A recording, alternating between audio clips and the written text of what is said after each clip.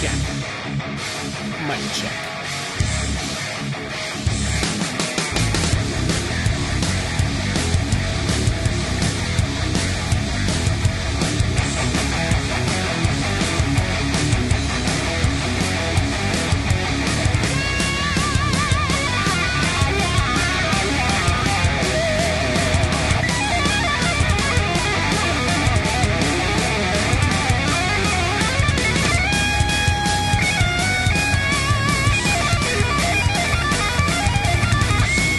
Welcome everybody to Tuesday Night. I'm your host MC Toon, and tonight we've got a ride for you, a big ride. Be ready. This will be quite something. I am on Modern Day Debate in about 15 minutes with Globey McGlobeface, and because I'm dual streaming it, I'm starting early here, and so I will be live streaming the whole time. That means that if there's super chats or things like that while I'm on Modern Day Debate, I can't like focus on them. I won't be doing a whole lot with the live chat. I'll probably be watching it a little bit, but you guys take care of yourselves. Enjoy watching. I'll have you on the screen most of the time. And it was convenient. Just as I went live, my wife messaged me. I'm like, oh, hold on a second. Hold on.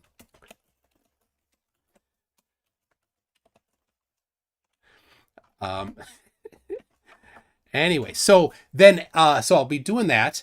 And then after the debate, we'll be doing an after show in the same stream here with Ozian. He's going to be, running the after show, and, but I'll just be joining him as he runs the after show. He's also doing it on his channel, so it'll be dual streamed as well. So, the Modern Day Debate part, probably about 3 hours, and then another hour. So we got 4 hours of entertainment. If that's what you're looking for, this is the place. So anyway, what else do we have going on? So you may have noticed I just set live a live stream for 2 days from now. That's Thursday, the 15th of February, for the top left nomination stream. Initially it was going to be tomorrow, but then apparently tomorrow was Valentine's Day. Who knew? So we're going to do it on Thursday, and myself and Craig are going to be running it, but everybody's invited. If you want to come on screen and nominate somebody, you're welcome. If you want to be just vote in the chat, you can do that too.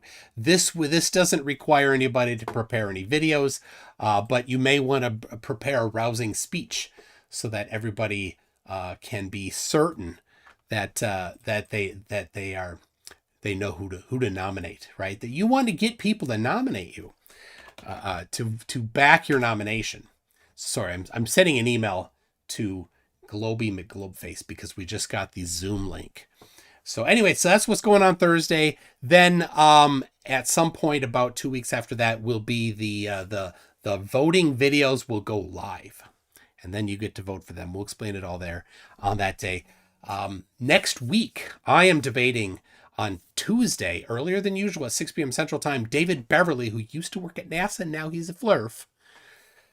That'll be something. Then Wednesday, 6 p.m. Central Time also, on Jaren's channel, Vika Draziv, who's from Not America, and he did a video where he looked at the Antikythera mechanism and imagines that it somehow supports flat Earth.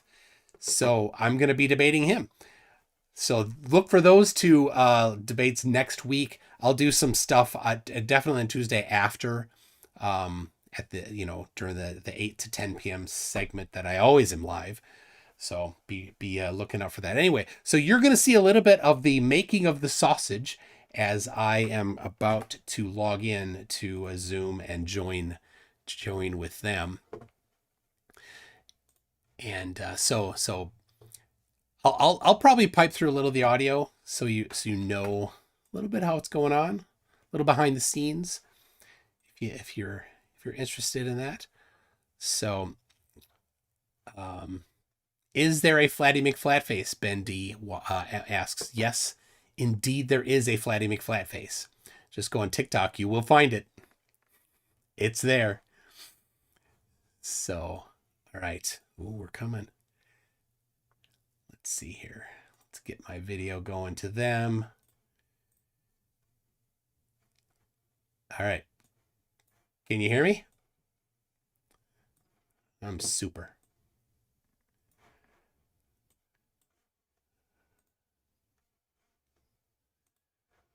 All right.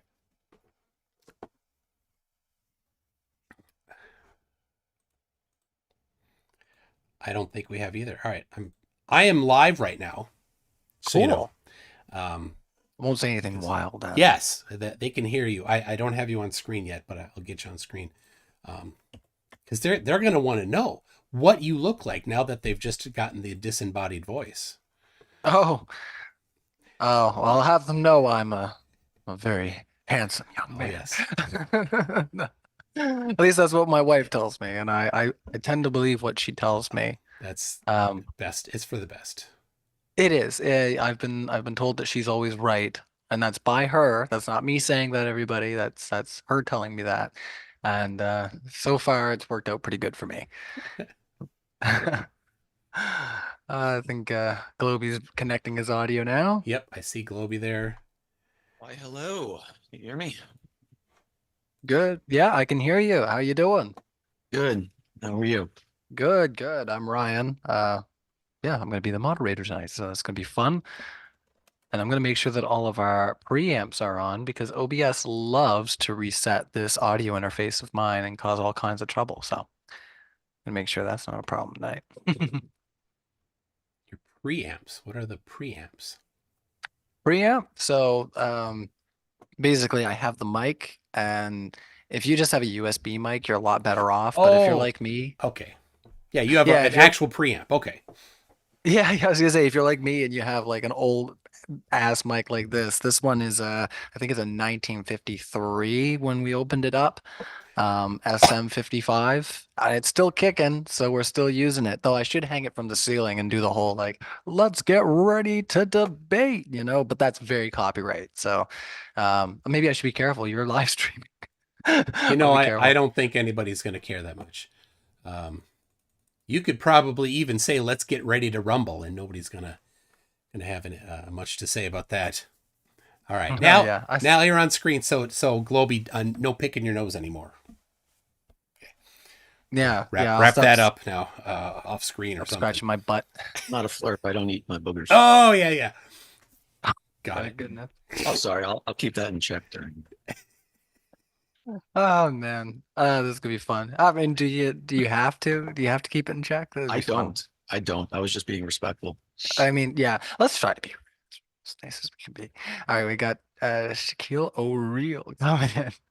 Did you get a Who is chance to this? look at the live chat and why I'm blocked on there on Modern Day Debate? I am not sure actually. I checked my Okay, perms and I was not able to figure it out right away, but I did send okay, James a text just to be like, hey, okay. uh, Mike's trying to get access to the Yeah. live team. Well, big team. So, Um. All right.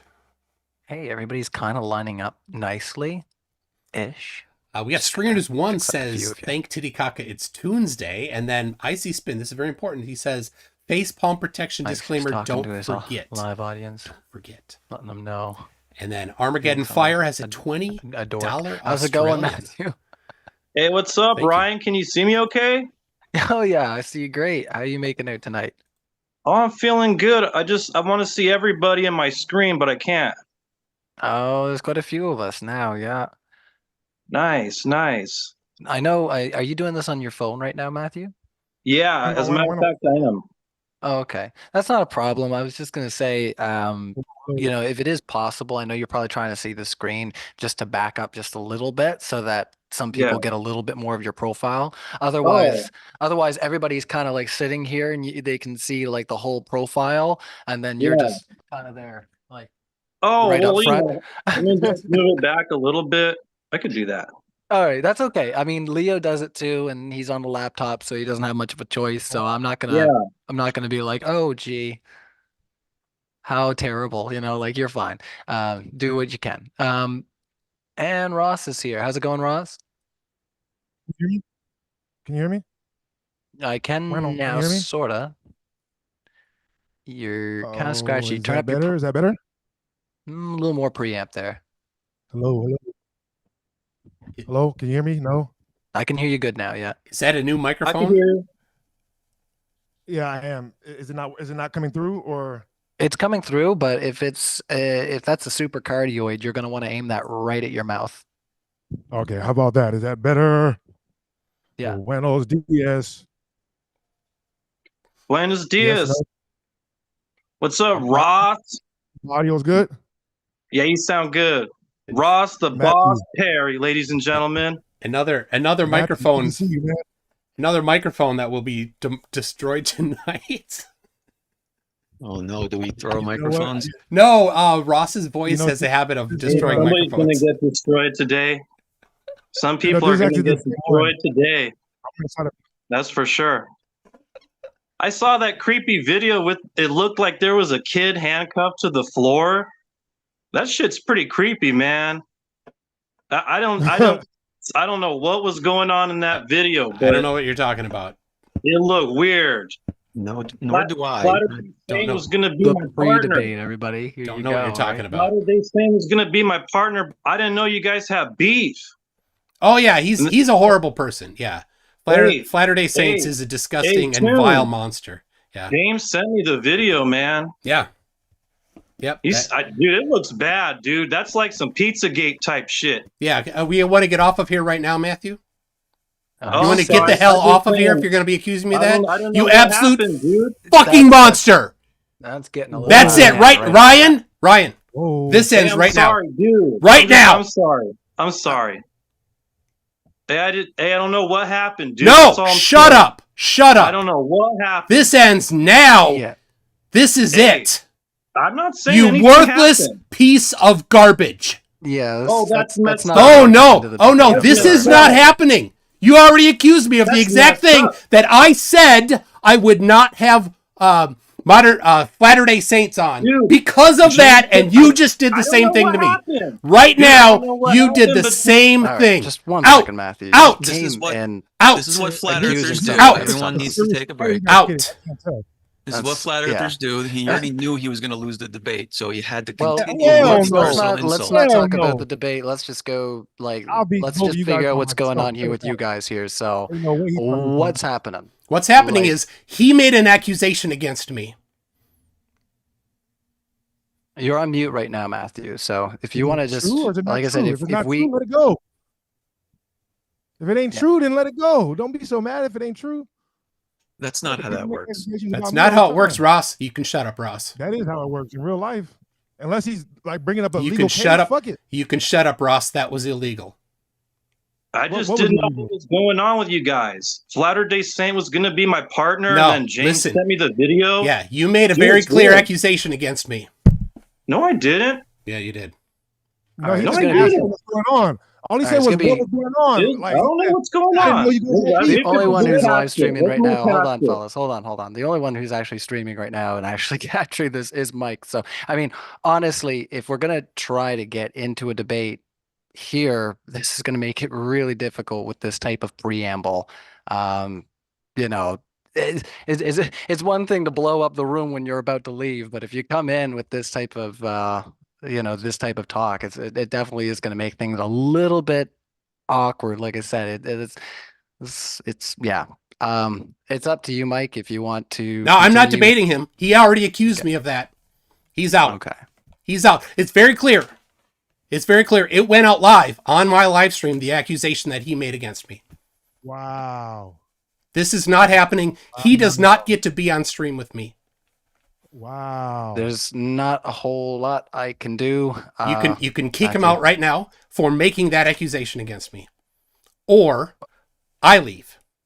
Because this is not happening when you have somebody on your platform as a guest making that kind of accusation against me. I don't think what you're saying is unfair, Mike. And yeah, I think Matthew will probably have to pull a pin on it and talk to James and see what we want to do going forward. Because it's yeah, like I said, it's one thing when somebody like blows up the room when they're about to leave a debate, but when you come in and you with that, it's really hard push Yeah, forward.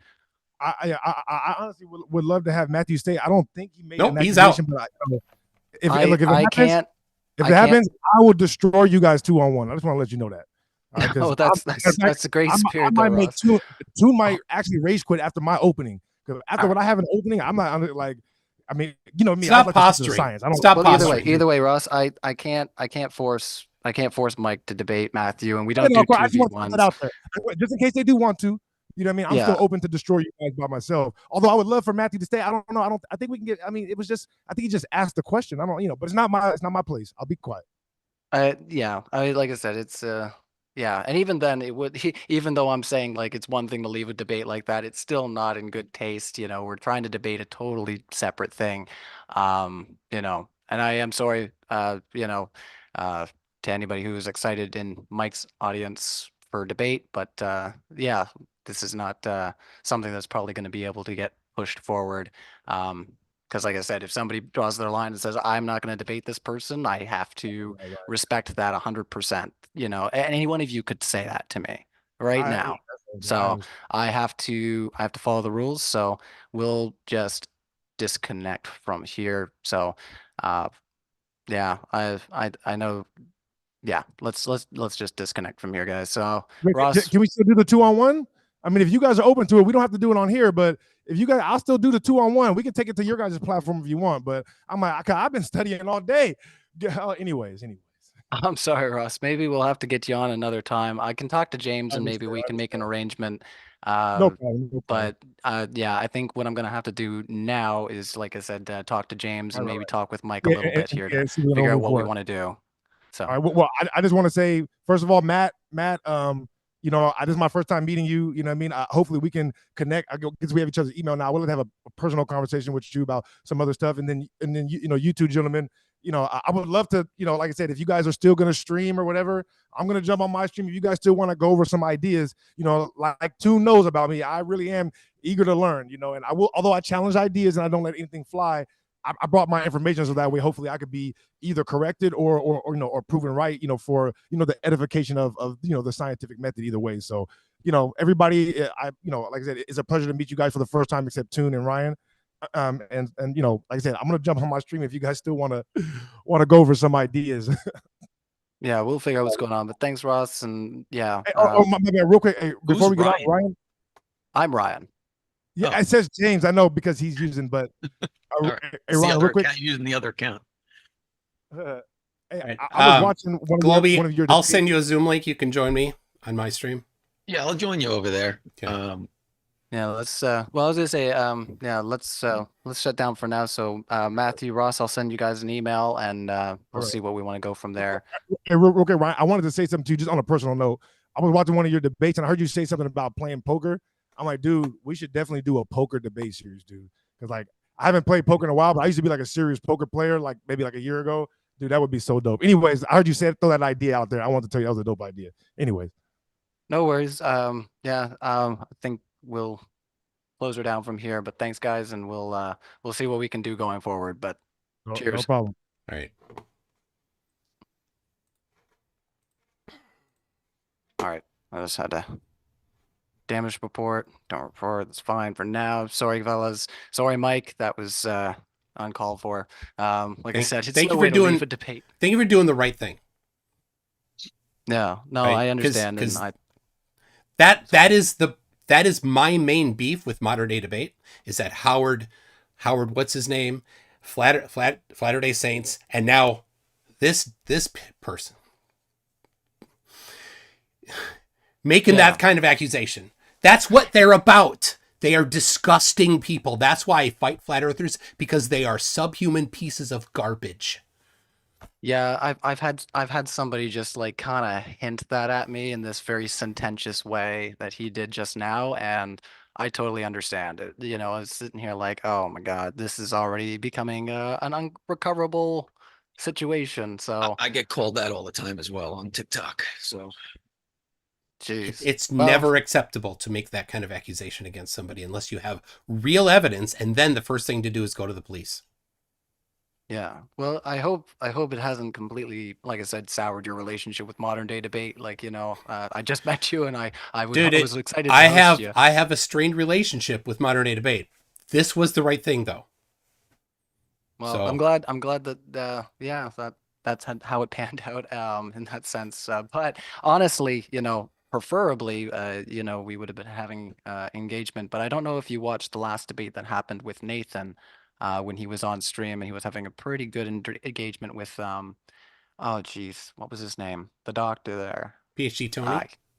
yeah. I was gonna say, and yeah, really good engagement. And I think there was an injection where all of a sudden we just started going down a rabbit hole. And I won't say who made that injection, and all of a sudden, somebody's accused of being a liar, and it becomes a very personal conversation. But if Yeah. anybody wants to go back and see that, they can. But I'm not going to get myself in trouble because I do work for Modern Day Debate. So I'm gonna go do some damage control, check in with James, and we'll go from there. But at the very least, I only just got to meet you and hang out, so yeah, I'll check out your stream in a bit, and if you got a link, coolio. Cheers. All right. Thank you. Thanks, Ryan. All right. See you later, Globey. Nice right. meeting you and All right. Well, Recording in progress. sending a link to Globey. Wow. People like that don't belong in society. That there's no reason to make that kind of an accusation ever. So, all right, Globey's coming on.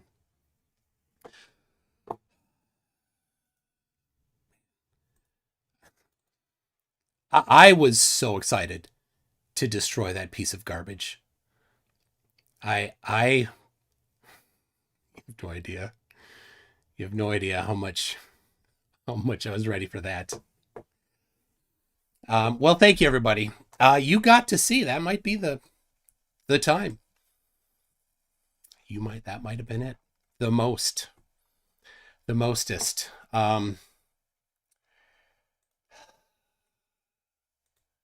And props to Ryan for ending it right there. That's the right thing to do. If it's in the middle of a debate, I think the right thing to do is get the offender off, right? And if you want to continue, then you can continue. So what happened?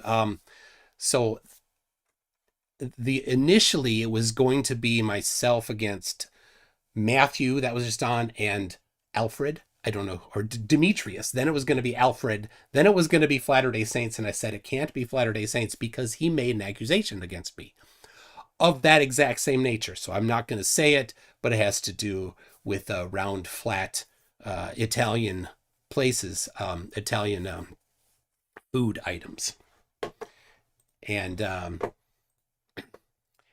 so Globey's on his way in here.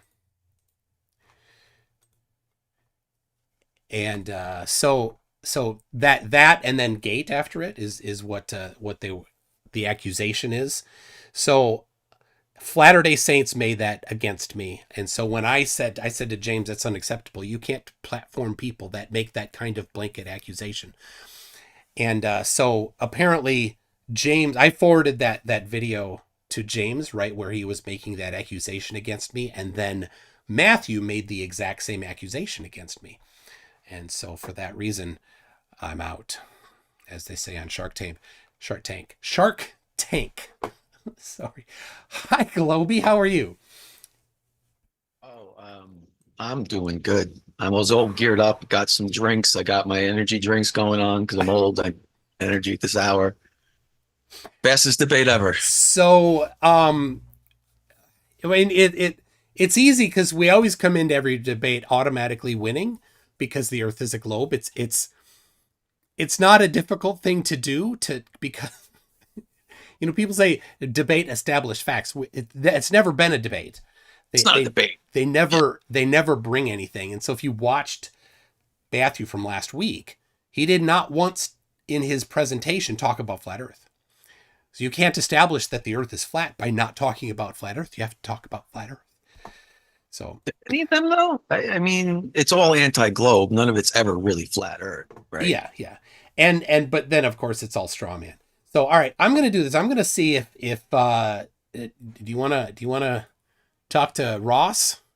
Yeah, sure. He was very confident on a 2-on-1. Oh my gosh, the confidence on him is He quite studied all something. day. He said it all day. I mean, All he studied day. all day. I'd hate to see what happens if he studied for 2 days. I know. Can you imagine? All right. Well, here comes the link going to him. Let's see here. All right. He studied Witset's video on 2x. Yeah, probably.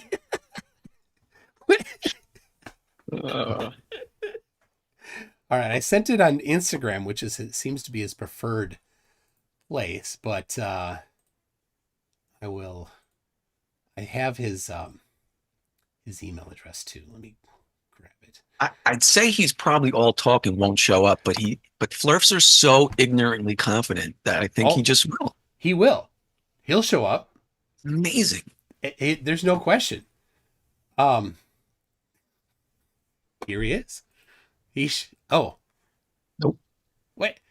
He changed races. How did you get here? Me? Yeah. We got a whole bunch of You people. sent me a link.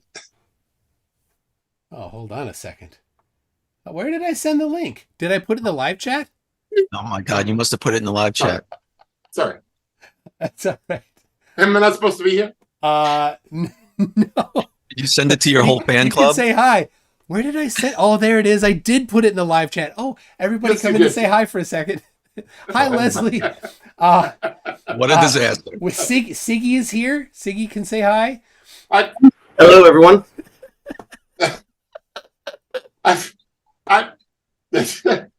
You did. All right, you guys talk You put it in the live amongst chat. yourselves while I send a link to the right person by email.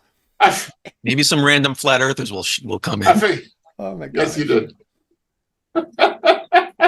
So All right, I'm going to go freshen my ice. All right.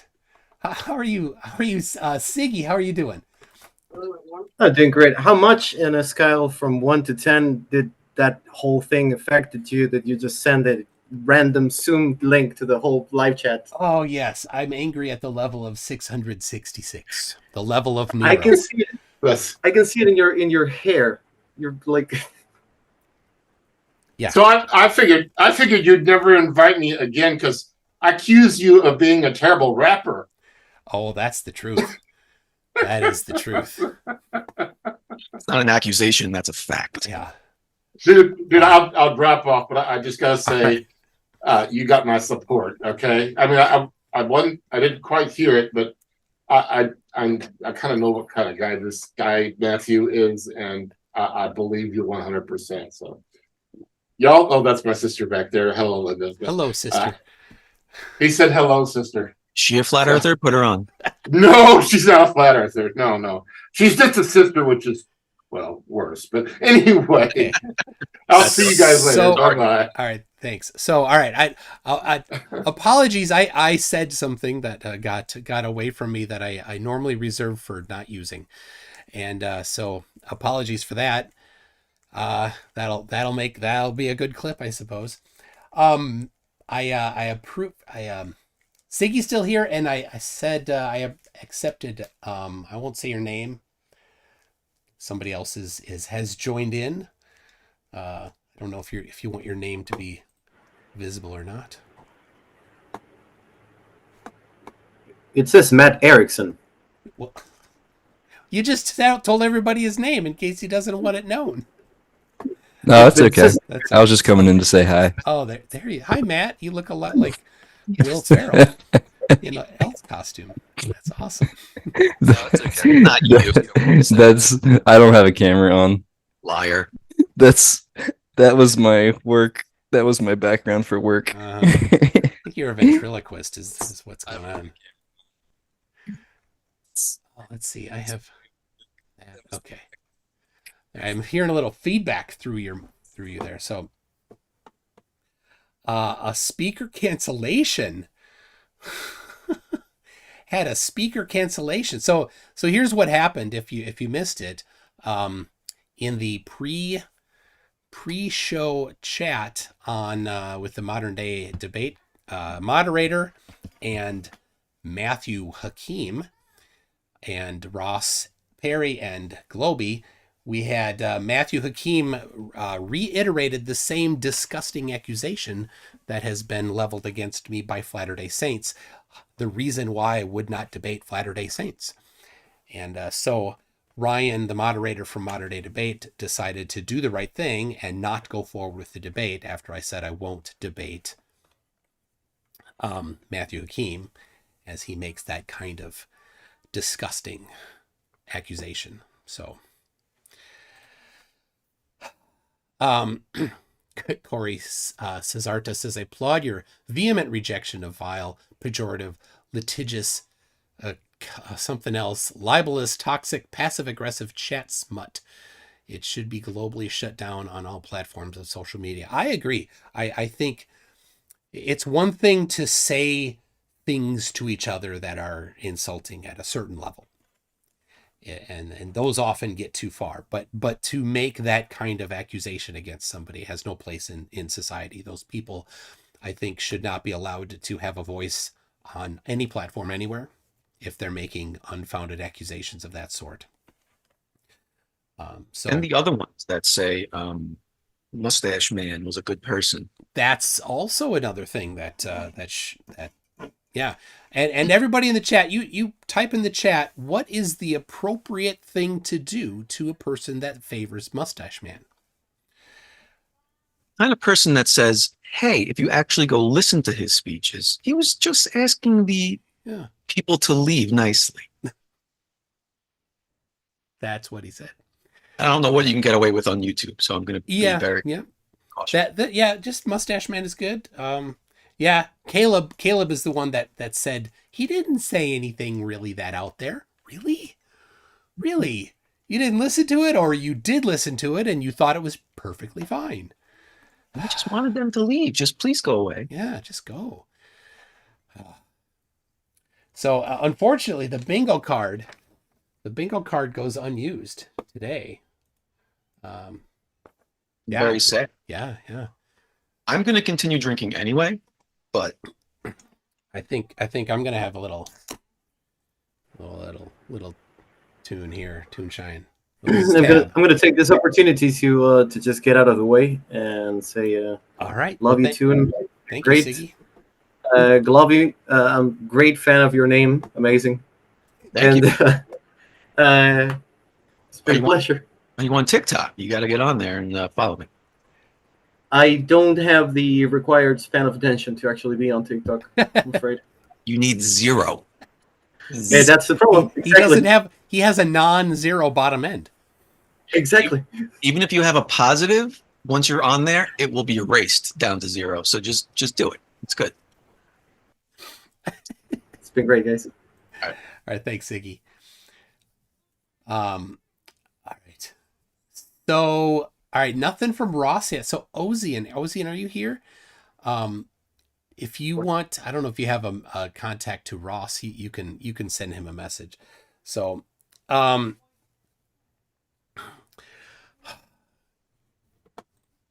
right, let me read a couple things that came in while I was a little. I do believe that my head got red. I felt it. Tomato-y, a little tomato-y. You scared me. I was off in the corner like, I'm just going to. So mad. I can't believe he needs to go back from whence he came to the pits of hell. All right. Siggy Sigwald, who was just on here. Thank you. I should have said it while you're here, but thank you, Siggy. He gifted 1, 2, 3, 4 times. He gifted 50 memberships, so 200 memberships. Thank you very much, Siggy. And everybody in the live chat that received a membership, be sure to thank him as well. And then he says, I got here right on time, flawless. And then followed by, here's 300 memberships so you can be Leonidas. Hail Sagan. Leonidas. don't know who Leonidas is. You should post the Zoom link to the chat more often. That was nice. Well, I think he did that before. PT Collins says, for Effie, why does the moon appear upside down in Southern Hemisphere relative to the Northern Hemisphere? Now, do you get that sometimes from people, Globey? That's flare perspective, right? If you tape a 6 to your ceiling and go to one side of your room, it looks like a 6. The other side looks like a 9. That's just flare perspective. And that's true. That is true. I don't actually have a problem with that. It would be upside down. Mm-hmm. That's right. It is. Yeah. But what they do miss is that you would see a different portion of the moon on opposite sides of it. A dramatically different portion. Yeah, clearly it would be different phases for everybody at the same time. Yep. Yeah. They leave that part out. Well, the phase would change throughout the night a whole lot too. Right. So Lourdes says that Leonidas led 300 men to fight the Persians to defend Sparta. Okay, thank you for that.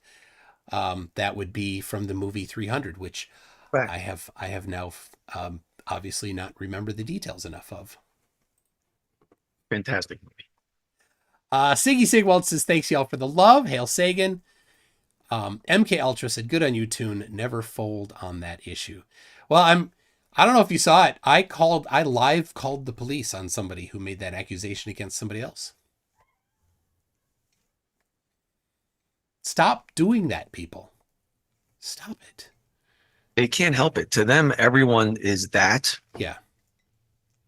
All of us are that because we're part of the elite crazy people who are running the world doing that to people. The 99.9999% of people.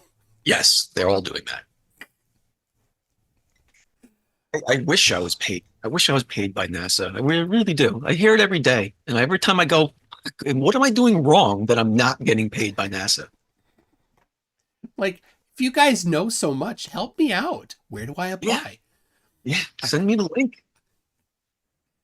I'd probably get the job 2 seconds. Yeah. I mean, you got a good resume. That's right. I got a whole body of evidence. I got 2,000 videos on TikTok. I got a whole body of evidence. Hire me. So I'm noticing your Saturn V rocket back there. Yeah. Yeah. Got mine right here. You've got lights in it though, which I don't have. I was just going to show off to you. Yeah. Show off the.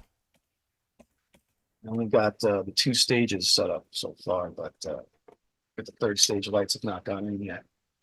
This is the most fragile Lego I've ever built. I broke it at least 10 times. Really? Just playing. It keeps just falling apart. And like just before this live, actually, I was kind of putting it on my desk and the top 3rd stage fell off and just shattered on the floor. I was like, oh, I just never touch it. I always just have it sitting there. And yeah, that's the smart way to do it. But I got to figure out how to get it on my wall because I have a very bad setup here because my background sucks. This side of my room has the space station. Oh, you've got the ISS. That is the most fragile Lego thing ever. Yes, but that is mounted to the wall, so I just hope earthquakes. And I got the lunar lander there.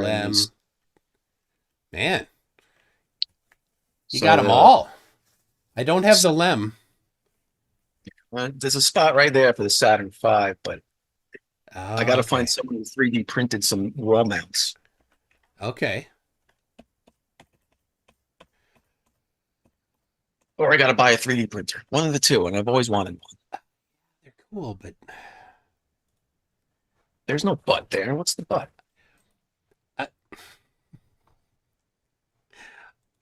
Seems like a lot of effort to the learning curve, I guess. But. Yeah, and I think it's a lot of hassle. People that are good at it, they're good at it, and they have figured out.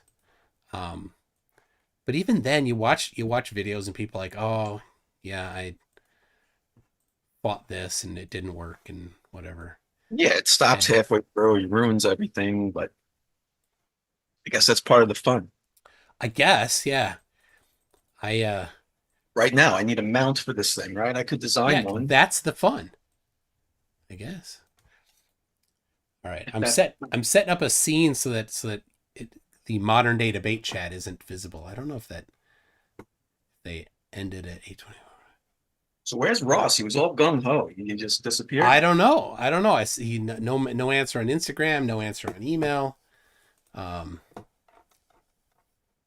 Nothing there. Live audience then. So, and somebody sent me a thing here. Somebody just sent me through a contact form on my website. Thank you for that. So, all right, I want to say this, but I need to get myself on screen better. So I got to finish getting the scene together. So give me just a second, people here. I was going to try to salvage the debate until I saw how red your face was. I was gonna suggest maybe we leave Matthew there. Just leave him muted the entire debate. That's technically a 2-on-2. His face is there, but I didn't think he would go for it. So no, I was not going to. He, you know, you can't. that's a line you can't cross. Yeah, you can't platform that kind of disgustingness. That they I still struggle with that on TikTok because every day I really want to debate Caleb and I just won't do it. But every day I'm like, maybe it doesn't matter. Maybe I'll just, because sometimes I think embarrassing them is more important than the platforming. Yeah. But yeah, it's probably not. All right, let's see. I think I've got the scene ready. So there you go. All right. People can see you. They can see me. Ross in the chat is asking for the link. Well, Ross, I sent it to you both by email and on Instagram. So you can just check your email, I guess.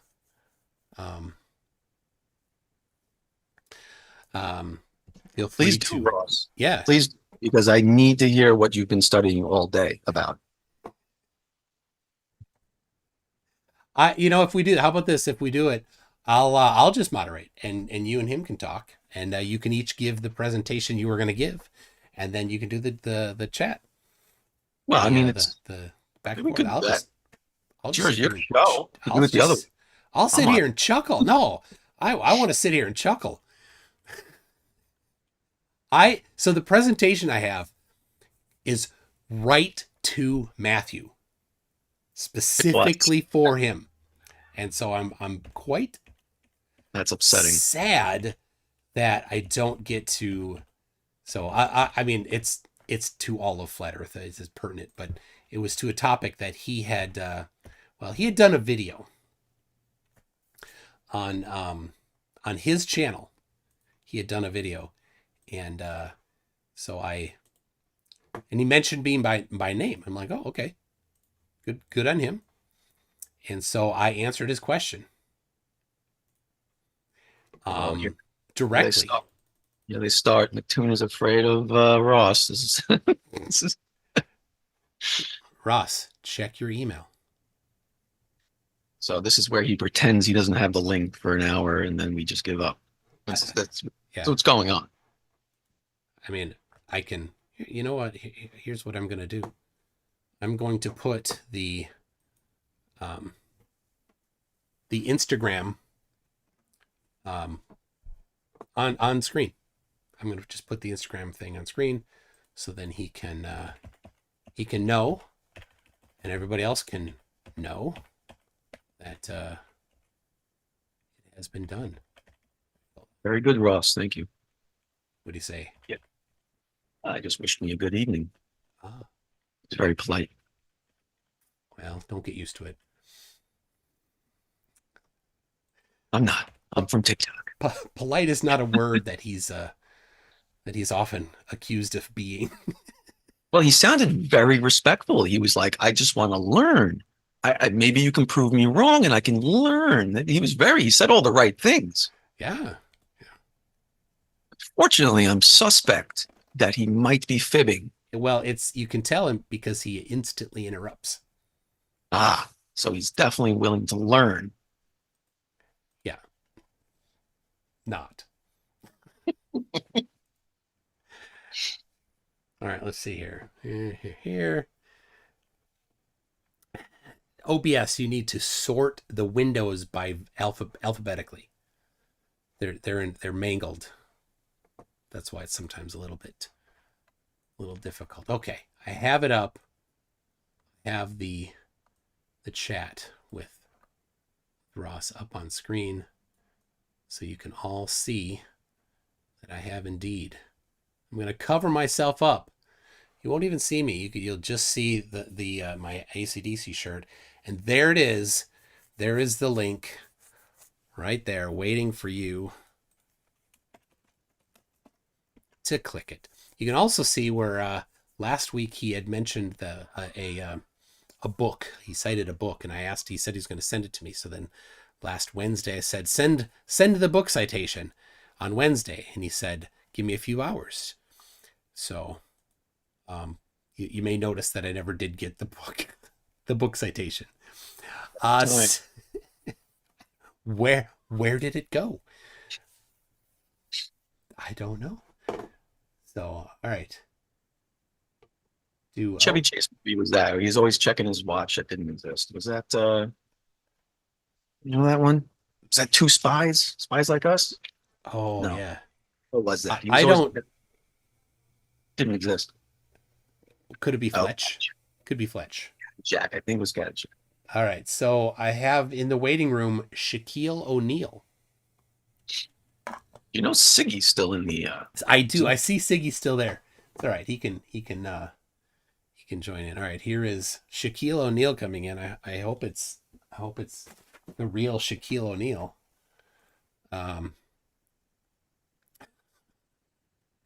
Shaquille O'Real. Oh, Shaquille O'Real. Oh, it's not. It's not the real Shaquille O'Neal. It's the fake Shaquille O'Neal called Shaquille O'Real, who I do believe is the person we were that was just accusing me of not having sent him the link. And there we see him right now. It's Ross. Welcome, Ross. No audio. Can you hear me? Can you hear me? There we go. Yes. No. Gotcha. Okay. Yes. Okay. I want to start off by apologizing to you two. I just watched it back, right, and I wasn't really paying attention during the initial part of the conversation, and so I initially had said that he had just asked the question, and then I watched it back, and you were correct, and so I did want to first of all start off by apologizing. I was definitely wrong about that. You know what I mean? Thank you. I actually don't have any more other comments on it because, like I said, not even nothing. But I did want to apologize to you because I was mistaken when I said that. I was obviously just trying to keep the debate going. You know what I mean? So my bad. That's big. My bad. Thank you. Yeah. So I thought rather than have me and Globey do it again 2-on-1, I think it's always preferred to have a 1v1. So I thought Globey has a presentation. Unless you're dealing with a guy like me too. You have a presentation. I think the two of you should do your thing and both give your presentation and then have a discussion. What do you think? I'm not prepared. I only researched this half a day. Yeah. But I'll do it. I guess I'll do it. Let's do it. Only what half about a you? day. Oh yeah, yes, absolutely. Like I said, I'm me too, and I hold myself in very high regard. I know that you hold yourself in very high regard. Hold yourself in high regard. Okay, he does. Yeah. There's no question about as every that. man should. As a man should. I think you got to be confident with yourself. Absolutely, be confident. Oh, let me fake it till you make it. That's what I always say. All right, I was about to. Now I needed to get myself on screen, and so let me do this, and then while you two psych yourself up. To Globey, you want to go first? Get yourself ready. All right. So somebody had messaged me. Somebody that works at a company. I'm not going to say the name. I don't want to. People are sensitive about names, and rightly so, especially with the kind of accusation we just saw there. So, but contacted me by email, said, "Hey, every year we get coupons for books through our employer, and I'd like to gift you mine." I said, "Oh, that's very kind of you." I'm like, at first, I'm like, oh, that's too much. Anyway, my arm was twisted into accepting it, so I accepted it today. I finally got it. There was a bunch of hassle getting it sent out and stuff, but I was going to go over the 3 books I got here. The Large Hadron Collider by Don Lincoln, who is the current director at Fermilab.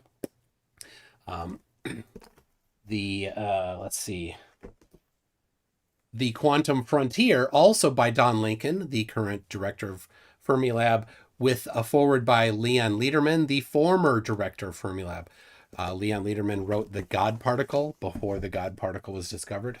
Fantastic book there. And then Quantum Steampunk.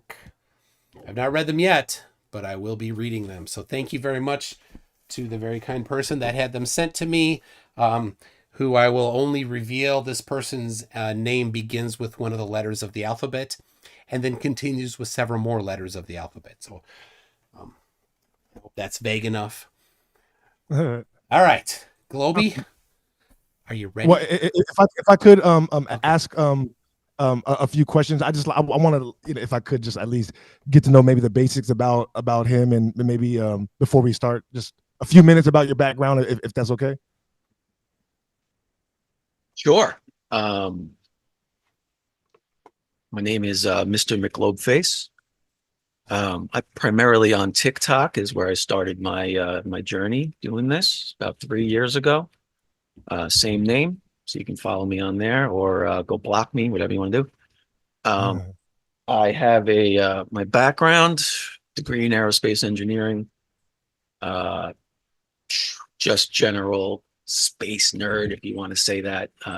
But this has become my favorite pastime over the last 3 years. It's finding flat Earth videos on TikTok and then just debunking them completely. So nice, debunking them completely. That's you. Yes. I see you hold yourself in high regard as well.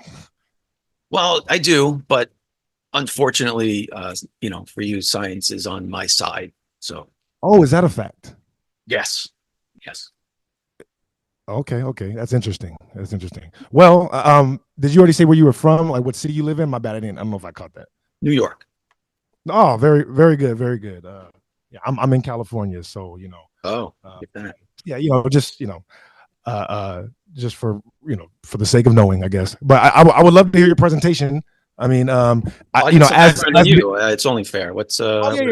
Oh, I mean, yeah, I didn't know if you were interested. You know, some people don't Sure, care. You know, absolutely, I care. Yeah. Well, honestly, I listened to a little bit of the stream right after he left the thing, and I don't know if you were involved in the conversation, but I did hear him say that, you know, a lot of people who are on quote unquote the flat Earth side, right, are, you know, scumbags and, you know, et cetera, you know, and or science deniers, you know, whatever adjective you want to put to it.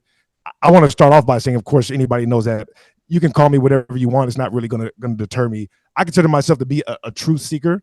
And you know, of course, I'm very aggressive. I like to let people know that at first, but I don't take anything personal.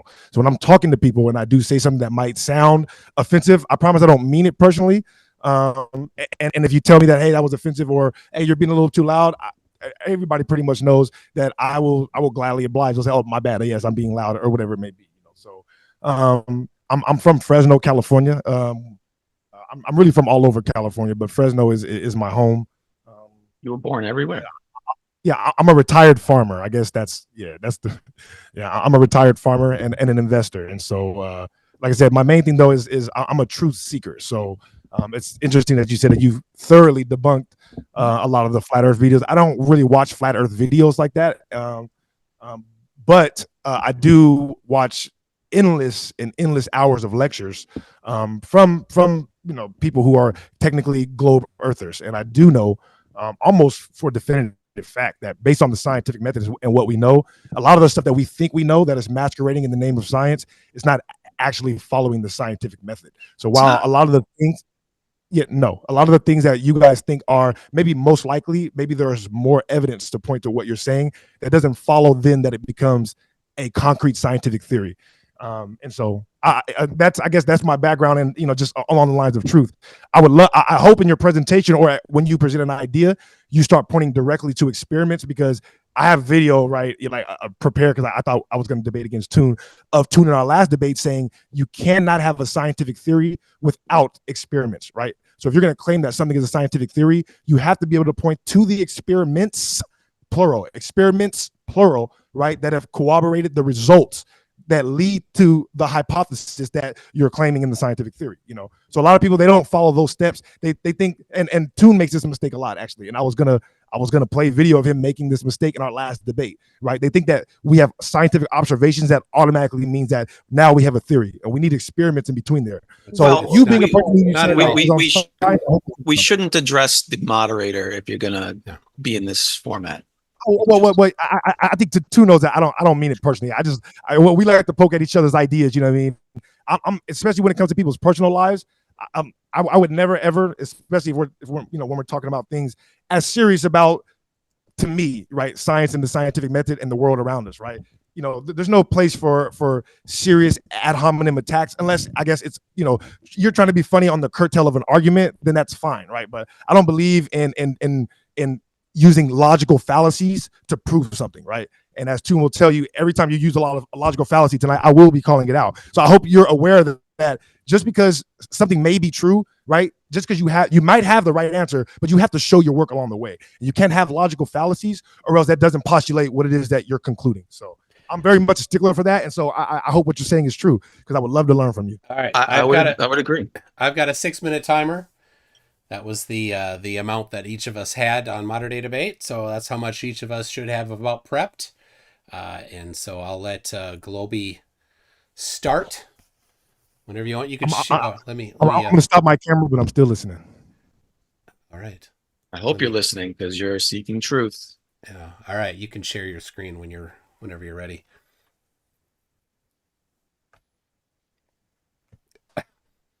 He just left. All right. But he's already gone? Yeah. All right. Wow. We see your whole screen there. All right. Let's see. That's in the presentation. Yeah. There you go. Are you guys talking to me?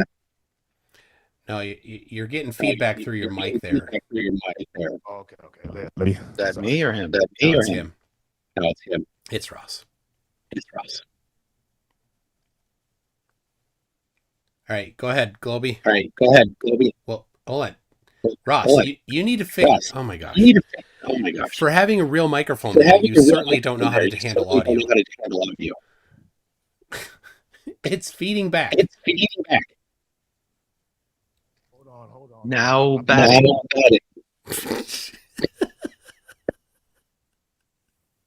Document didn't echo for me. Now it's echoing. It's echoing for you. Oh, it is. All right. You ever seen a grown man naked? You ever been in a Turkish prison? You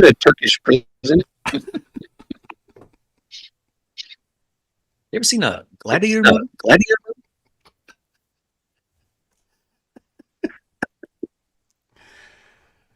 Oh my gosh. You know, it took me 20 years to figure out what a drinking problem meant.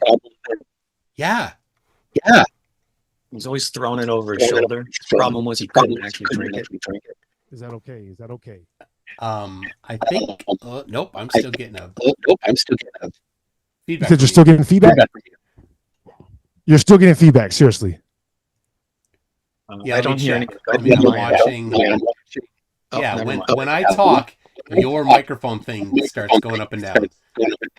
Okay, well, could it be because I have my StreamYard open at the same time? Why do you have StreamYard open? Oh, because I'm streaming. Okay. I have no idea. Is that might be that reason? I don't know.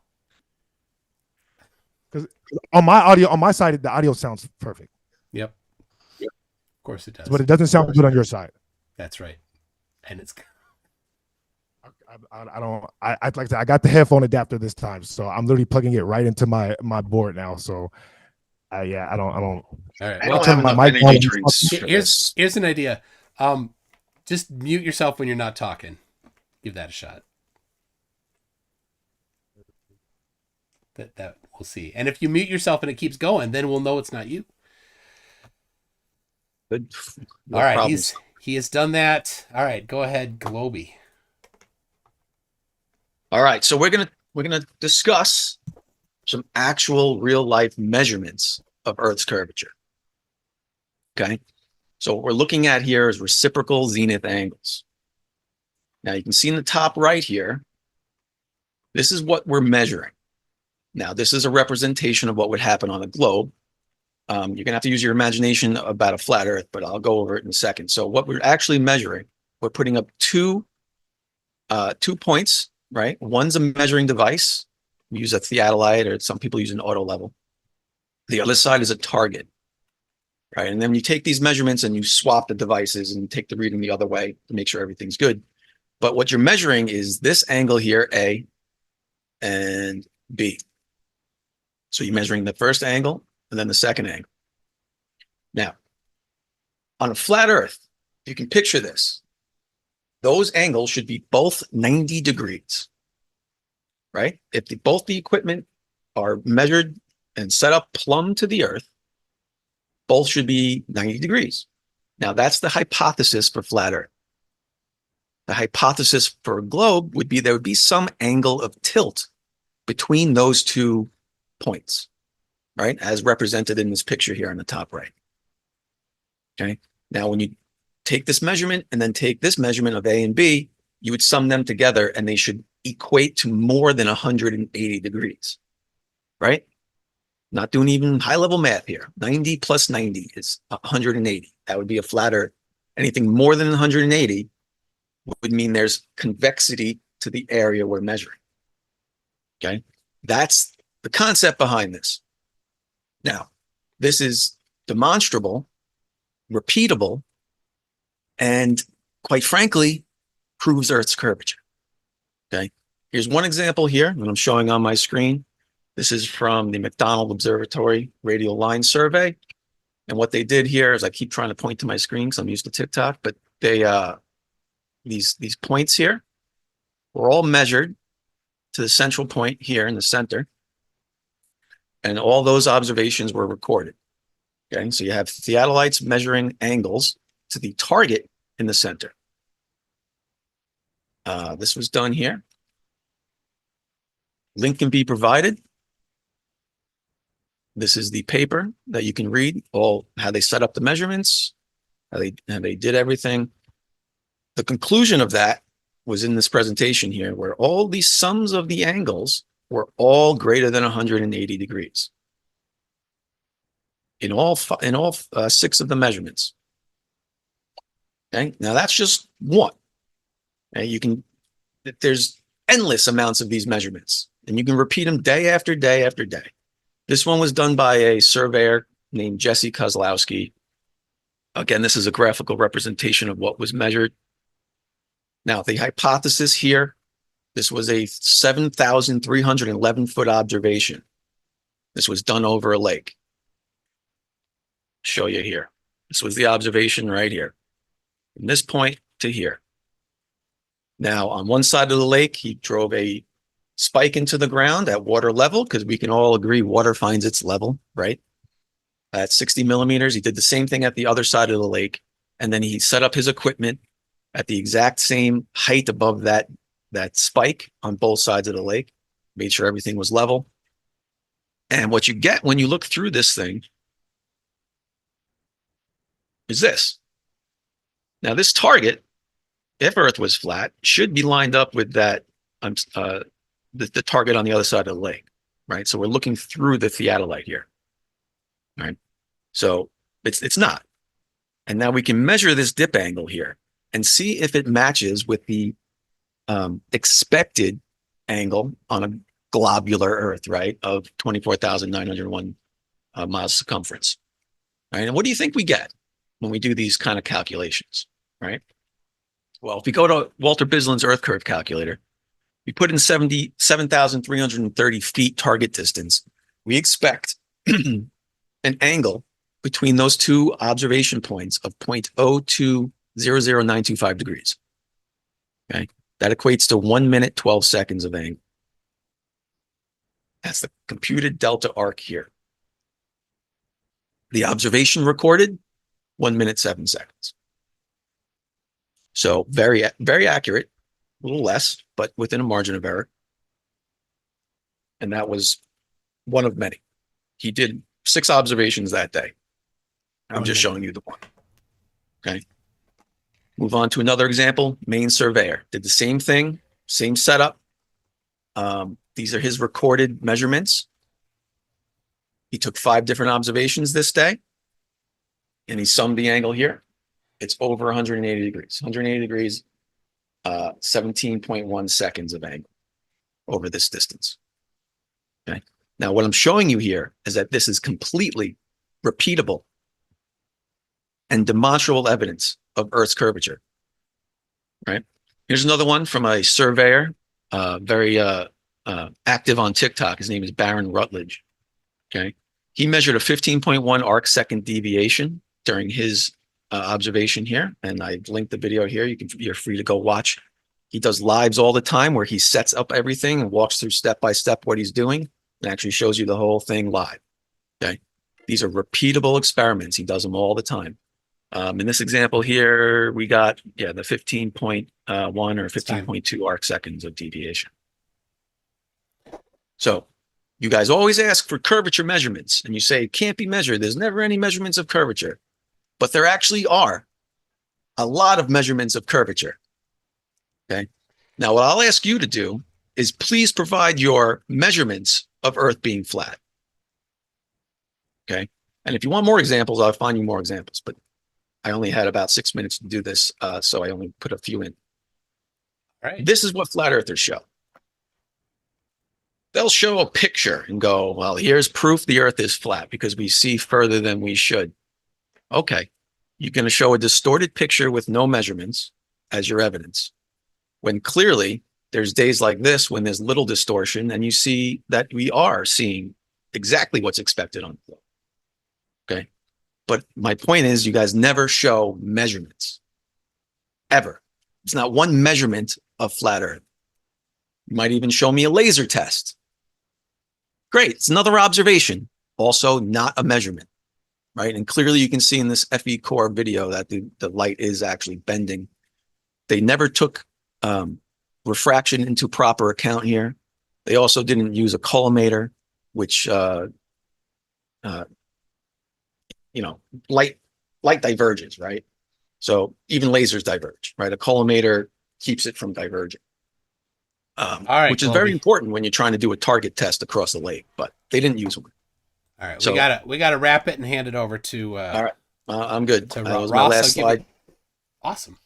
All right, Ross, I'll give you more time than he had because he went over. So absolutely. Two more minutes. Is that good?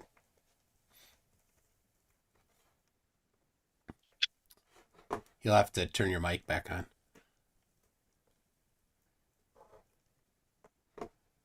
Hold on. There you go. There we go. All right. I don't mind. You can take as much time as you want. Honestly, right. I don't mind. All right. Well, he said that was his last slide, so. That was my last slide, so you're on. All right. Go to it, Ross. You can share your screen if you need. Wait, let me get a pen so I can write down. Right. No, I muted myself back. I didn't. Sorry about that. All right. I literally prepared this whole debate to debate Tune. So it's funny that all the stuff that you brought up is not anything that's in my opener, but I'm still going to go through my opener anyways, just because I prepared. But it doesn't matter because no, it's relevant to none of his stuff is relevant to you. It's not specifically to you. Yeah, I had no idea who you were. Well, I know, but and neither did I. So if I had went first, though, I still would have gave my information. My information not about you. It's not about you. It's about the subject, but it's with stuff that you said. So all right. Pull it up. All right, here. Go ahead. Give me a second to share my screen. Screen. All right. That would be screen. So yeah.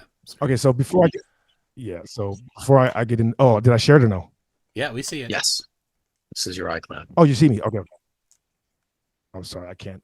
I hope there's no nudes in here. No. I don't. I'm not Drake. Trust me. Good. That's the corniest thing ever. Just don't even get me started. So my screen is seeing, right? Because I can't see my screen on this thing. We see your screen. I see your iCloud. You can see my screen.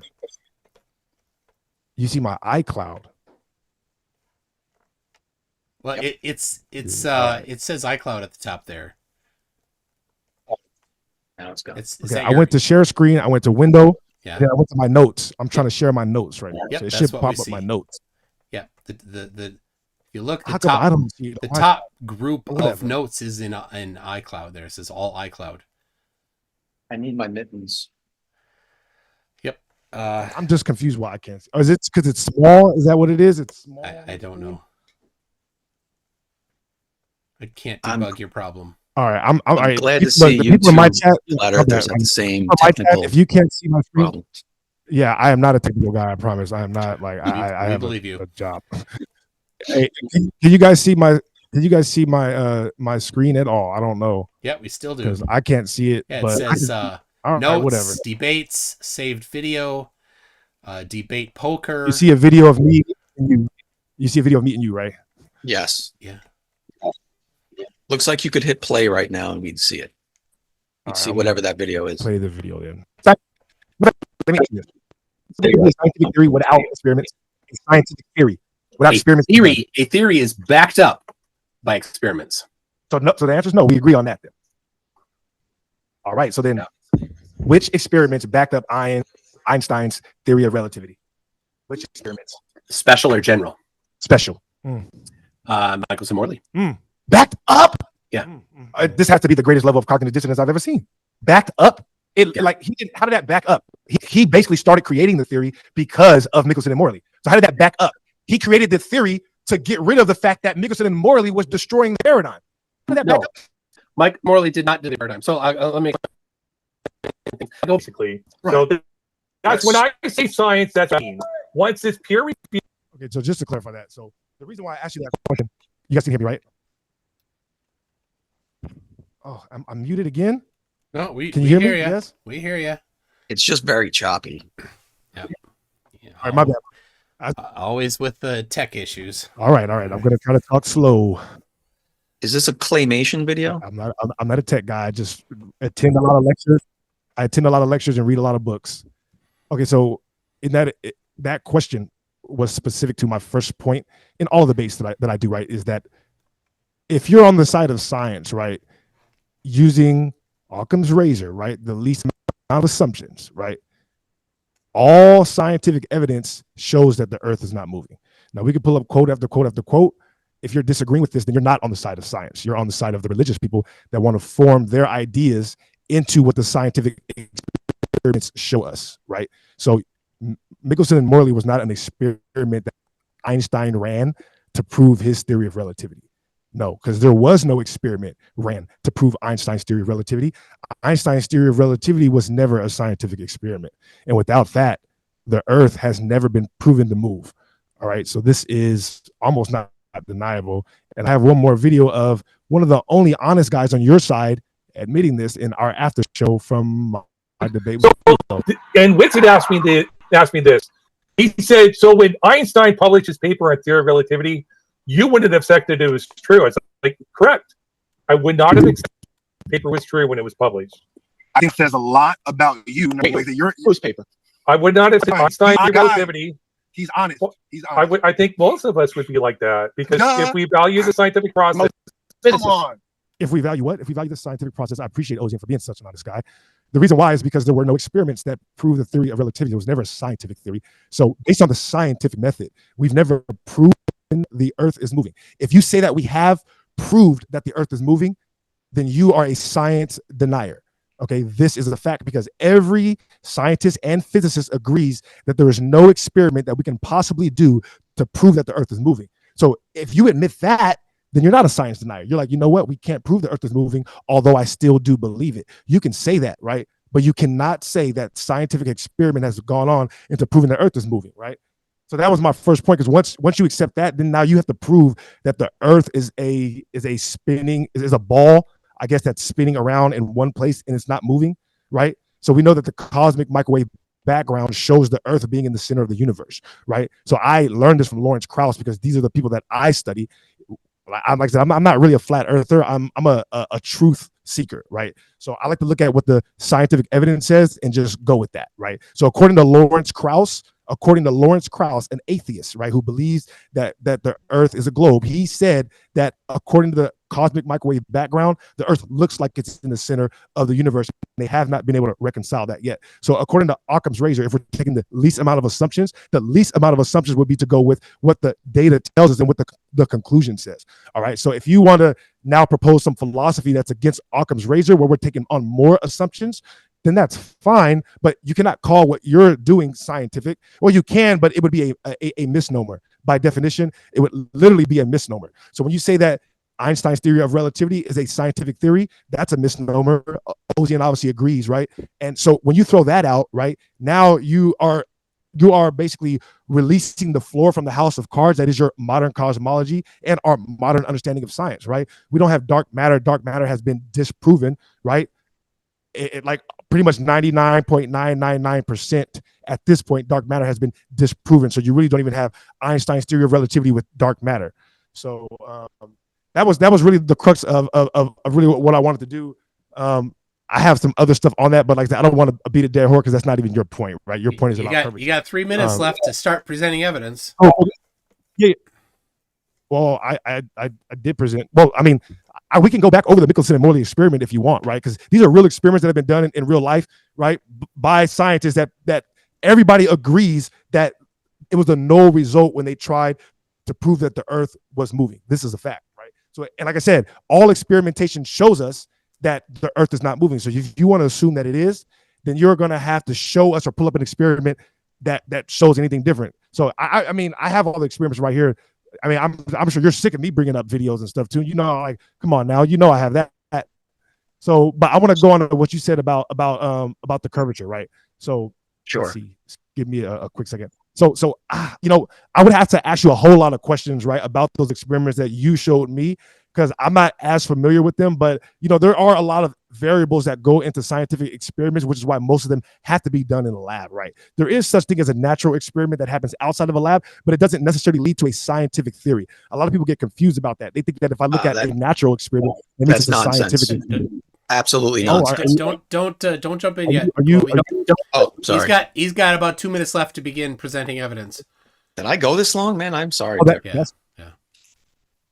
Oh wow. See, and it's funny that you guys were saying that all of us are slime balls. You feel me? Like, I didn't interrupt you one time. I didn't make any comments while you were talking. I didn't. None of that. I let you present your evidence. Don't meta comment. Just keep going on presenting evidence. I thought we were done. I was interrupted. I'm sorry. I was interrupted. I'm sorry. Either way, are my notes still showing? Like I said, on my end, I'm looking at my channel and my notes aren't showing. So I don't know if you're either being dishonest or my computer's really just. We still see your video there. From what matters cool. Now up there, yeah. Okay, cool. Let's see. All right, so okay, so this is radio wave propagation. A minute left, yeah. Okay. Radio wave propagation, right? These are experiments that have been done by the military. I have a list right here, I believe.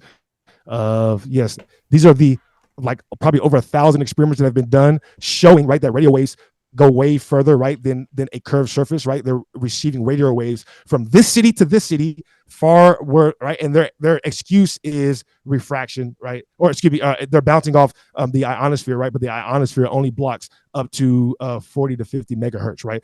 So all of these experiments have been done over 80. Look at all of these experiments, all of them, not one or two, 90 megahertz, 100 megahertz, right? That's what I'm saying. So, and these experiments are also done by the military with their radio wave technology. This is a little diagram showing you how, not only did they do them with radio waves, because you guys don't have an answer for that, but they did it with microwaves too. Both experiments, you don't have any excuses for those. You don't have any, there is no curvature that is seen when you shoot radio waves over the Earth. You understand what I'm saying? And their only excuse does not work over 40 or 50 megahertz. Right, I hope that makes sense. This is done by the military. All right, this is done by the military. All the resources are right here. Thank you. All right. Oof. Now microwaves are not radio waves, apparently. That's news to me. All right, Globey and oh my gosh, your microphone is still. What is going on? We got to fix the echo. Do you guys hear me echoing? Oh, you hear me echoing? You echo through Ross when you talk. This is going to be very difficult because you're going to have to unmute and mute every time we're going back and forth.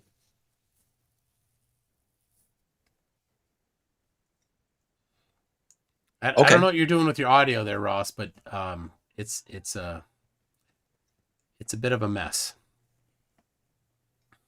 So Ross, at the time Michelson-Morley, I don't even want to bring this subject up, but at the time Michelson-Morley was doing the experiment they were doing, did they understand the Earth was a globe moving through space? Was that an assumption they had? You got to unmute.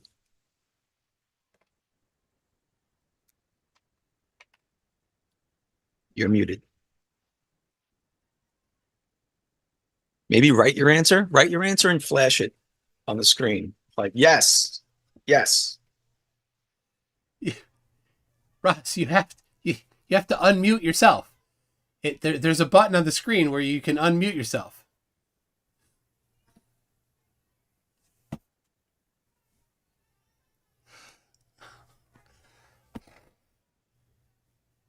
I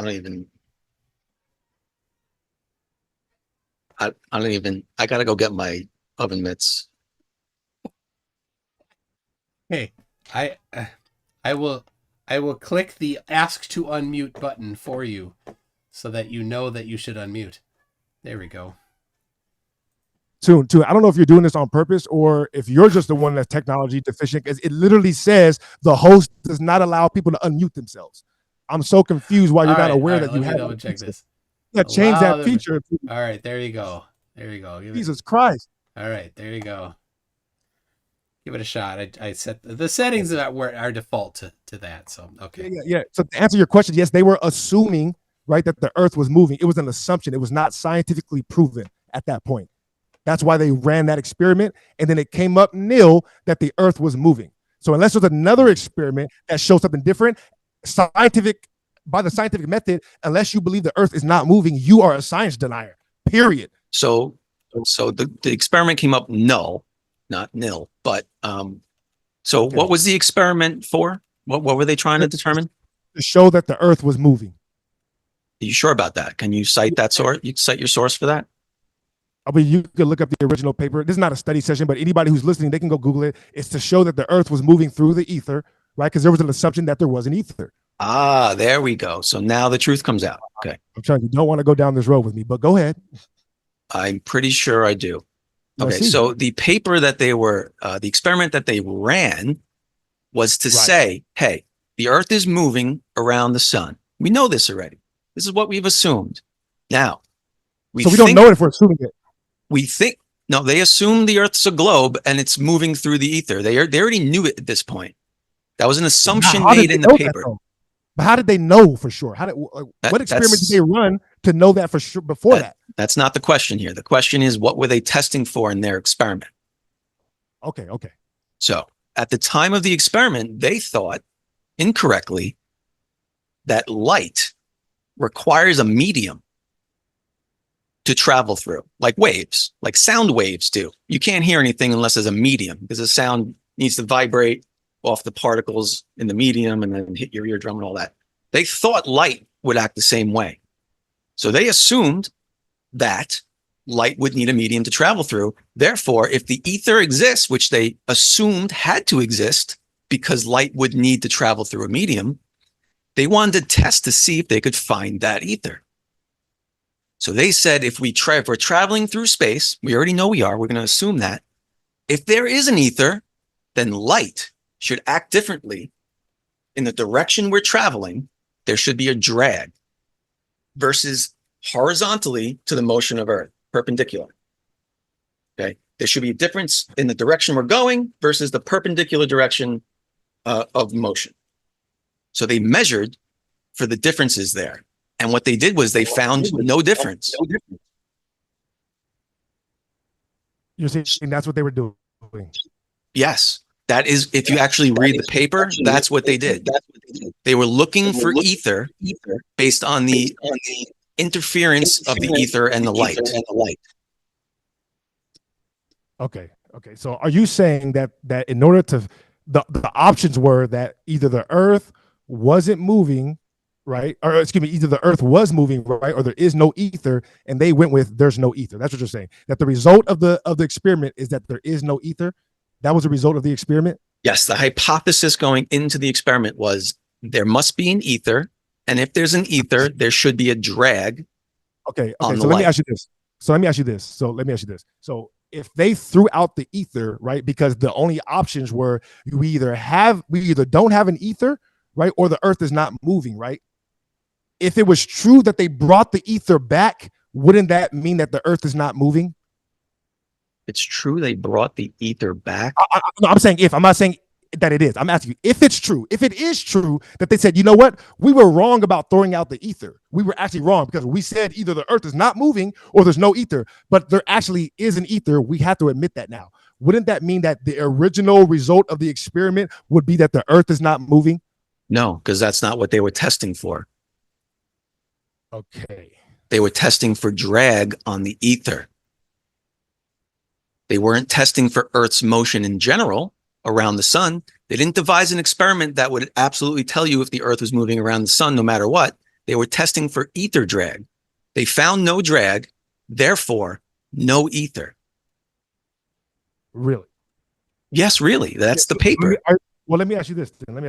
So you're saying that you don't need an ether in order to test, right, whether or not something is moving. That's what you're saying. I'm sorry, say that again. I missed you. I'm saying obviously we use interferometers, right, to test these things, right? So you're saying an interferometer can test, right, motion without an ether, then, right? No, the interferometer that they created for that test was linear.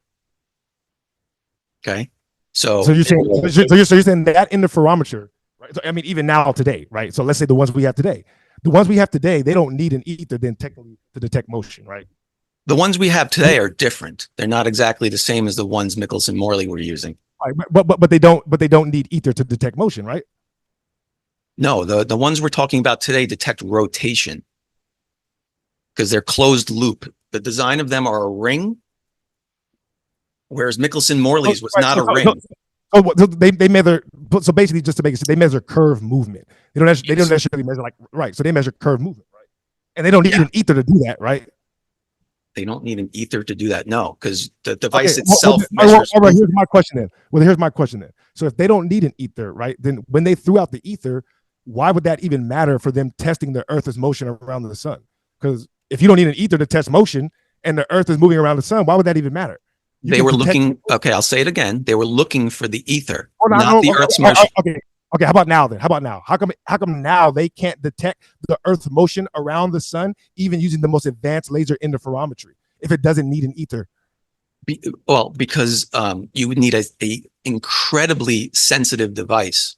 You're talking about Einstein said that the device. Whoa. You're talking about. Yeah, you're talking about one rotation. That means if you have a device measuring rotation, you have one rotation per year. That's what you're trying to figure out. One rotation of the device per year around the sun. That's what you're trying to measure. That's an incredibly slow rotation. Okay. For clarity, that's not impossible to do. It's that you can't do it without an external reference. Yes, from Earth. We're speaking from Earth. Yeah, it can't. Yeah, that when Einstein uses the word terrestrial, when he's using the word terrestrial, he says without looking externally. That's what he's meaning. What we can do daily, and what we do daily, is measure Earth's rotation because it's much faster than Earth's orbit around the sun. And how do we measure Earth's rotation? Optical gyroscopes. Optical? How? So Ross, your audio is good for a second, but now it's bad again. It's really bad. Hello. Can you hear me? I hear you, and I also hear me through you. I don't get it. I'm not sure if you're trying to throw me off Are right you now. are I you really on a get what map? you're a very slick player. It's not a All right. conspiracy. I am on You're a- echoing. It's not a conspiracy. I am on a I have map. 800. I have 950 people that can hear it echoing through you. So stop making that stupid false accusation. Your audio sucks. I mean, it sounds good on mine though. I don't know what to do. All right, it's fine right now. When Mike talks, it's echoey. No, I hear you echo through him too. Oh, Jesus. Can you turn off your stream, bro, so we can have a conversation? Absolutely not. No. I can't do that actually. Yeah, he has No, I 14 mean- more hours to go. Oh, on my stream, that's hilarious. See, I don't I think do it's stream your Saturday. speakers because you don't have speakers going, right? In your room. No. Like I said, I went to Guitar Center today and bought the headphone jack that I needed, so that way I could. And I that could- microphone is directional, so that's not it. It's something in software on your computer.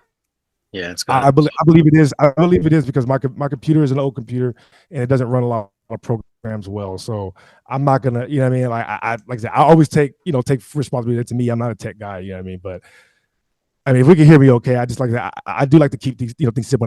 We can get right to the point and try to make this quick so that way, you know what I mean? Because I don't want the audio to be bad on your side and lower the quality of the stream for your viewers. I understand how annoying that is from a viewership standpoint. I think it's. Did it stop echoing? It doesn't echo when he talks. No, but I'm It echoes talking. when we talk, but it comes and goes. So it's gone right now. So go. Gone. Well, it's good. Yeah, you're not echoing to me right now. I don't know what's going on. Well, it works. Keep talking. Where were we? All right, All right, well, optical gyroscopes. Okay. Well, I just want to so we don't get too dragged down on it, all right? Because there's like so many points of entry, right, where this fake scientific theory falls all the way apart, right? But this is just a direct quote by Einstein. It would have been more correct had I limited myself in my early publications to emphasize only the non-existence of an ether velocity. This is the person who wrote the theory that you're quoting. To emphasize only the non-existence of an ether velocity instead of arguing the total non-existence of the ether. For I can see that with the word ether, we say nothing else than that space has to be viewed as a carrier of physical qualities. All right. So I know Toon likes to get semantical about he didn't mean this ether, he meant that ether. Okay, whatever. The point of the matter is that you said that the answer to the experiment was that there was no ether. So it's not that they discovered that there was no ether, because the person who said that took it right back. That and I don't even want what that specific experiment. Yeah, the Michelson and the Morley, they did not fix that issue with just an ether, even though you guys believe that. But like I said, even if that was the case, that doesn't work because they brought the ether back. So if it's process of elimination, you're like, oh, it's not A, so it must be B. Oh, we found out that it's not B. Okay, so you understand what I'm saying? I'm not putting words in the experimenters' mouths. This is what they did, and this is what they concluded. The title of the paper was testing the motion of the Earth It was the ether. Through the ether. That's very important. You can't leave First that words part are out. motion. You can't leave out motion though. So how do you decide ether over motion? How do you decide that they're testing the ether, not the motion, when they say motion first? Because all that you can conclude from the experiment that was set up to test for ether is that there is no ether. Now, if you want to come up with a different experiment to test for ether a different way, go ahead. Did you just make that up? Did I make what up? You said all that they could conclude was that there was no ether. That's what I'm saying. Like, obviously you don't follow the scientific method. You don't even read on this stuff because they were faced with two choices, not just one. You're saying there was only one choice. No, there wasn't. There was two choices. And as a matter of fact, if Einstein hadn't come up with the theory of relativity, their whole worldview would have been debunked. That's why I said that to Toon, and he disagreed with me. And I think he probably wants to take that back now, because I'm sure he knows that Einstein and everybody else were panicking before he was able to steal the theory of relativity from Henry Poincaré, who had actually given up on it because he said that there was no way to experimentally prove the theory. So we know that this isn't a scientific theory because the person that came up with it said there's no way to experimentally prove it. And I have the theory of relativity, the actual paper right here on my desktop, right, where Einstein is saying that because if it wasn't for me coming up with this theory, then we would have been in serious trouble because all the experiments show that the Earth is not moving. they weren't in trouble of not having an Let's ether. see what you're talking about. You can share your screen. Let's see what you're talking about. The theory of relativity is what you're bringing up, right? If I share my, yeah. Can you share your screen? I'd love to see it. Yeah, the theory of relativity. What, do you have that paper in front of you? Yeah, let's see it. Yeah, I'm reading. Yeah, I'm reading quotes on it right now. Let's start from the beginning. Why don't we? What is this we're reading? Shout out Witsit, actually. That's not the theory of relativity. This is these are extra from the general theory of relativity. Yes, it is. No, it's not. It's from this book right here. I'm sorry. Which book is it? It's from Relativity. It's from the book called Relativity, the Thank you for General and the the Special book. Theory, Sorry. which is a mass market paperback, or mass market book that is specifically said it's for your mother-in-law or your stepmom. Or the other. This is not the paper, the theory of relativity. Sorry, I stand corrected. My bad. Look, so it doesn't really matter. Okay, this is all in such the weeds that nobody needs to be even talking about it. Okay, do you know what Michelson-Gale? Do you know what the Michelson-Gale experiment was about? Absolutely pretty much the same experiment, but just a lot better equipment. No, incorrect. Oh, well, correct me. Hey, don't laugh at me. Correct me. Like, I'm here to learn. You know what I mean? I don't want to be incorrect. That's not wise. Okay. Correct me. What was it about? They did use a larger, more sensitive interferometer, but they were Wow. testing for incorrect. Earth's rotation, That's crazy. not its orbit. Oh my gosh. All right. So I don't like the fact that you're trying to pretend like this isn't relevant, right? Because they could not prove that the Earth was moving around the sun without this theory of relativity. They weren't testing for the Earth's motion around the sun. So I'm not going to keep repeating myself. You should stop. It makes no sense what you're saying because you're lying or you don't know. You haven't read the paper. You can go read the paper yourself, or I'll bring it up on the screen and show you. They were not testing for Earth's motion. Maybe you should bring it up because he hasn't read it, and it'd be good to bring it up. Okay, pull it up. They're definitely testing for the motion of the Earth. And if you're saying that they fixed it by throwing out the ether, well, they brought the ether back. So I don't know if you guys understand how logical. Who brought the ether back? When did that happen? I just read you a direct quote from Einstein. When was that? First of all, when was that written? The quote. Now, Yeah. maybe instead of citing a book, maybe cite the paper where they brought the ether back in the paper or the experiment. Well, that'd be the way to go instead of quote mining. So all right. Well, I don't really like to get into other people's philosophy, right? I just like to talk about the results of the experiment. That's why I said. Oh, then just talk about experiments. Stop quote mining. How hard is that? All you've done is quote mine. So, are you moderating? Hold on. Moderating? Are you mad? No, I'm putting you in place for saying that you want to talk about experiments, but acting by only bringing up quotes. So I almost hold on, guys. I got the whoa. Time out. Earth moving. That's the result. You almost got me, Ross. Please provide your evidence. Please provide your evidence. You almost got me to do your own research for you, is what I'm saying. Please provide your evidence that the Michelson-Morley experiment was about Earth's rotation. Go ahead. Sir, this is not study class. Everybody can go Google it on their own, right? No. We don't play the go Google it on your own game here. Then pull it up, homie. What are you talking about? Don't get mad at me because you didn't want to pull it up. You're not going to intimidate me like that. Your claim. What do you mean it's my claim? You pull it up. We all agree it says the motion of the Earth through the ether. We all agree on that. So what? It says the motion of the Earth through. It doesn't say the motion of the Earth through the ether. You're ignoring part of that when you're talking about your. No, I'm not. I'm saying the full sentence. You're ignoring the first part. You're the one that's ignoring it. Through the ether. All right. So if they don't detect the ether, if they don't detect the ether, the Earth is still moving, just not through the ether. That takes more assumptions than just assuming that the Earth is not moving. So by Occam's razor, that was the experiment. No, it was not. The experiment was testing the motion. Like I said, we could go back and forth all day. So it makes sense. So people can go Google it. There's no point. So you're not going to show me your proof. That's fine. That's fine. Okay. Michelson-Gale measured Earth's rotation. Is paper proof? If somebody writes something on the paper, is that actually proof? Is that what you think? We're talking about experiments. Well, when you ask me for proof, I want to know if I brought up a paper right now, would that actually be proof? Well, we'd have to look at the paper and look at the experiment and discuss and it. then we would have to cross-reference it with other experiments, wouldn't we? We'd have to see how many times that experiment, and then not only that, we would have to check the independent, dependent, and the control variables. You understand what I'm saying? So this is, all right, so that has not been done with any of the theories that you're trying to claim are scientific.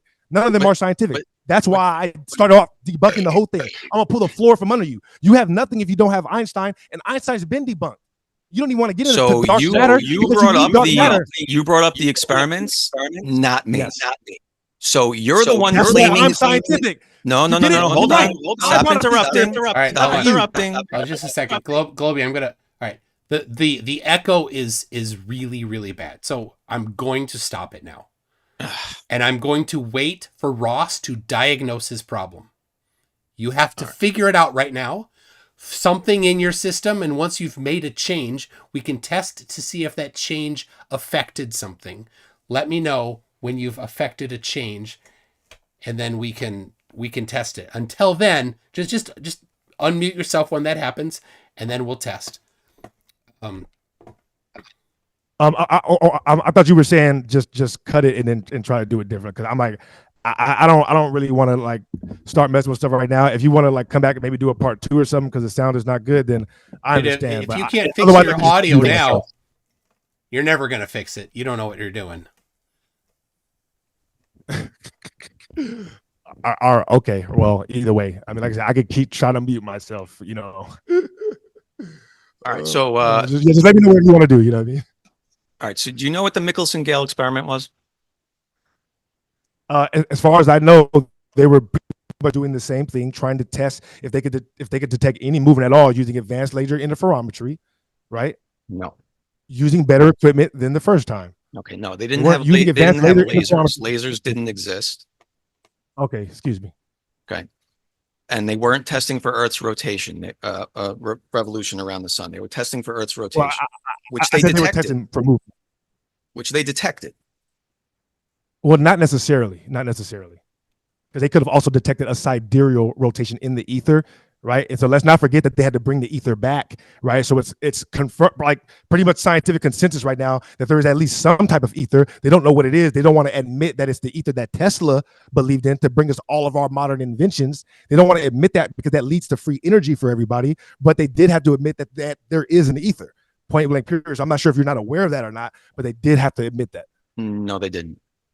Okay, well, I mean, you're disagreeing with the person that wrote the theory that you're even invoking, right? Like I said, that's not even a scientific theory. You're quote mining a book that has nothing to do with any studies. That was from a letter. That was from a letter, actually. That was from a letter to Henry Lorentz, the person that actually came up with the Lorentz contraction that Einstein used to fix his theory of relativity.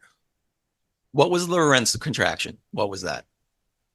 I mean, to say it in simple layman's terms. Say it in simple terms. He's trying to claim that when you're moving along an axis, that everything shrinks. You, the apparatus, everything. So that way you'll never be able to tell, right, that you're shrinking, which is basically saying believe in something that you'll never be able to see. Believe in something that will never be able to represent, you know what I mean, with scientific evidence, which makes it by definition not a scientific theory. So Lorentz came up with that assumption because he was trying to save the theory of the ether. Okay. He said the ether's there, but hey, maybe we don't detect it because there's a contraction when we go this direction. Was he assuming that the Earth was moving? He was assuming that the Earth was moving, right? So that's already a flaw in his philosophy. Yeah. So that's a flaw in his philosophy and his experiment. Because if you go into the experiment with assumptions, right, especially assumptions that aren't scientifically proven, then you have to understand that your theory might not. It was later proven through more sensitive tests. Okay? I'm trying to explain that to you with the Michelson-Gale experiment. Okay. But we have to understand how laser interferometry works. Well, in that case, it wasn't laser, it was light. But interferometry in general, okay? You say it could be the sidereal rate being detected. Rotation. So we have to start before we can assume that it could be the sidereal rate with understanding how an interferometer works. So can you explain to me how an interferometer works so we're all on the same page? just like you said, you're not going to do your Googles for me. I'm not going to sit here and give you a lesson on interferometry. All right. If you want to explain how what you're saying proves that the earth is moving, I would take a simple definition now that everybody in the audience can understand. Otherwise, we're going to have to lean on science, right? Just say you don't know. Just say you don't know. That was a lot of words just to say you don't know. Okay. Well, I said what I said. I said that if you want to show how that proves that the earth is not moving, or that the rotation for sure comes, or excuse me, that movement in the laser in the light interferometry comes from the actual rotation of the earth, right, and not the sidereal rotation of the ether coming from the stars moving around us, then show us how that was proven and identified. All right, let me share my screen. And then let's give you a Nobel Peace Prize because a Nobel Prize because nobody's done. He's going to do it. Why do I need why would I get the Nobel Peace Prize to prove something that's already been proven? From the 1600s. Well, if it's been proven, then we wouldn't even be having this conversation. But obviously, it's not. Obviously, it has no, been. See, you underestimate the power of nuh-uh. I didn't say nuh-uh, not one time. I'm asking you further questions for more details. That's it. Right. I'm not like these other guys. But that's why it's being questioned. Shush. Ross, you're going to get your free education now. Just be quiet while he does the presentation. This is not free. It's costing me my time.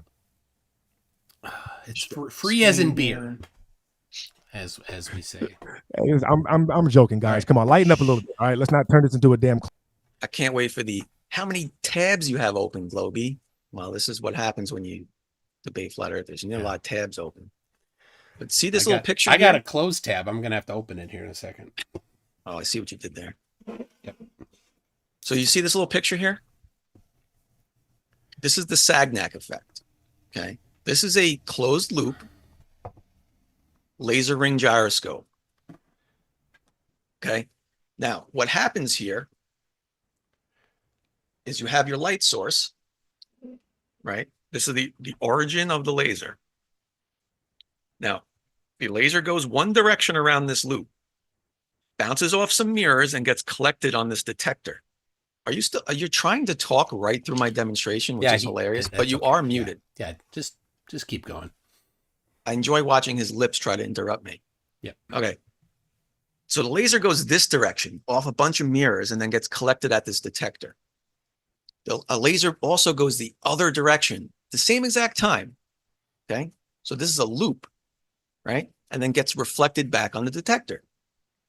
Now, since they're going opposite directions, if this apparatus is rotating, right? Say it's rotating counterclockwise, right? You're rotating counterclockwise. That means the light from the laser that's moving counterclockwise is going to take longer to get to the detector than the light traveling clockwise, because the physical detector plate is moving away from the laser that's coming towards it, right? It's getting closer to the laser that's coming at it, right? It's hard to show on, well, look. Well, man, I just realized there's no way a Flurf is going to understand what I'm explaining. This little detector plate here. Yeah, exactly. If the Earth is if something's rotating, and this is on something that's rotating, that detector plate is going to move to the right. If it's moving counterclockwise, it's going to move to your right, which means it's getting further away from the laser coming at it in that direction. And it's getting closer to the laser going the other direction because it's physically moving. The detector plate is moving. So depending on which way that detector plate moves, you end up with an interference pattern, right? And when you look at the frequencies of light hitting the detector plate, you can tell which way the apparatus is rotating. This is the Sagnac effect. This is what they use in modern laser ring gyroscopes. Okay. Oh man. Now your turn. Now I like how halfway through it you realize that you didn't really know what you're talking about, so you had to pretend like, oh, you know what, he's not going to understand this. Very slick, homie, but you're not slick. So this is from that book. Hey, I let you finish.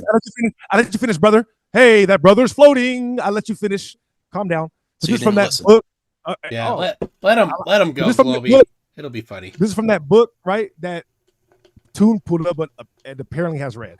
when the body, right, the body, we're talking about the earth, when the body is moving perpendicularly to the planes of the mirrors from that resulting, when the motion is parallel to these planes, although the estimated difference between these two times is exceedingly small, Michelson and Morley performed an experiment involving, scrolling, interference in which this difference should have been clearly detectable, but the experiment gave a negative result.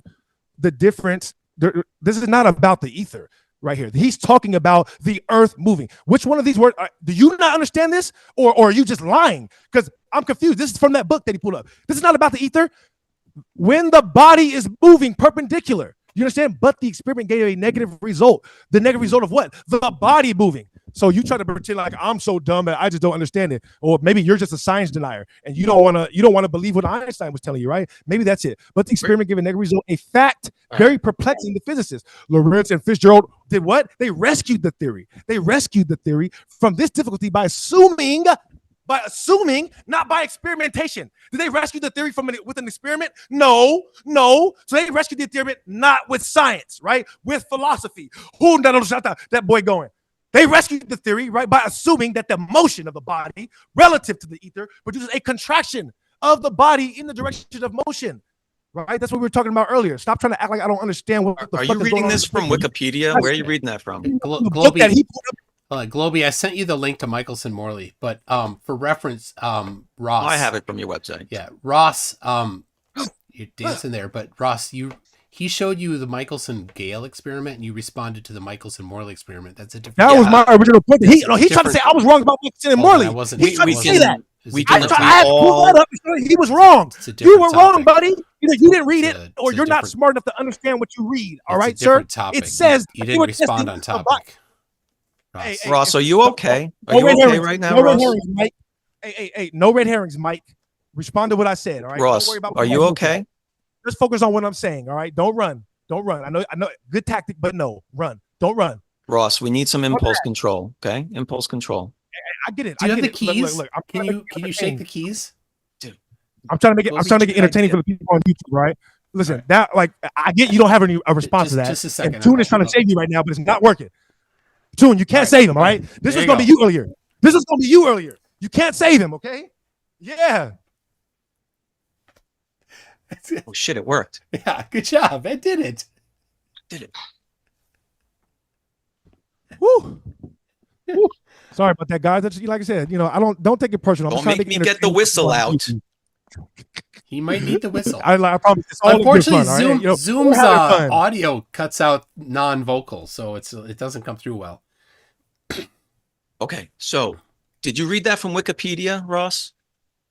I read this from the book that Toon pulled up earlier. No. The definition, the description of Michelson-Morley. That was from the book, you're saying? No, this right here is that I just read is an excerpt from Einstein's book describing why he came up with. So you're cherry picking part of it out, Ross. Go read it before you say I'm cherry picking. You ain't even read it to say that. You're not slick. Sure. How about I actually pull up their actual in your own time? No, this is not study session. If you don't have a rebuttal, say I don't have a rebuttal, and let's move on to the next point. All right, 1-0. All right? I already gave the rebuttal. I gave the rebuttal. Wrong. I just read how you were wrong. No, you're not wrong. You're cherry picking some words. I know I'm not wrong. I know I'm not wrong. You're correct for once. For once, you're correct. I'm not wrong. Yeah, but I don't even know what you're talking about anymore. You're off the charts. You're off the rails. Okay. I get it. We can move on to the next. Michelson-Morley themselves describe what the experiment was for. They came up with a hypothesis before the experiment, and they got a null result. The null result was whether there was ether drag. The null result was not if the Earth was moving. So if you want to twist it, read the hypothesis. Read it to me. I have it right here. Oh, go ahead. That brother's floating. That brother's floating through the air. What are you talking about? Floating? It's an Instagram joke.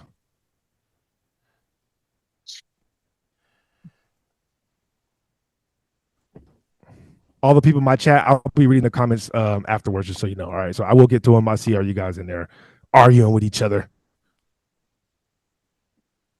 All right.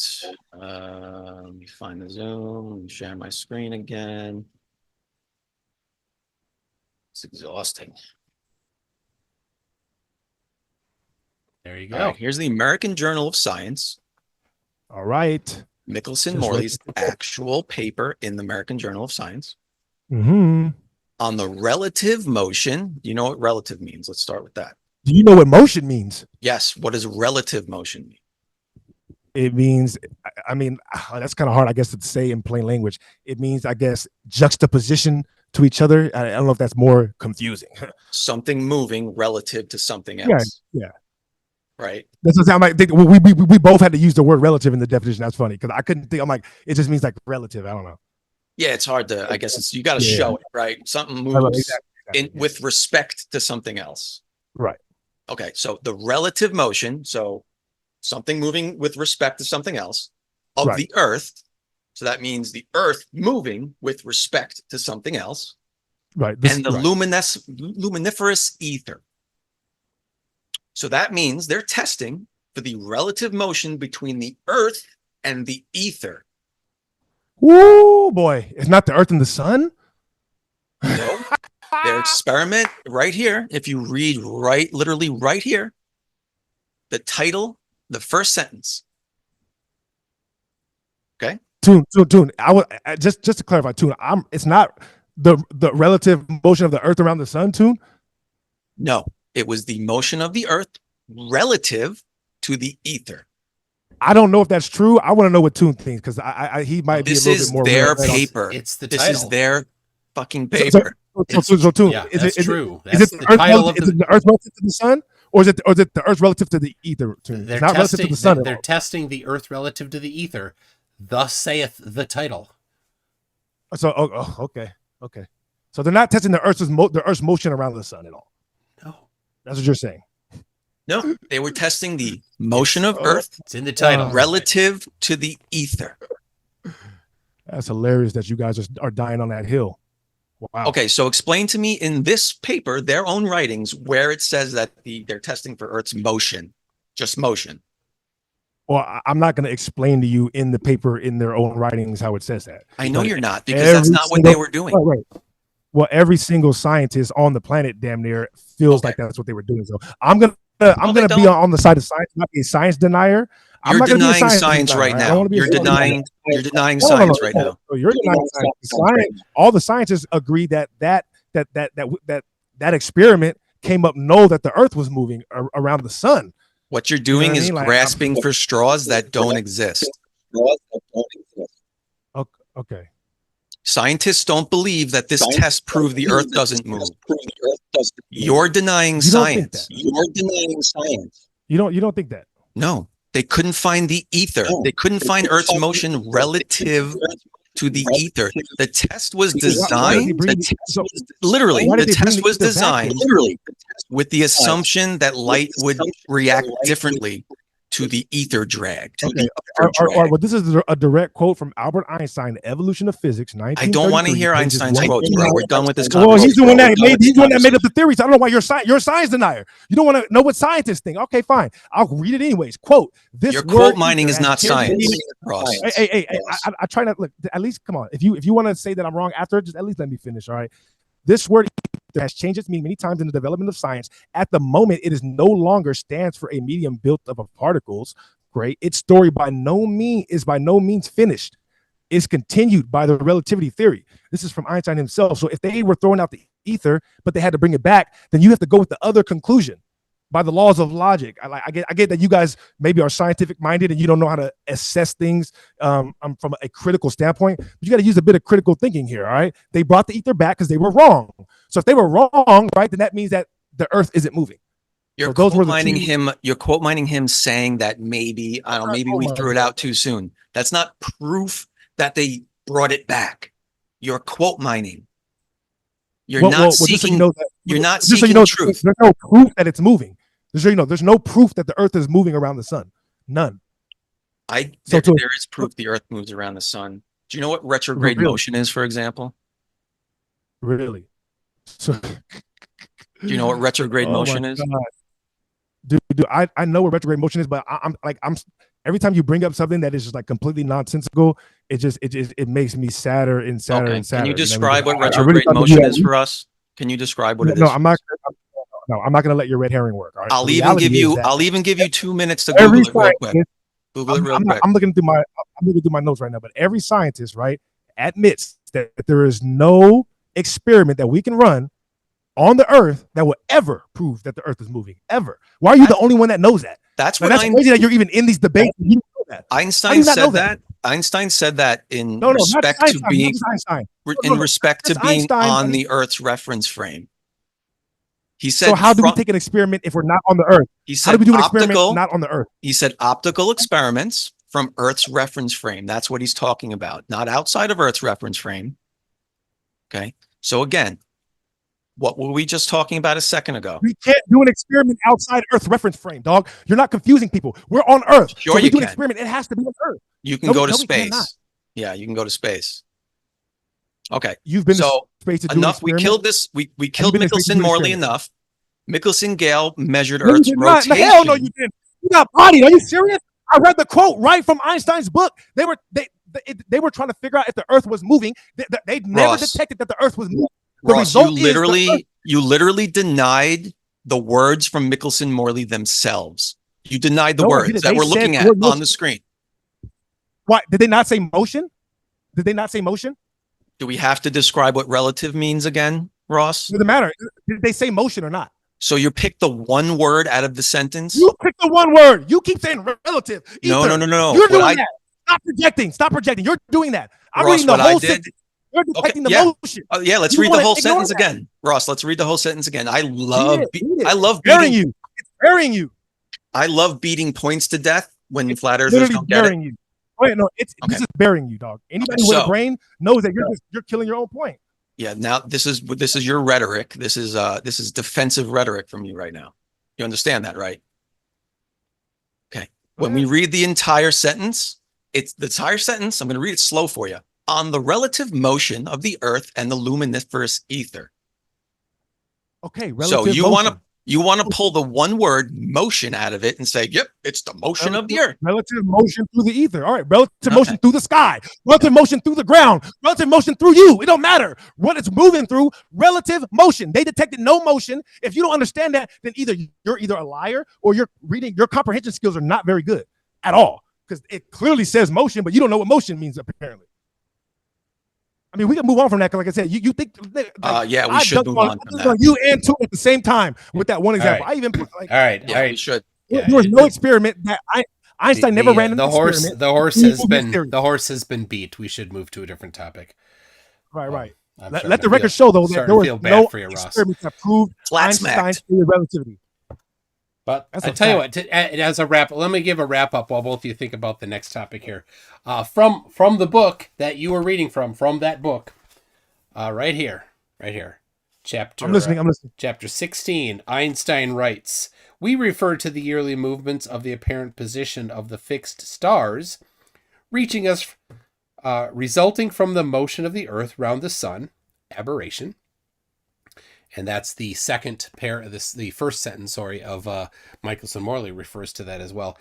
And to the influence of the radial components of the relative motions of the fixed stars with respect to the Earth on the color of light reaching us from them. So Einstein gave two examples of proof of Earth's motion in that same book you're cherry picking from. So, all right, what is the next topic? I think it'd be fair because Globey put together the work to get those measurements that he referenced. Maybe that's a good topic to talk about now. Mm-hmm. Absolutely. Yeah. So I gave my presentation on several examples of Earth's measurements. I would like to hear the retort. Yeah, are you familiar with radio wave propagation? That's what I brought up about the military. Sorry. All these different. The topic now is the evidence that Globey brought up in his presentation. Like I said, right. Well, like I said, right. I would have to go through and parse all the evidence, right, to figure out exactly, where there may have been some mistakes or if it's actually valid, because that might be very much true, right? But the only thing I can do at this point, if you bring up an experiment that shows that I guess points to one hypothesis, I can bring up a counter experiment, right, that shows a different hypothesis. Perfect. Can you show us a counter experiment? Yes, that was the radio wave one that I brought up. No. I meant a counter experiment, which would mean measurements of Earth's flatness. Yeah. So they're shooting radio waves, right, across the Earth. He doesn't right, understand to what different another topic means. Or same. This should is be, about right? the Earth curvature. Yeah, I don't know if you guys are trying to confuse everybody just so you can try to 100%. ignore my evidence, but it's not working. Like that, the evidence that I gave goes directly against the Earth being curved. I So would your like only option. no. I would like a measurement. I asked for a measurement.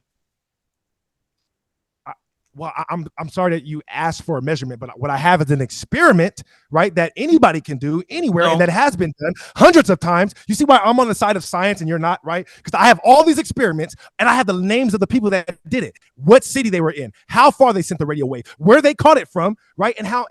That's the reality. And you can't, like I said, you can't say the radio waves are blocked by the ionosphere and comes back because right, so, it's over. Hold on a second, megahertz. Ross, just a second. Decade, Ross, 0. Ross, hold on a second.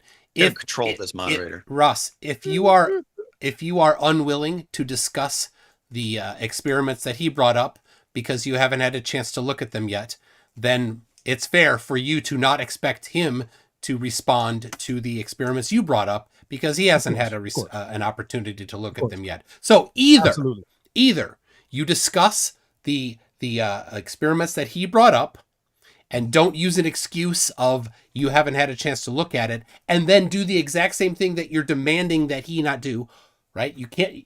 So that, or then we have to finish. We have to stop because all that you can do is have a presentation of here's what we're going to talk about next time, since you haven't had a chance to look at it, right?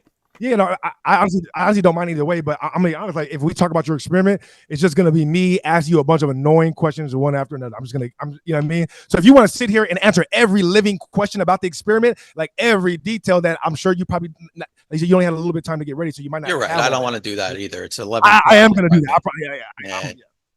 But so let's handle your thing real quick. Your claim about radio waves and microwaves. Right. And like you said, I don't mind if you want to like Yeah, take it and read some of the literature. This is where you stop talking, Ross.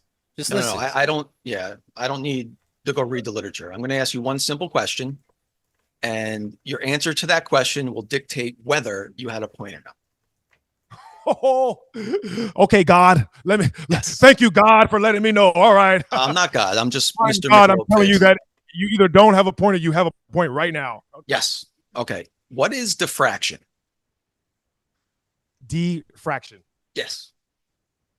I mean, put it in simple terms, it would be the way light moves as a result of, let's say, the environment, or I guess, quote unquote, the curve of the Earth, if there is one, right? But I like to just say the environment that it's acting in. I'm going to need more specifics. I like I said, I like to keep everything general, and so when I read definitions, I literally read the definitions. It's clear. It's okay. Okay.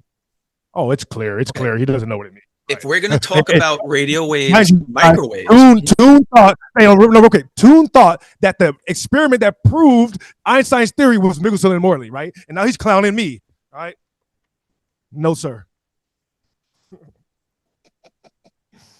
I love you too, man. You know I don't mean any harm, dog.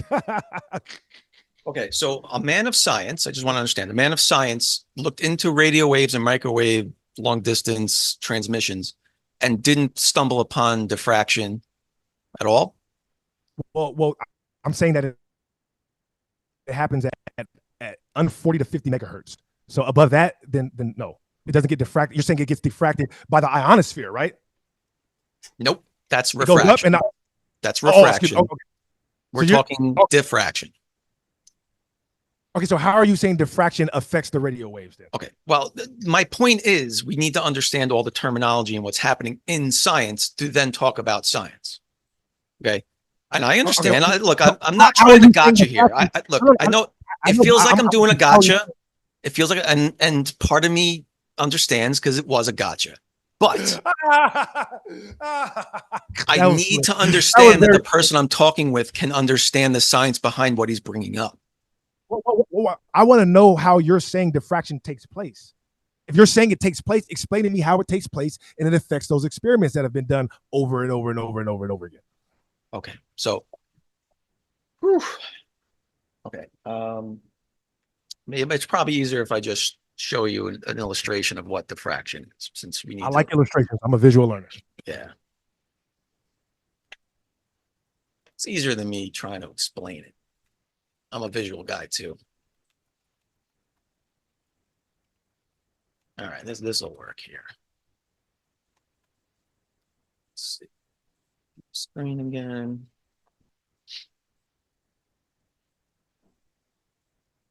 All right, so it's the concept of these waves, right? If you can see my screen.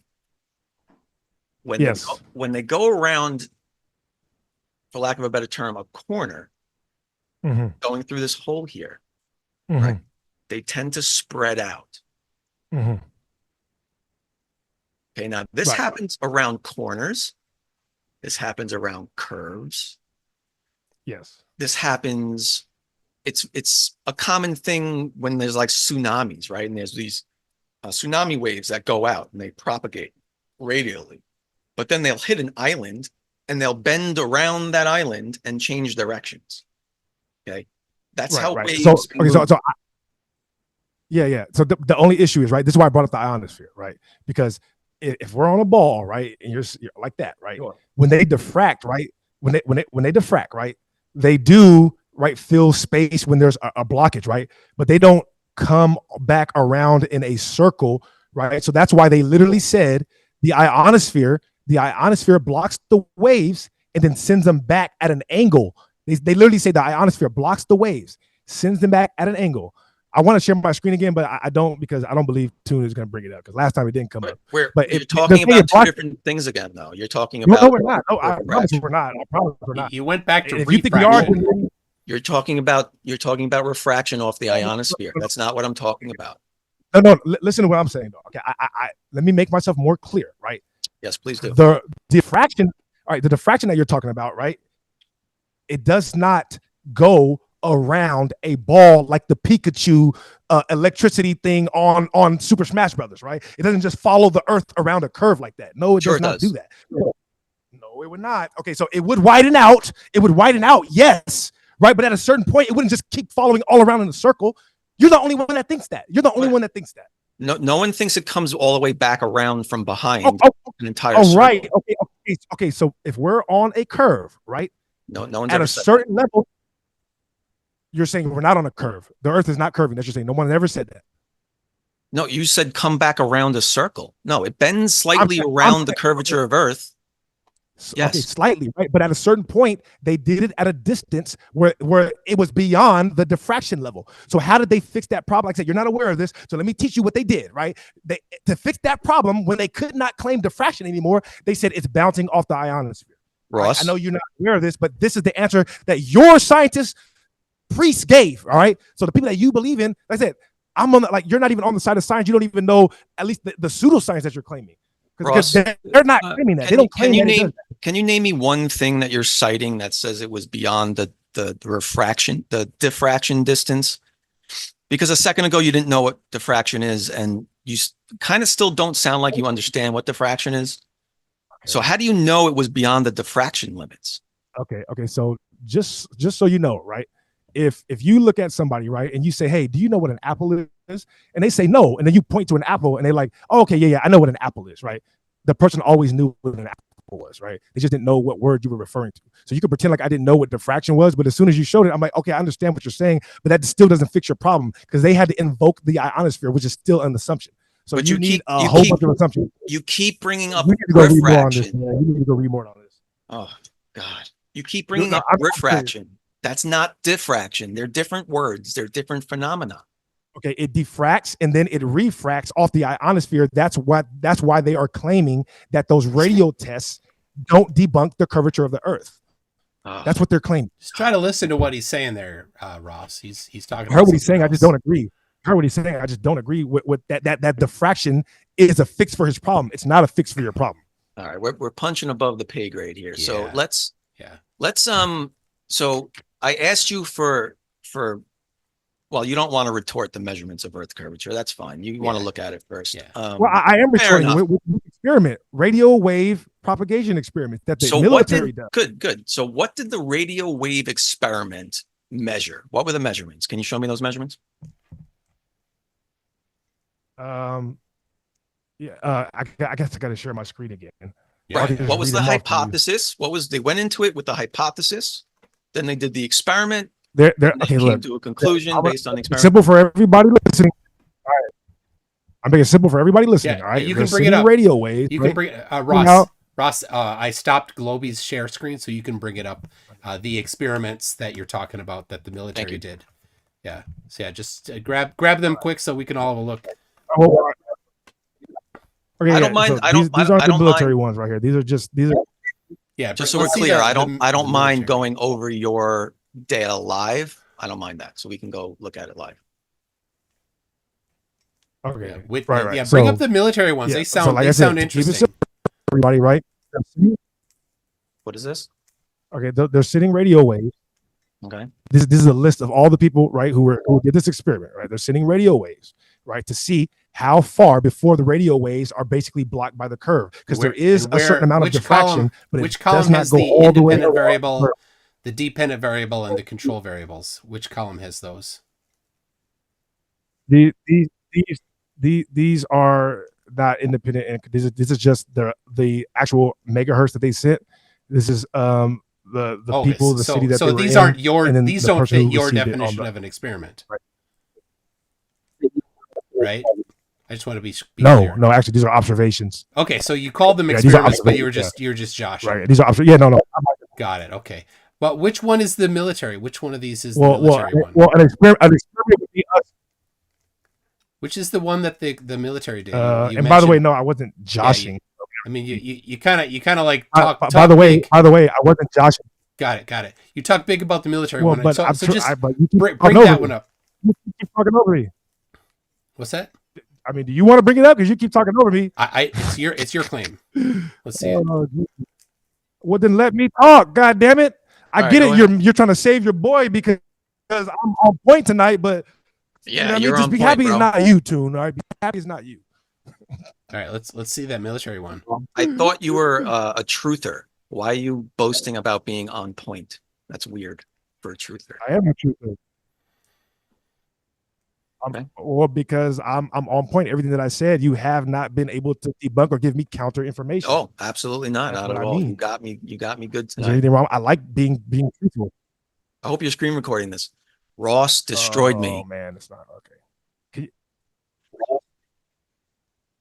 Well, I mean, that was a while ago. I've That calmed down screen you since just then. had up was a summary of all the flat Earth evidence that's ever been presented ever. That was good. I'll give you that one. Let's see if this one comes up. My bad. This evidence is I had prepared weeks ago for Leo's debate, and so I haven't actually looked at it and got it reloaded yet. So some of it might Did not. you Let's see. did you research all day for that one? Only half day for that. Yeah. No, I was ready for that one. Here you go. Ace High NATO Communications Systems. Right. This explains. Just like I said, for the people who are listening, right? Not all of my audience, right, are going to sit here and not keel over when all these heavy scientific conversations come, right? But they're showing how basically when you send I believe this is the one about microwaves, because the microwaves don't actually have the diffraction problem that you're even talking about. You know what I mean? Microwaves. sure about that? There's no diffraction of microwaves. Okay. You sure about that? It's new I'm saying science. The frequency people. is a lot smaller. No, we're not going to move past Okay, that let me see. fast. Can you show me something that says microwaves don't refract for science? I didn't say they don't. No, I said they don't have the same diffraction problem, right? Right, Because the which- frequency is a lot shorter. Yeah. Which is it's insinuating give you a that visual microwave right now. frequencies don't diffract. So again, you're I confusing get it, refraction with I get it. diffraction. You want to trap me on this point? Listen, hey, I'll let you try to trap me on this point. I Relax, don't want to relax. trap you. I want you to learn that there's a difference between God. diffraction and refraction. You need to learn before you teach me. You need to learn before you teach me. You didn't even know that Michelson-Morley were testing the motion of the Earth. You don't understand the word motion when it clearly says it right there. Can you guys see my screen or no? Yo, McToon, send me a mitt. Oh my gosh. I'll ship it to you tomorrow. I can't, Ross. I can't. We need to have an honest conversation. I agree. Okay, so microwaves diffract just like Okay, every what do you think other I'm not being honest frequency about? of What do you think I'm not being honest electromagnetic about? radiation. I didn't say they don't diffract. at all. I didn't say they don't refract. I said they don't have the beam is a lot more narrow, right? So like they're not going to even like you guys can't even come close to excusing why that beam would be traveling over a curve with a microwave, because the diffraction rate is a lot more narrow than a radio wave. Excuse me. Pardon me. So I didn't say it doesn't diffract.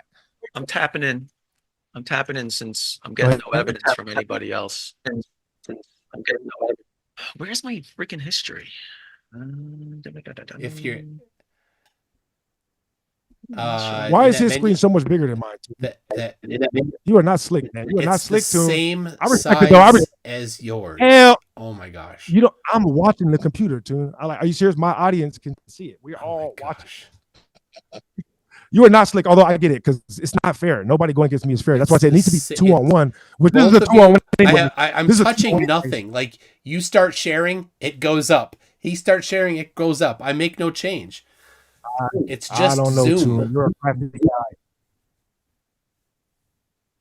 All right, let me. Am I sharing with audio? Can you hear this video? I think so. Yeah.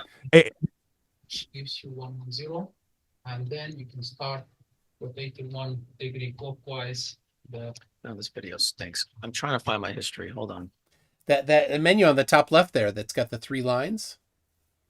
Nemo, it took me a minute, right? It took me a minute until he started interrupting me. I didn't realize. I'm like, damn it! I didn't realize I was getting flanked by Tune this whole time. This boy is flanking me over here. You know what I mean? That's crazy. Yeah, everything's a conspiracy. Yeah, it It's is. definitely a 2-on-1, and it's a body. It's a body. Yeah. Let's check this out. So this is going to explain to you what diffraction is, so we understand there's a difference between diffraction and refraction. Okay. You're red herring me. Yeah. That's not a red herring. It is, because I was talking about microwaves and how the diffraction rate is less than. I want you to listen to this and then respond accordingly at the end. Okay, it's a very short video. The transmitter and receiver are arranged so that they are not in a line of sight, hence the signal doesn't get to the receiver. And then put an obstruction. The audio's never good. All right, I'll just explain it then. This guy's voice sucks anyway. Okay, so the picture on the left is how the test is set up. Okay. Now you're going to see that this receiver on the bottom left is not going to detect any of the microwaves coming from this transmitter here. Okay. What he's going to do is he's going to introduce an obstruction, which would be like the ground, the Earth's physical obstruction. And you're going to see suddenly that there's registered microwaves hitting this detector over here. Okay. This is a physical demonstration of diffraction. Okay. You see the gauge here at the bottom, not reading anything. Okay. So this microwave transmitter over here is shooting a microwave across the room, and it's not being detected by this one here. And as he slides this barrier in, okay, you're going to see this needle start to move. Okay. Mm-hmm. Watch. Turn his audio on. Hold on. There we go. So, why do we see the needle spike? Why do we see when he moved the obstruction? It's replaced by a faster reflector. This time we can see the intensity reading on the receiver increases. This is diffraction. Okay, this is the microwave bending around the obstruction to then spread out and hit this detector. Right. Okay. This is why microwaves can travel very far and be detected further than the obstruction of the physical Earth.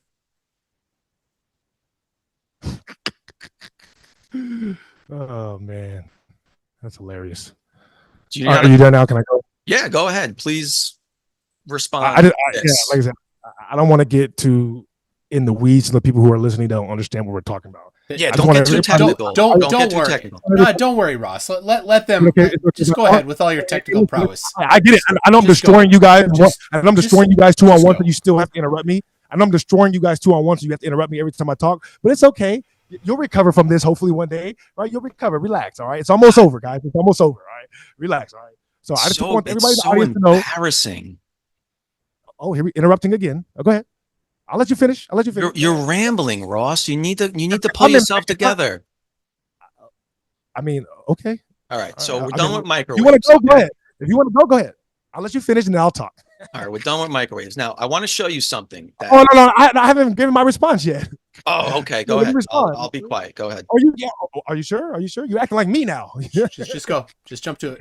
Just go right to it. Go ahead. This is how you know when people are tricking. When they start acting like me, you already know I'm in that ad. Just jump I'm in right that ahead. ad. Just jump right ahead to the rebuttal. I apologize for interrupting you. Go ahead. I'm ready. I'll get to it when I'm ready. All right. So my audience is here too. You know what I mean? They came to see me. They want to see me be entertaining. All right. So relax.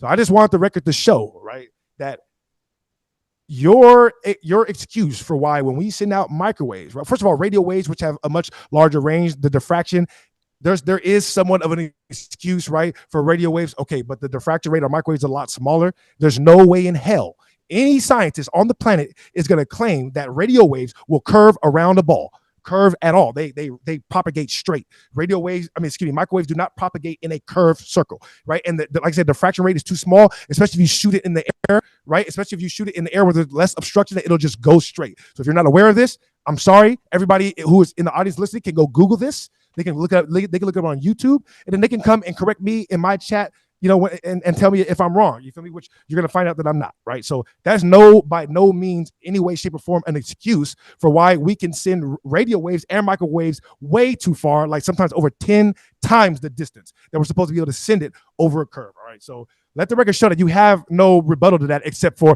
it's diffraction.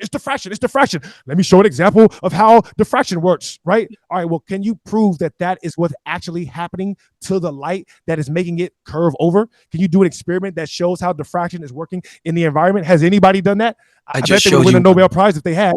I just showed you an experiment. That wasn't over the earth. You have to show that is what's actually going on. Even if it's possible, you have to show that is the actual cause. Any right? microwave transmission. No, you're wrong about that. The ones so you're I want the record to show, and okay. This is how evidence works, Ross. No. You said those microwave transmissions can't be possible. Okay, what I'm telling you is those are the ones demonstrating diffraction exists. I don't think I said that at all.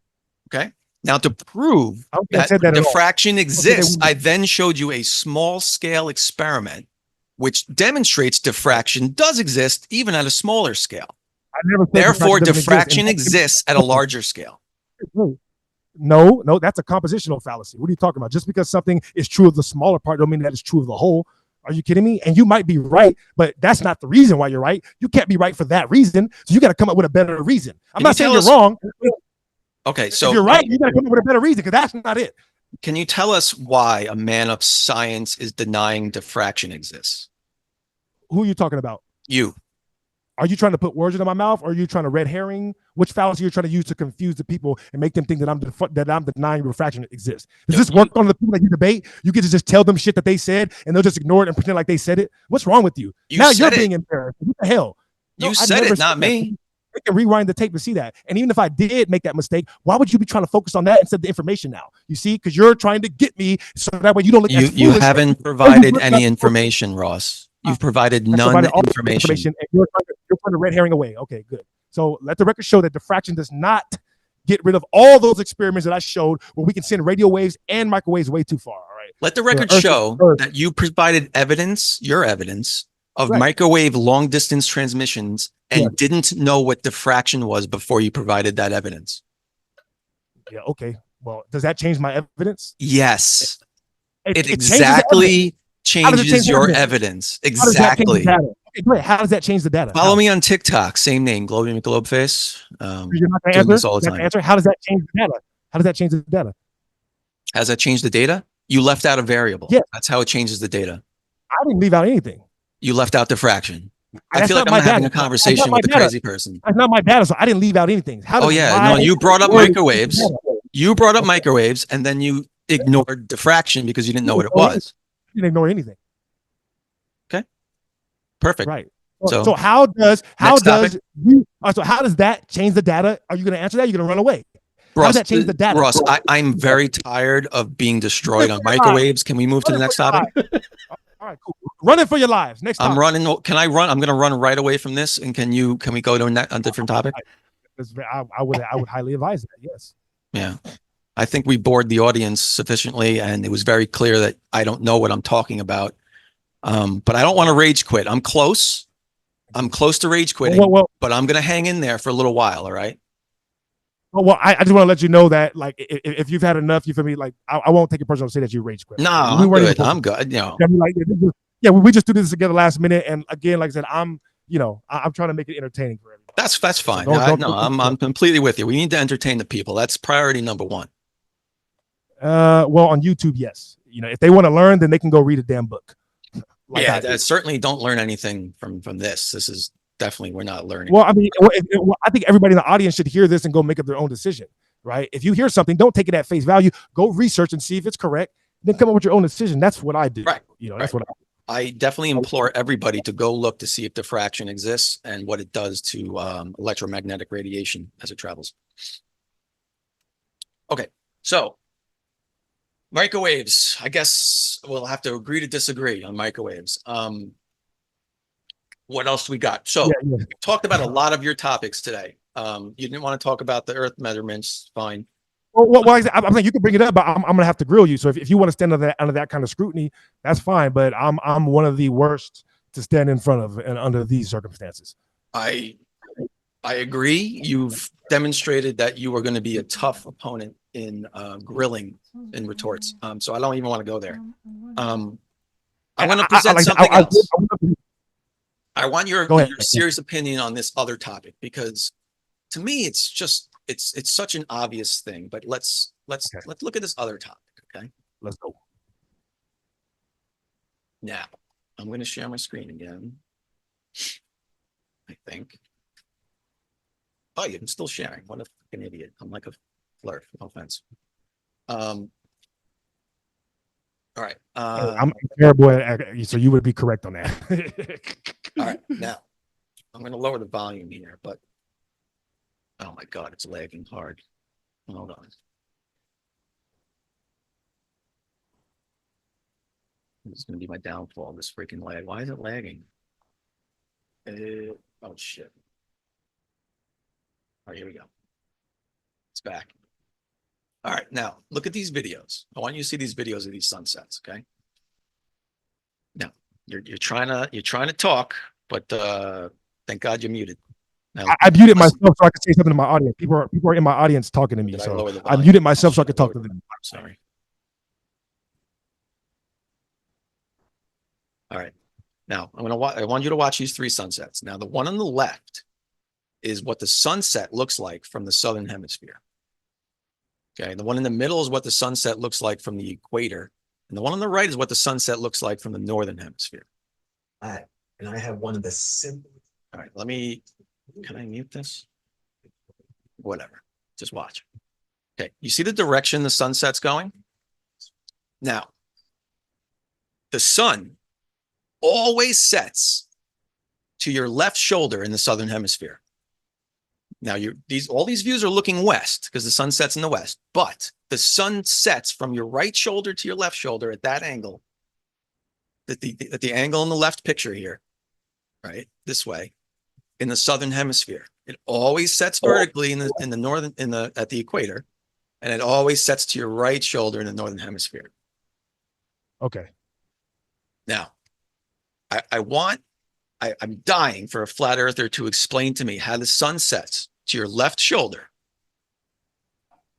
south of the equator, just south of the equator.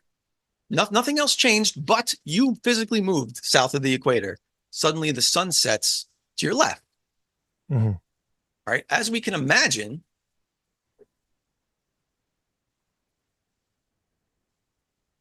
let me pull up my little Flurf pizza pie. Okay. As we can imagine, say you're in Australia here. As the sun sets, it's always going to be setting to your right shoulder because the sun's moving in a circle clockwise to the northwest. Now, if I'm in Africa, you're saying depending on which way I'm looking. No, like say you're in Africa right here, right? You're looking west, which is looking left on my screen. Okay, yeah, all right. I'm looking west. Okay, yeah. Right. It's easier when you use a country at the bottom so we can get a good perspective.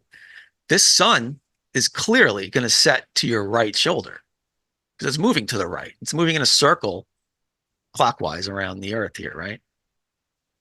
It's never going to. It's never going to divert left towards the ice wall, which would be your left shoulder, because it's physically going. You're saying if I'm looking west, right? If you're looking west, yeah, looking west. Okay. Yet, every single location, doesn't matter what time of year, the sun sets at a leftward angle. Right.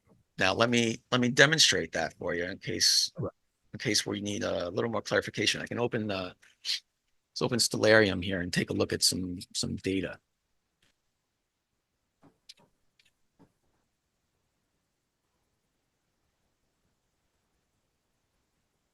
Oh, take a little bit longer to open. All right, there we go. Yeah.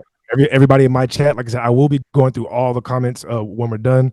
I'm just posting whatever comments I see on the screen right now. I'm gonna go back through them and read them and respond to them. So I don't see the little icon, so you guys can see the screen still? yes. Oh, I think it's a little delayed. I see it on my end. Let me try this.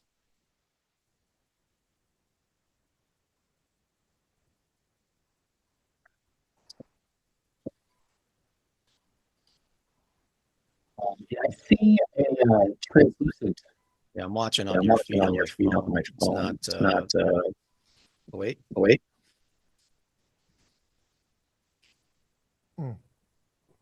Well, I can respond to what you've said so far, if that's okay, while we're doing this. You guys can hear me okay, right? Apparently this doesn't like me sharing. Okay, so I just want to preface what I'm saying. Hold on, let me make sure. All right, I just want to preface what I'm saying by saying that I obviously, again, I'm not familiar with the observations, so I'm just going to assume that you're correct about those, right? Because I can't necessarily invalidate them right now, right?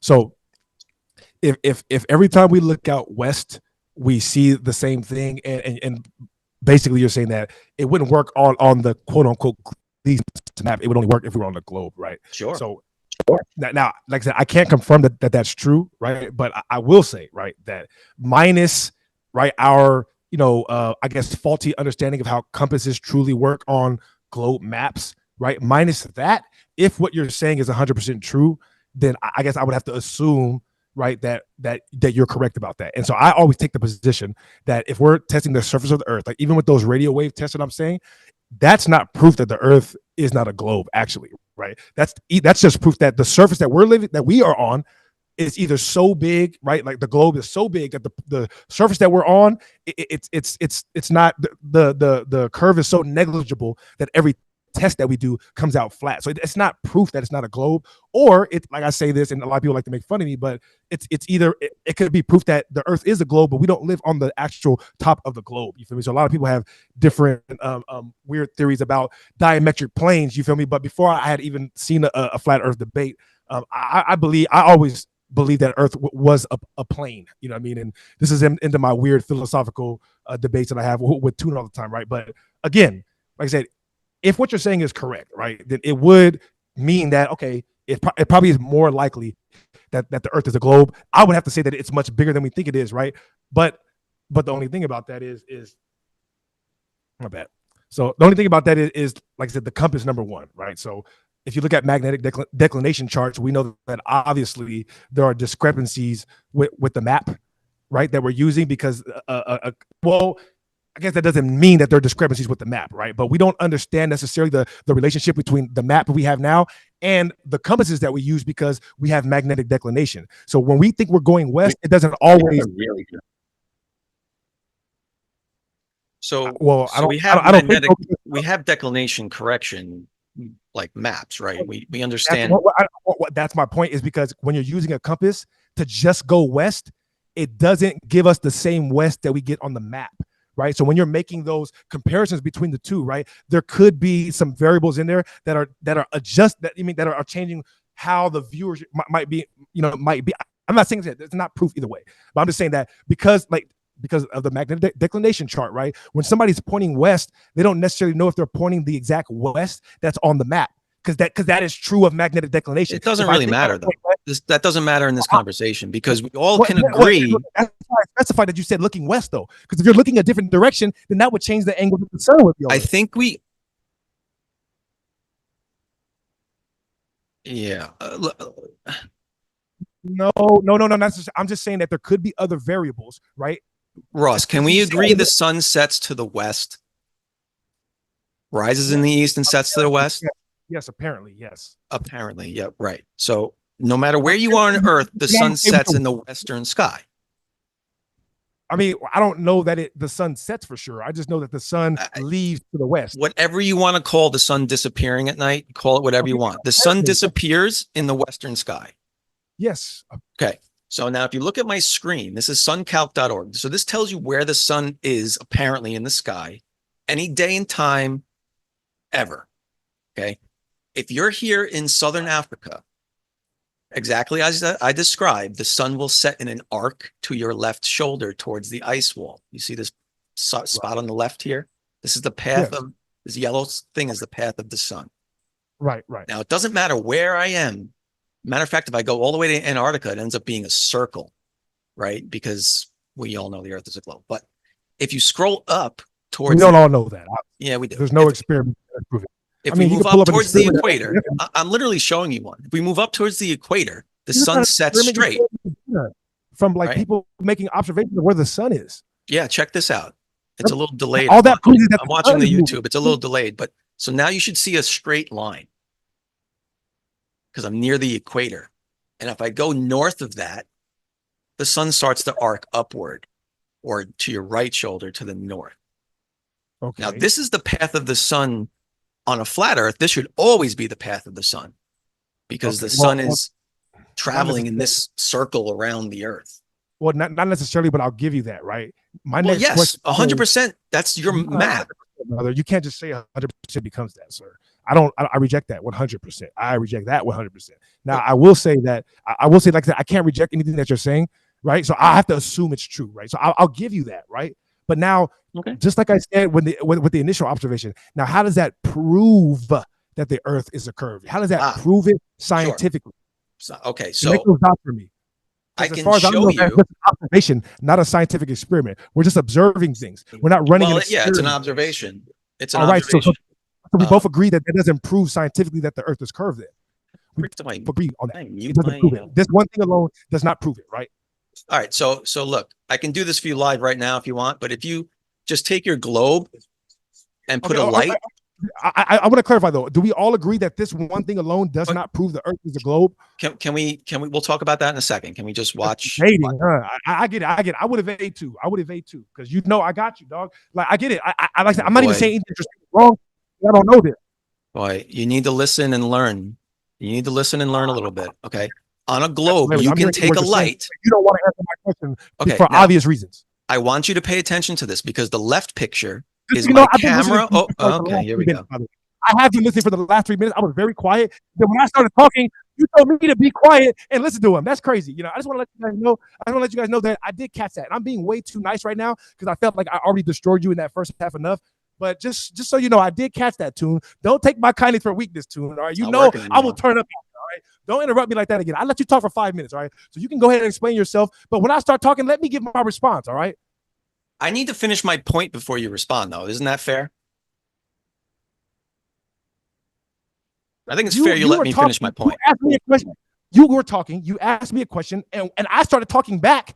And no, I didn't ask a question. I was describing what was being shown on my screen. I wasn't asking a question. Okay. All right. Well, just so you know, this is not just so you know, this is not a study session, and this is not class. All right. So just get to the point. I want to know how this proves. I don't even think you see what's on my screen. Hold on, I got to reshare. I'm looking right at it, but I want to know how this proves the Earth is curved. How does this prove the Earth is I'm trying to show you, but you're kind of talking a lot. Well, I asked you very specific. Does this prove it by itself? Sure. I'm gonna reshare my screen. Let me know if you can see this. Yeah, everything's very slow for some reason.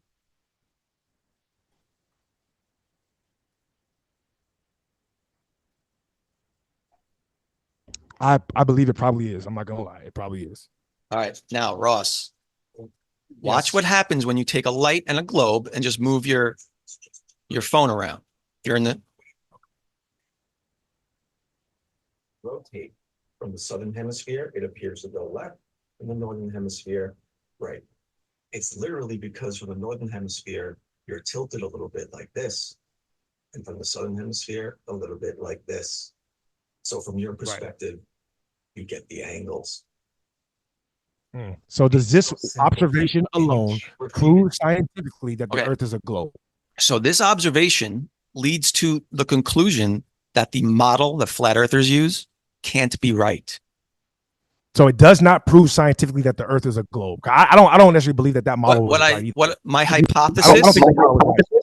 So my hypothesis before I did this was that if Earth is a globe, the sun will do these things. And if the Earth is flat, the sun will not do those things. And when you look at the evidence of sunsets, which you can go look at any sunset you want from the southern hemisphere, it always sets to the left. You see that the hypothesis is confirmed by the real life observation.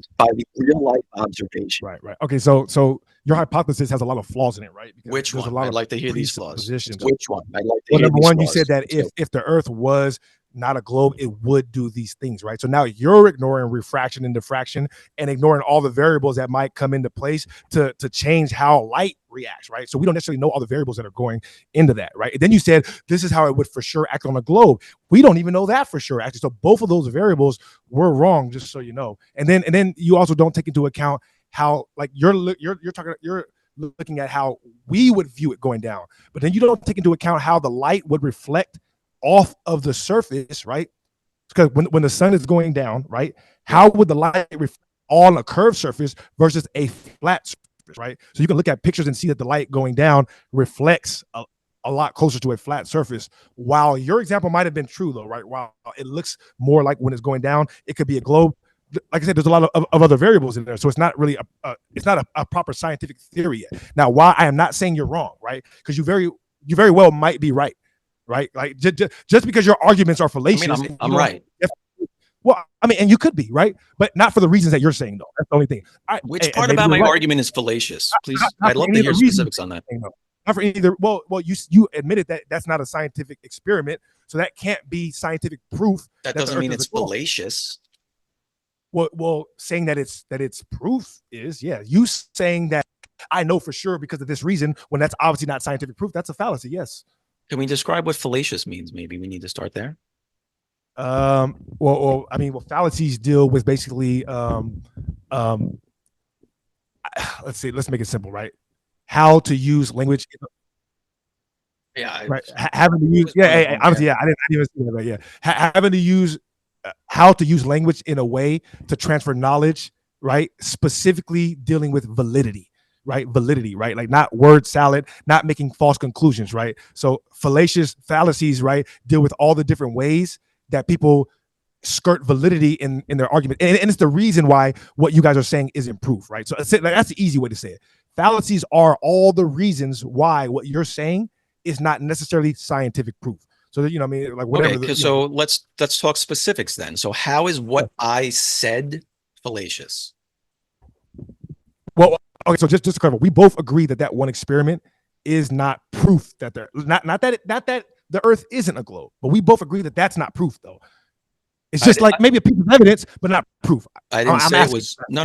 Well, yeah, I don't really remember claiming it was proof. Why are you guys so upset at my question? I asked. Just say no. I can ask whatever question. You can't tell me what questions to ask. God damn it! If I want to ask a question, I'm gonna ask. You don't need to. You don't need to. I asked. I didn't claim because I wanted to ask it because I want to because I'm a grown man and I could do that. What? Why are you mad at my question? Okay, I just said, so what I did was say if Earth is a globe, we would see this happen with the sun, and if the Earth is flat, we would see this happen with the sun. I didn't say it was like measurement proof of anything. Okay? Well, that's a false dichotomy, right? When you say that if this, then this for sure, without acknowledging all the variables, it's technically a false dichotomy, right? It's not necessarily a globe. I guess it could be like an octahedron or something, but it's not flat. Well, I'm not really getting into that, right? We're talking about your globe proof right now, right? It falsifies the flat Earth model that has the sun going to the northwest. I'm asking you, How does that prove that the Earth is a globe? I get you're trying to shift the burden of proof on me. Hold on. Why are you straw manning my argument? I'm not strawmanning your argument. I said word for word, right here. Word for word. I right? didn't say I it was said, proof how of the globe. I said it invalidated the flat Earth model. You said that. I didn't say you said that. This is my question I'm asking. You just said how is that proof? Okay, well then I'll answer your question. It does not prove a globe. It invalidates the flat Earth. That's it. Why? Why is that so hard? It doesn't prove a globe, right? So why are we talking about it? Because it works on a globe. It works on the globe, and it doesn't work on flat Earth. So we're not talking science. We're talking philosophy. All right, let's talk philosophy then. It's not a scientific conversation anymore. No, we had a hypothesis. That's not scientific proof. How is it not philosophy? Proof, though. How is it philosophy? Because you don't have scientific real language. I read your whole paper. I read your whole paper. Yeah, we are, because you think that if you don't have scientific evidence for something, you can call something a scientific theory or claim something is based in science. It's not based in science just because you have a hypothesis. I have a hypothesis that I don't know. I have a hypothesis that you're ugly. I don't know. That doesn't mean it's true. It doesn't mean it's scientific. Anybody can have a hypothesis. It becomes science when you do experiments. That's the barrier. So you keep saying things are scientific when it's not. You don't have experiments. You have observations, good ones, good observations, yes. But scientific experiments, no. That's my thing. I'm not the type of person that claims that the flat Earth. People who say that the Earth is flat, they know what size it is science. Who knows? Like, I will gladly lay it down when my theories aren't scientific. But I don't like other people trying to. Well, the Earth not moving is definitely a scientific theory because all experiment shows that. But us talking about whether or not the Earth is a globe, James Bradley, 1727. He proved that? Huh? You tried to find something I didn't read this week. You're talking about the experiments that proved that the Earth was moving, right? That's what you're saying?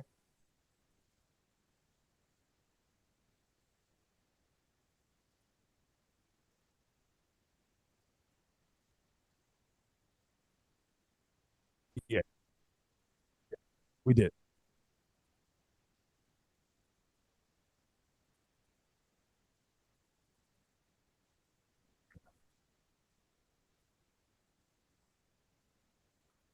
All right, okay, and I do have that written down right here, actually, right? And yeah, I had myself muted. I had myself muted to the live chat, but anyway, you'll have to figure it out, people, from context. Right. Well, by the way, though, right? Although that might have been maybe evidence, or in your terms, proof, right? But it's not science. No, not my terms. Or scientific. My terms. I didn't say proof. I don't claim. I don't claim that science proves things. That's you. You're a pseudoscientist. I am a scientist. I don't claim that science proves. So.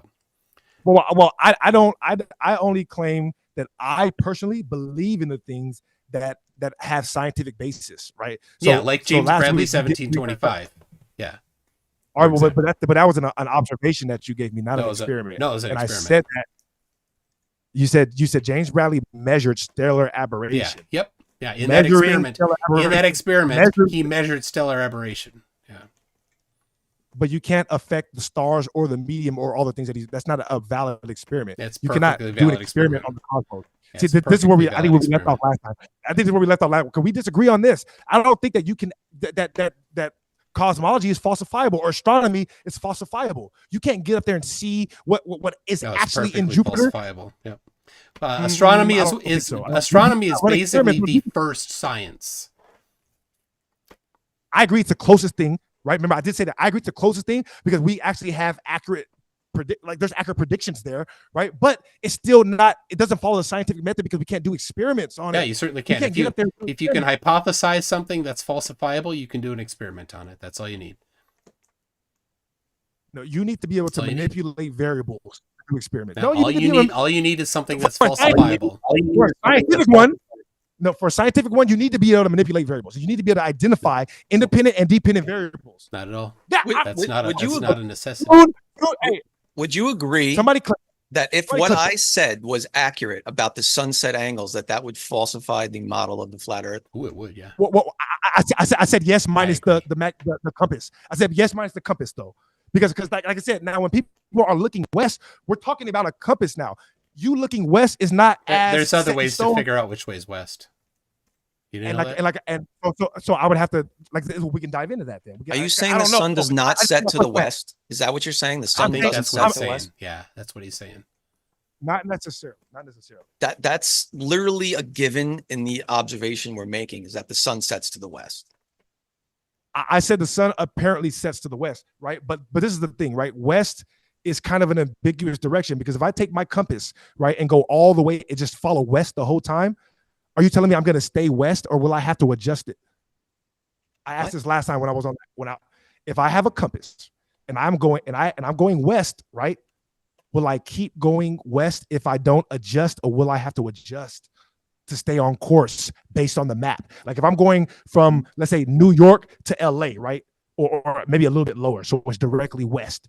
If I take my compass and I just leave it on west, will I ever get to LA? The answer is no. I have to adjust. Where did you start? If I start, let's say North Carolina, right? And I go straight to LA and I keep my compass on west, I will have to adjust, right? Because the compass staying on west is going to lead me in a curve. As far as I know, because I don't use compasses. No, it's not. So if you follow a compass me, west, I don't know if you'll get to LA, because I don't know what latitudes those two areas are on. You didn't give a specific, but you'll end up in California. Equal latitude. Yeah. As far as I know, right? You're gonna have to adjust the compass the whole time to make sure. This is what the magnetic declination charts are. Yeah. The magnetic declinations are you having to adjust, because if you stay west, you won't keep going west. That's what I'm saying. Because there's a difference between geographic. What? Geographic north is different than magnetic north. Yes, they're slightly off, so you need to adjust. Right?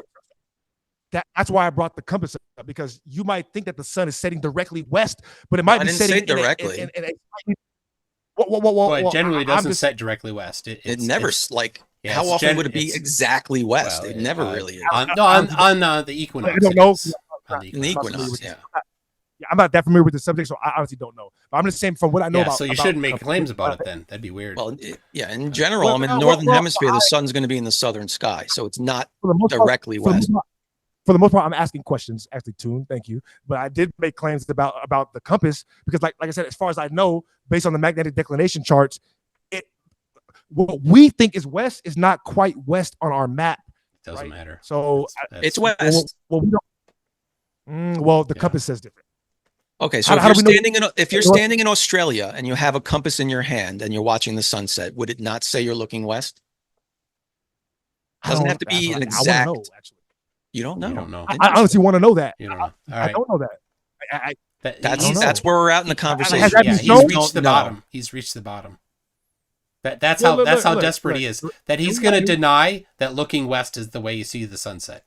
I mean, that's the bottom of the barrel of the flurf. That there's nothing left. There's no flurf. There's no down from here, Ross. This is it. There's no down from here. You are the bottom flurf that has ever existed. You're rejecting suns setting west. That's how ridiculous this is. All right. You want to end it? Or I was going to keep going. We got to make it exciting at some point too. So I appreciate it. I get it. Was getting a little bit boring. You feel me?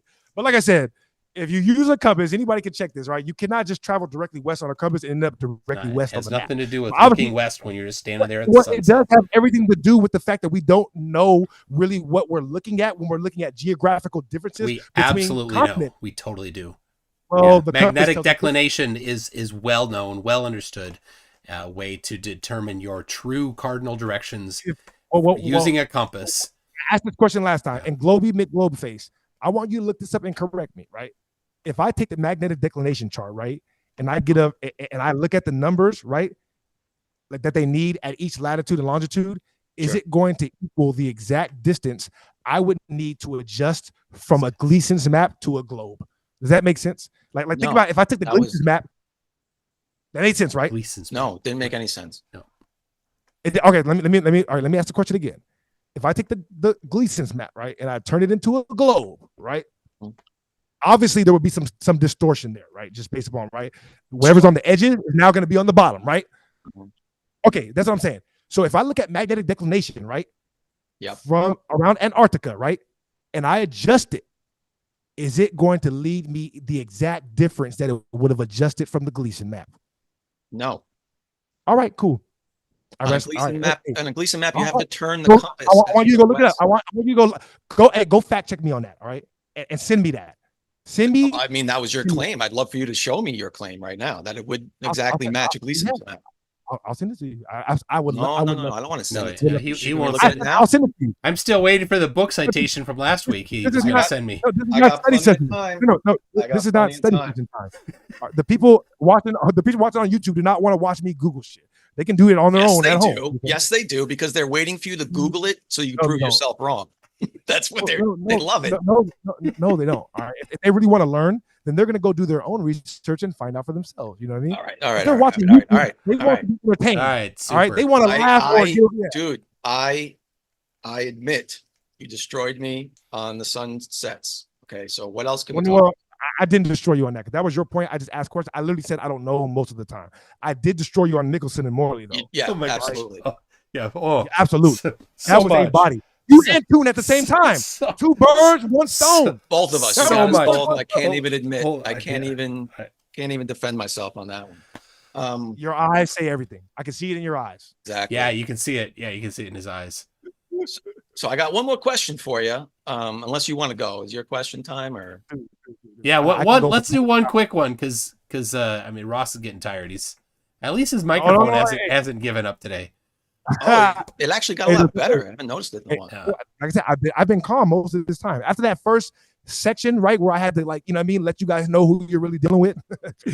I calmed down since then. I've been chilling. You know what I mean? Yeah. We're good. And Well, it's easier to calm down when you're winning, right? I mean, it is absolutely. That's your. I like I said, I get that you're trying to basically make it sarcastic, everything that you're saying, so people think that what is not true. But trust me, it's landing the way that I intended. All right. And I just want to say though that like even though me and Toon disagree on like our opinions on it, like as far as I know, like me and Toon don't really have any animosity besides that. You know what I mean? So I'm like, it's all good. Any jokes you want to throw at me, I'm like, you know what I mean? I will never take none of it personal. You know what I mean? No, I like your attitude. I'm going to be honest right now. I actually like your attitude. You're one of the, better flirts I've talked to. So I appreciate it. YouTube are a better grouping of flirts than TikTok.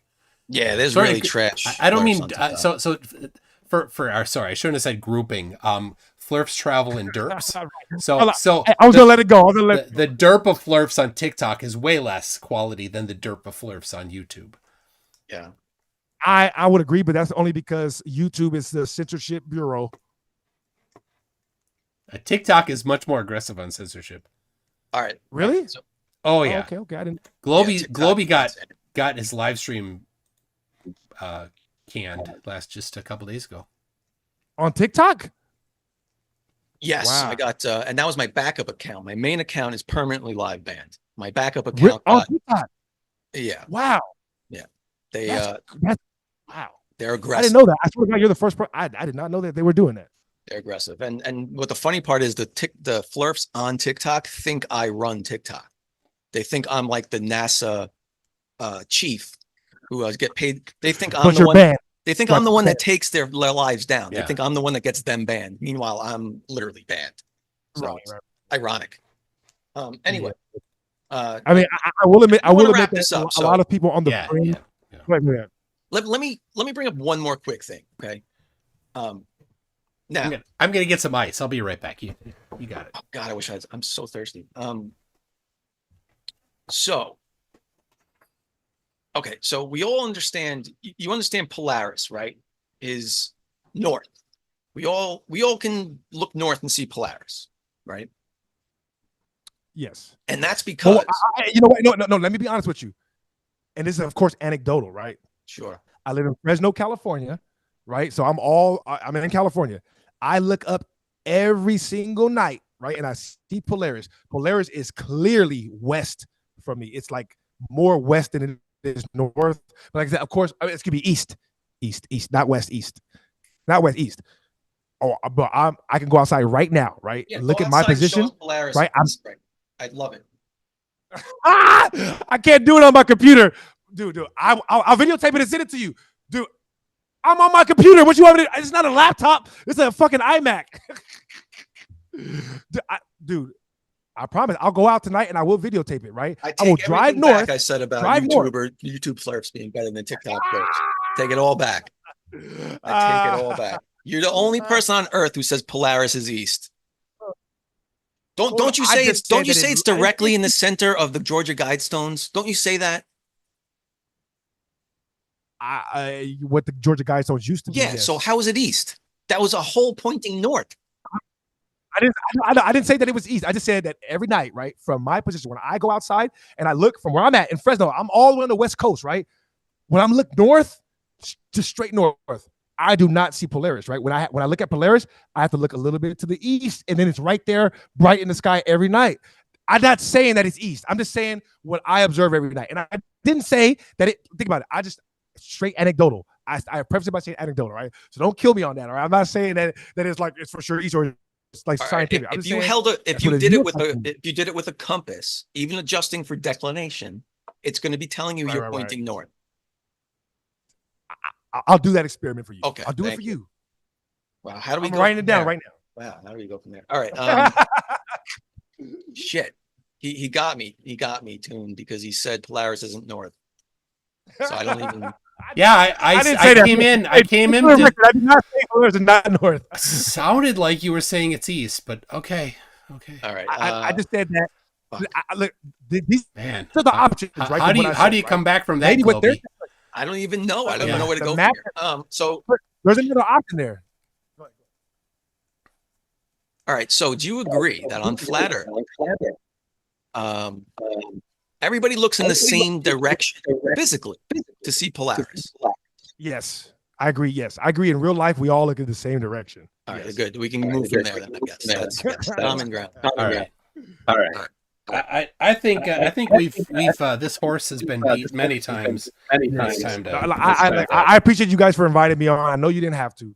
You know what I mean? So I do appreciate you inviting me on. Like I said, me and Toon, even though of course we get chippy and stuff, like I think we always have good conversations. We've had 3 conversations now. Never throwing a personal insult at each other one time. You feel me? And so that's something that I definitely hold in high regard. That's why as soon as I came on, I had to apologize to you right away when I made that mistake that, about, that accusation. So I apologize.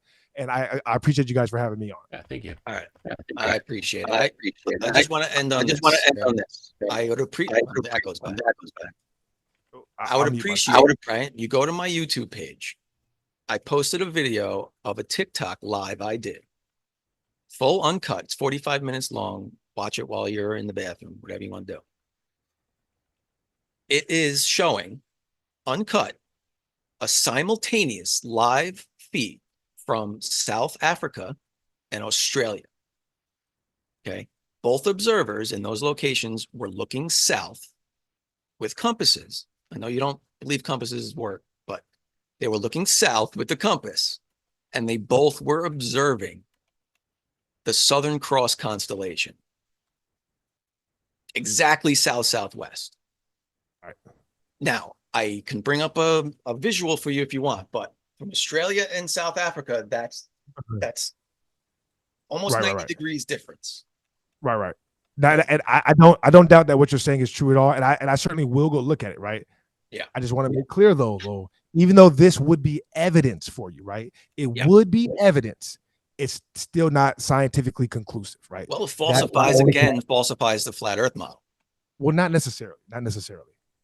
Absolutely, because everyone looks the same direction to see Polaris, but everyone looks the same direction to see the Sigma Octantis, which there is are the a lot South of Pole. other options there. It's not a true dichotomy. It's either this or that. It really isn't. Falsification, which is a falsification. Yeah, which is the most powerful thing that science can do. I don't believe you can falsify just through experience. I mean, just through observation, though. Yeah, I digress. My bad. I digress. That's an experiment. Well, all right, awesome. Thanks for coming, Ross. I'm glad you showed up, Ross. Thank you. Yeah. Thanks for being decent where Matt was not. So I appreciate that. I understand. You guys take care. Right. And I know me and Toon are gonna have a conversation at least one more time. But Globey, hopefully we get to meet again. You guys take care. Have a good night. Absolutely. Right. Be good. All right. Well, I got this. If you need to go run to get something, you go right I ahead. need to get something. And I I just got took a swig of warm vodka. I got this, which has never been opened. Wow. And it's not the small one. Look at that. it's, I'm gonna leave my Flurfy McFlurface hair here. I'll be right back. All right. Yeah, it's breaking ground tonight, people. All right. All right. I got a backlog of some super chats to go through here. Thank you so much, people. The support has been good. So, all right. CV McCullough said he's always a disgusting POS, unacceptable props. Talking about Matthew Hakim. Lewin Cuffworthen says, meep meep, good to see everyone around. Hope you're all doing well. Thank you for that. Siggy Sigwald says, I got here late, but can tell from the tone of your voice and the state of your hair that you're really pissed off, brother. It'll be fine. Hail Sagan. Thank you, Siggy. Yes, yeah.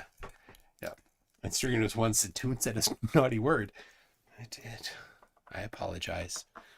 Cretan Bull says, you did the right thing. I'm proud of you, how you handled that, Flurfs. This is your community. A bunch of anti-Semitic, transphobic, vile people who think the victimization of children is fodder for insults. Well said. Yes. Better than I could have said it. Yep. That's how you say it. 2D Res Q Explain Stuff says, how about a new award? Worst Scumbag of the Year. We already have our first nominee. Yep. Just a Messenger says, got to insult to Flurf. Caleb says, it wasn't that bad. Doesn't mean much. Lol. All right. Let me, There we go. I'm just. I was starting to think you didn't drink. That's not the case. All right. I don't know how many that is. Is that a double or a triple? That is a large glass. That's all that matters. It's a tumbler. It's a Crown Royale tumbler that I got for Christmas. Here, I'll show you. That came in a party pack, didn't it? It came in this. This is where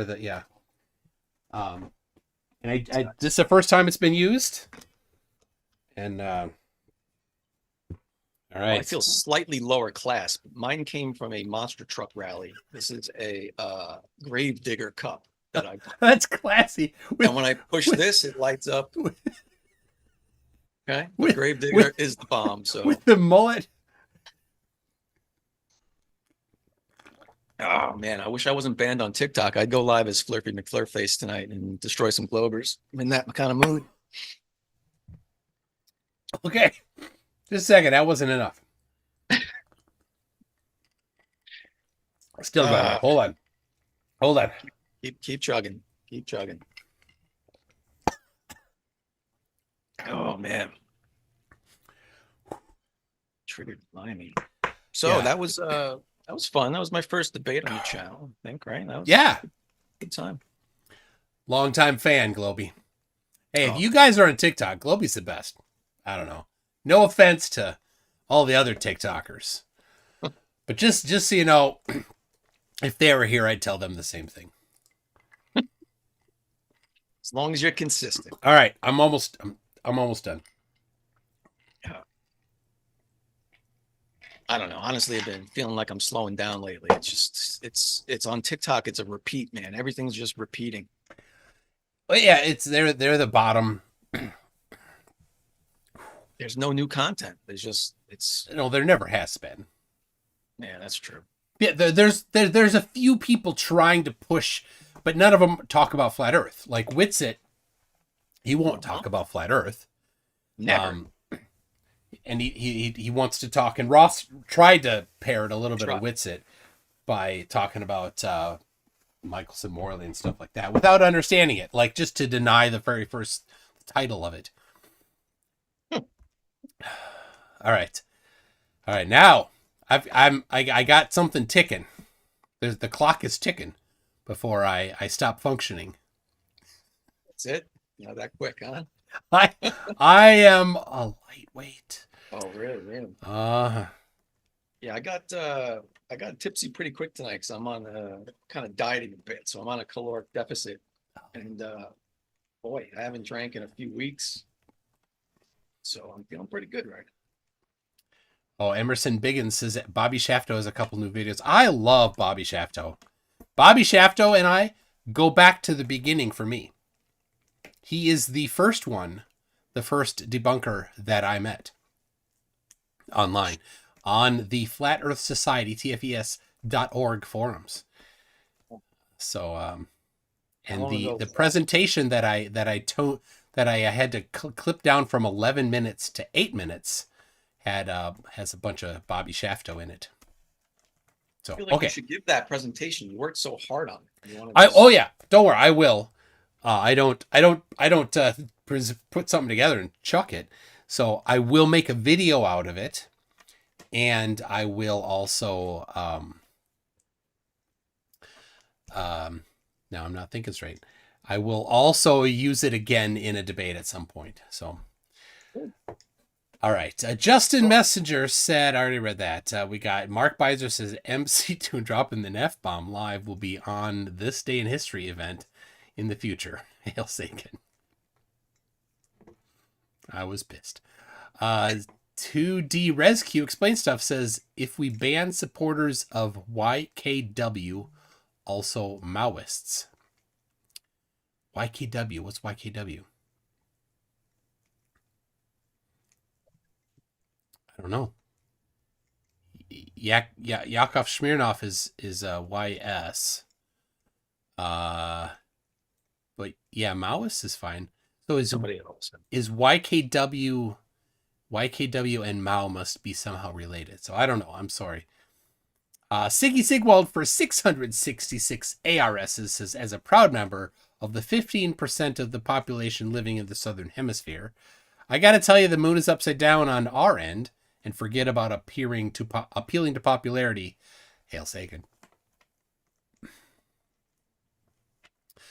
Matters Now said, got a link. We just finished our pre-show. That didn't even happen. And the after show, that is. I don't know if that's happening either. I'll check out after. Mr. E-Man says, oh no, am I late? Did I miss any flat earth evidence or measurements? No. Oh, don't worry. You did not. I tried to elicit some measurements from him, and he just would not. He doesn't. Well, flat earthers don't even know what measurements are. Clearly, which is my favorite new thing, is to ask people for measurements, and they provide me microwave observations or bullshit, right? They never can measure anything. That's why I put it in my presentation to open up, right? Yep. I'm going to give you measurements. You're going to show me pictures. Yeah. Yes. And he wanted to reject yours because it didn't control for confounding variables. When he had his observations that he called experiments, but then backed off of being experiments, didn't have control variables or independent variables or any of that stuff. It's the hypocrisy. It's the third law of Flurf. Yes. Which is they're pseudoscientists when evaluating flat Earth evidence and science deniers when examining globe evidence. I'll give him this. I legitimately shook my baby keys in front of him, and he didn't waver a bit. He had a really good attitude. I'll give him that. Yeah. I don't know if my audience knows the baby keys thing. I'm sure they don't. You'd have to be. You have to explain it to it just real quick.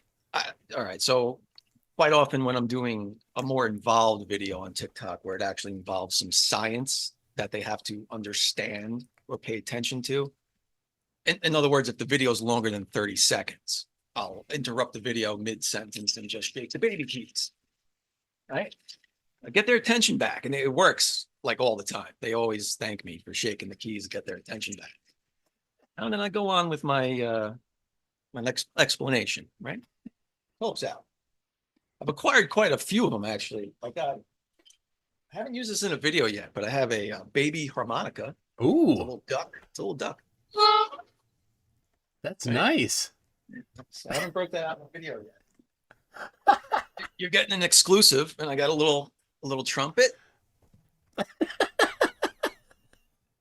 Yeah. Nothing came through, stinking Zoom. Turn off the if you go to your audio settings. Let's see, Mine? audio settings, and then What'd I do? Zoom background. There you go. So if you go to your audio settings, in Zoom, and then go to like see where it says audio profile, Zoom background noise removal. Oh, that stupid background. Or you can jump down to live performance audio or original sound for musicians. One of those. Oh my God. Hold on. I got to find the freaking settings. They're in the other window. Here we go. Audio, Zoom background noise removal. I'll turn that off. Ooh, I bet. Oh, now I hear a bunch. Yeah, now so now play the trumpet and then turn it back on.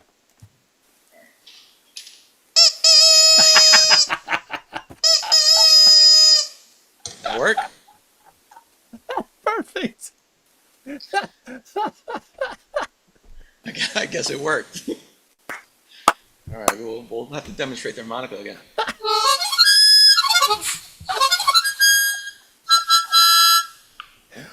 These are all going to be featured in my future videos coming up. So That's perfect. I love that. The trumpet sounds better. The trumpet is perfect.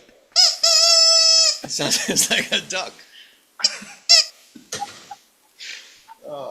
It was something else. I don't even remember what it was. I don't know if it's a Crown Royal or if that, but it's really funny.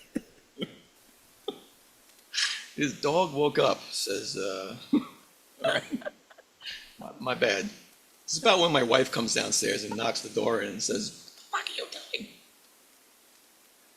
I've had that. She'll come in. She's like, she's already, the door's right there. She opens the door. She's like, her eyes. She's like, yep. Who are you talking to? Usually, it's 3 a.m. What are you doing? Oh, okay. All right, that was good. All right. So, won't tell your audience that I have a Caleb. You don't know who Caleb is, but this is only special occasions. Oh, that's great. All right, you got to put your audio back to how it was because there's nothing filtered now. What are you Okay. hearing? You There's just like I can hear the room noise and everything. I mean, really? Is that? That's a good mic. I mean, yeah. Order me all the mic off Amazon. Yeah. Let me turn that back on. All right. Mr. E-Man gifted 10 memberships, and then Siggy Sigwald gifted like 700 billion memberships. So thank you, Siggy. And then Siggy says, it makes me warm and fuzzy. Think of MC Toon Live writing 300 new names in the credits. Yes, 410 new members today. So last time Siggy did what he did, I had to make 2 columns on the thing. Hopefully the 2 columns still works. I'll have to update it after today. Icy Spin says Globey for the win with his live experiments. Thank you. I do pride myself on simple experiments to disprove morons on TikTok. Yep. All right. I missed one. So Coffee Breath says MC Toon Live. Here's tonight's dad joke. Oh, this is gonna be good. There are 10 kinds of people in the world: those who know binary and those who don't. Shit, that was a deep joke. Did you get it? No, it's too deep. There are 10 kinds of people in the world. That's binary. Binary for 2. Programmers got it. I knew it was some sort of nerd joke. Yep. Burnham says, isn't water always finds its level a hedged bet of a claim? Shouldn't it be water has found its level? I don't know. What do you think? I mean, that sounds like more of a philosophical question. I think we're nitpicking here, but I think the problem lies with the fact that they don't understand what level means. Yeah, they think it means flat. Yeah.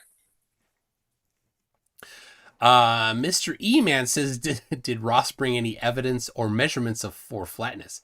He's silly. Yeah, Mystery I Man wrote is them down. silly. I actually took notes during his opening.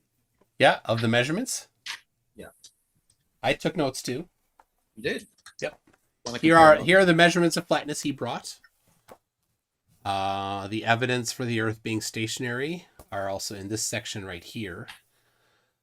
Can you zoom in a bit? I'm not sure I see. Oh, Yep, right there. Does that help? yeah. What do you have? Mine actually says Derp. derp. Oh, all right. Yeah. Yeah. It's backwards, but you guys get it. You sussed out more than I did. I'm upset I wasted that much ink, actually. Yeah. Ion, let's see. There are two hard things in computer science: cache invalidation, naming things, and off by one errors. You see, he said there's two things, and then he listed three. The third being off by one errors. You see? Your audience is on See what point. he did there? I write software. Right? There must be nerd jokes in your industry. There is, but usually it's making fun of software engineers. Well, all right.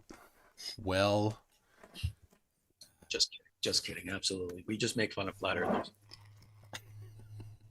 do you tell the people you work with? Do they Yes. Yes. Yeah, I actually I manage a group of 20 people, and I've told them what I do. Unfortunately, I probably shouldn't have done that, but it was just too amusing. So now I don't know if it gives them more respect for me or less respect for me, but I do advertise it because it's goddamn hilarious. I a lot of time I try to avoid it. Yeah. We were in, look at this. We were in a small town in southern Minnesota this summer camping. And I know one person from that town. One person, and I haven't seen this person since 2002. Right? And we're there this summer. We go to the grocery store, and he's like, he walks up to me, he goes, "Hey, you might not remember me, but and then he introduces himself. I'm like, we were talking about you. The one person I know in this town, and you found me at the grocery store." But all right, so my wife, and then we're talking what we're doing. He's like, "I do this," and my wife's like, "You got to tell him. You got to tell him." I'm like, "I don't want to tell him. I don't want." "No, you got to tell him." "I don't want to tell him." Told him that I do. Yeah, I debunk flat earthers. He's like, "Really? Do they exist?" They do. Oh, actually, I thought you were gonna go with he was the one guy that was a flat earther. Have you? No. Have you actually met one in real life? Yes. You have. By accident or? I know. Yeah, well, I mean, I won't count like going to an event. No, yeah, right. Not, that's but yeah, so I knew two people that were flat earthers pretty well. I did not know that they were flat earthers until after. This was about 5 years ago, so about when I was starting to get into it. Yeah. And it was very frustrating. It's part of what motivates me, because I think that it affected them. So, like, I taught one of their kids how to drive. This is like, I was close to the family. I mentored one of the kids, sort of. I went to a football game and different things. Try to teach him how to change brakes, things like that. Right. So I did these things and then I find out later, like, their mom. I'm like, wow, geez. And so I'm so here. This is what's crazy. I another guy I know that writes software. I do Ultimate with him, and he's like, "Yeah, I know this flat earther." And then a little bit later, he's like, "Yeah, my daughter is kind of interested in dating this kid that's a flat earther." I'm like, "What?" And then later, "Yeah, my daughter is dating this kid that's a flat earther." I'm like, "Who?" I know the kid. It's the younger brother of the one that I went to football games with for. That's the scary part, man. And that's honestly, that's why I started doing what I was doing, because TikTok is a kids app, literally for kids, teenagers, dancing, whatever they're doing. The fact that there's so much misinformation going on TikTok, Yeah. it's scary. TikTok lowered the bar for people to tell lies. You know, because you can communicate in meme form. Yeah, because 100 years ago, if you had a dumb idea, you could stand on the corner and tell people, and they'd say, "Yeah, shut up, we know." And you were limited to your region. You know, there's only so much you could do. And then newspapers, well, you couldn't get in the. You could write a letter to the editor, but then they could do pamphlets, right? Well, then the radio came along, and they tried to get on radio, but the radio guys are like, "Yeah, whatever," and just make fun of them. Then, you know, TV. No, you're not getting on TV. And they're limited to just mailing lists and pamphlets until the internet came along. Then they could do a little bit. But once social media lowered the bar so that the people that are dumb enough that they think the earth is flat could actually just press 3 buttons and go live, that did it. I did it. It takes 3 taps on the screen to go live on TikTok. Yes. That's how much it takes. Yeah. You don't have to, it's not hard to install. You don't have to set any interrupts so that your ISA card is correctly configured. Your mic doesn't echo. Right. All that is solved for them. They don't have to do anything but tap a button 3 times in the correct order, which some of them they, might not quite get, but eventually they figured it out, and then they can get online and they can talk about how much they like the mustached man. But the scary part for me is just the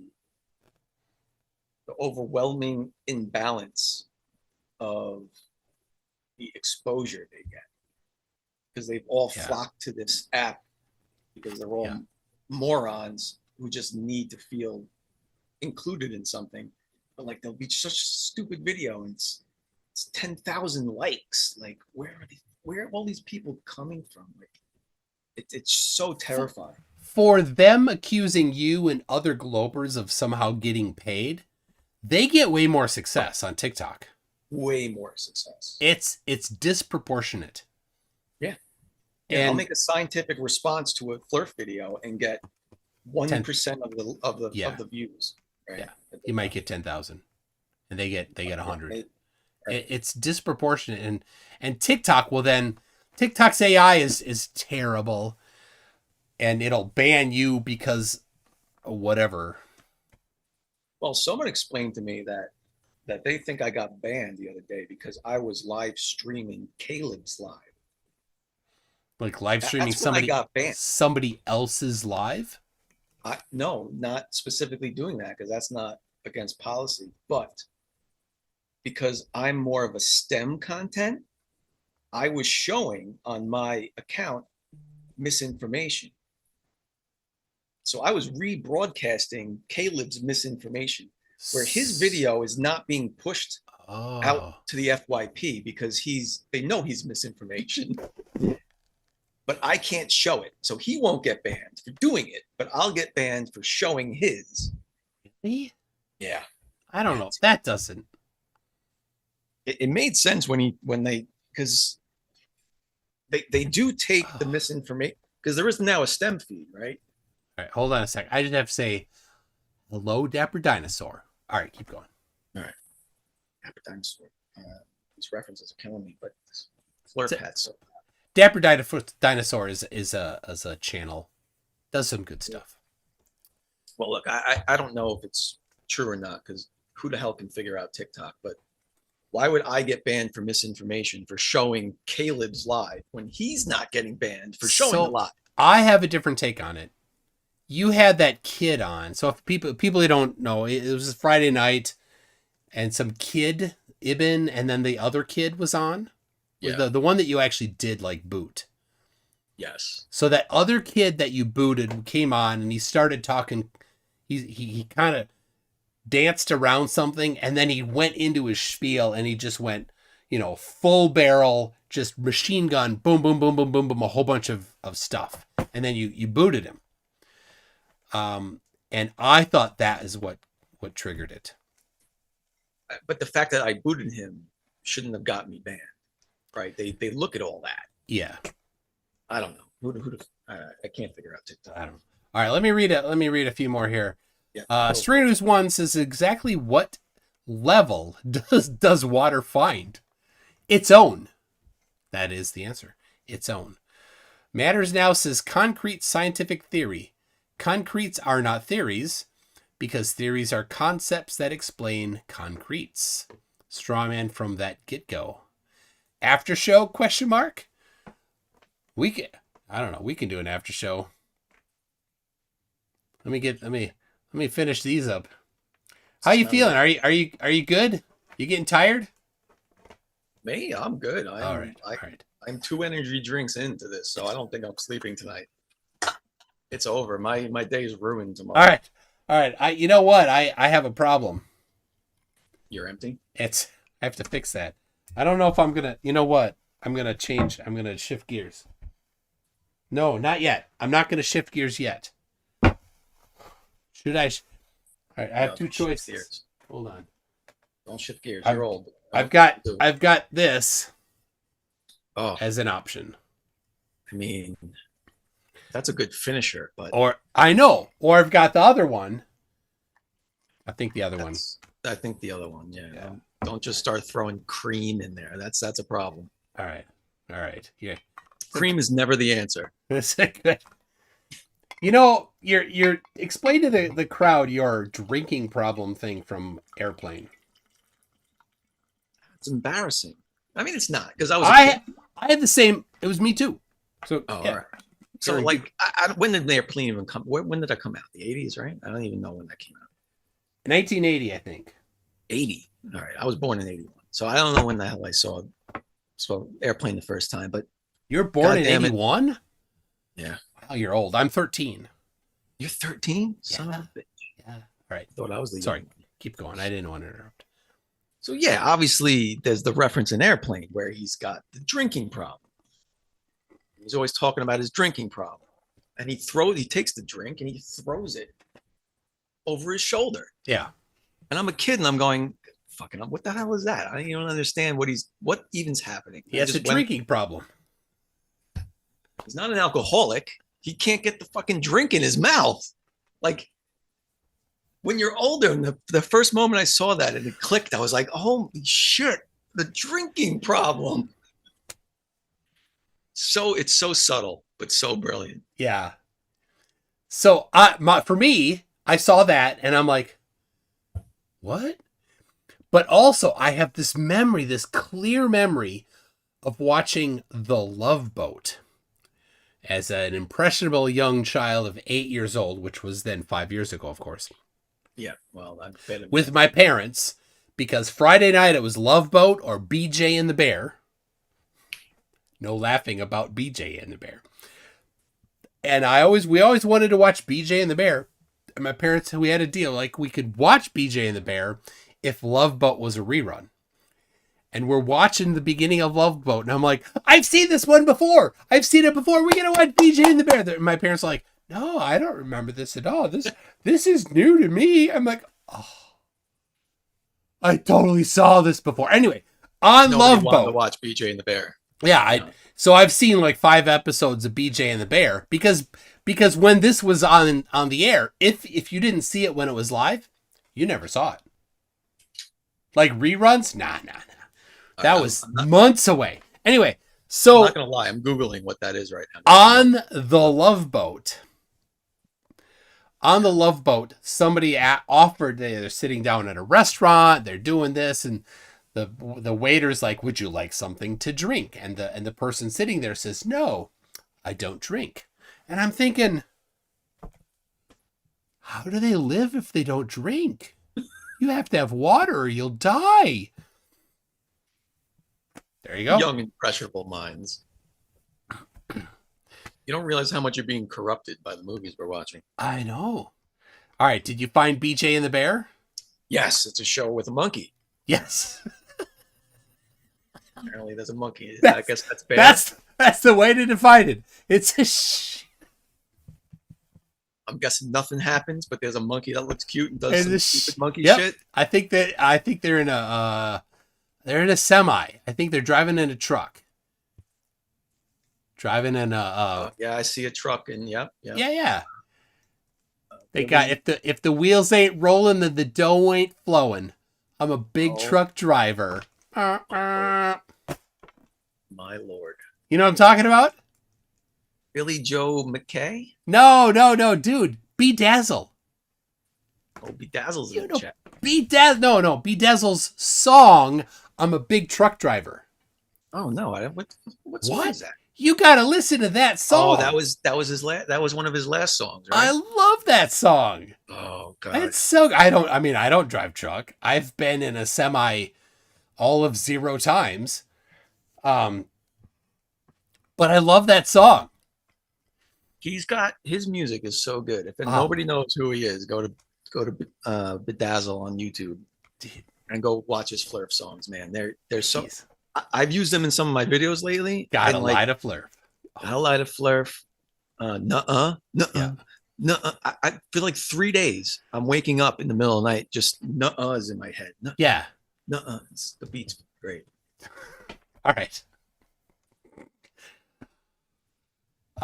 Gaming with everyone says, Ross, I'm a truth seeker, yet rejects all scientific evidence that disagrees with him. That's the third law of Flurf. Meridon for $20. Thank you very much.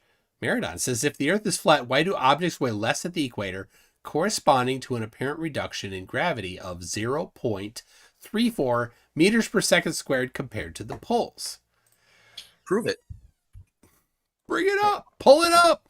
So I have a $10,000 challenge. You there though? Did you do the experiment? I have a $10,000 challenge to specifically to this, to predict the downward acceleration at different locations better than gravity. That's all you got to do is you got to beat gravity. I pick 3 locations, you pick 3 locations, and whoever's method does better wins my $10,000. It costs you nothing to enter, yet nobody has entered yet. That's because we can't claim to understand what God has done. Okay, and you're just making things up now, and you weren't there when you took those measurements at the equator, so you're just making things up. Absolutely. Meridon again says, if we can't do an experiment to show Earth's motion, then we can't use a pendulum to correctly predict your latitude? Yeah. No, you can. Yeah, he liked to cherry pick, but he didn't like my quote from this same book. I've read the whole book. Yeah, I wish I had that book there. It would have been. So, yeah. If I meet Globers, I give them a copy of this book. Like I go on Amazon and I order up used copies of it, and then if I meet somebody, I'll give you a copy of it. So That's nice. Very obvious he was cherry picking. Gowden's Raber, what made you so angry at the start of MDD? I was only half awake. Well, somebody accused me of doing something particular that I won't have. I won't have the accusation made of me. You'll know. It has to do with children. I was going to say sex with the globe, but all right, you go with children. Mr. E-Man says, Ross should try to focus upon bringing evidence and measurements, perhaps a model, as well as some testable predictions of that model. So the presentation that I had has a clip of, that I didn't get to do, has a clip of Feynman saying, the essence of science is you guess, you have a hypothesis, and you compare that to observations or experiment. Not just experiment, observations count as well. And if it doesn't match, then it's wrong.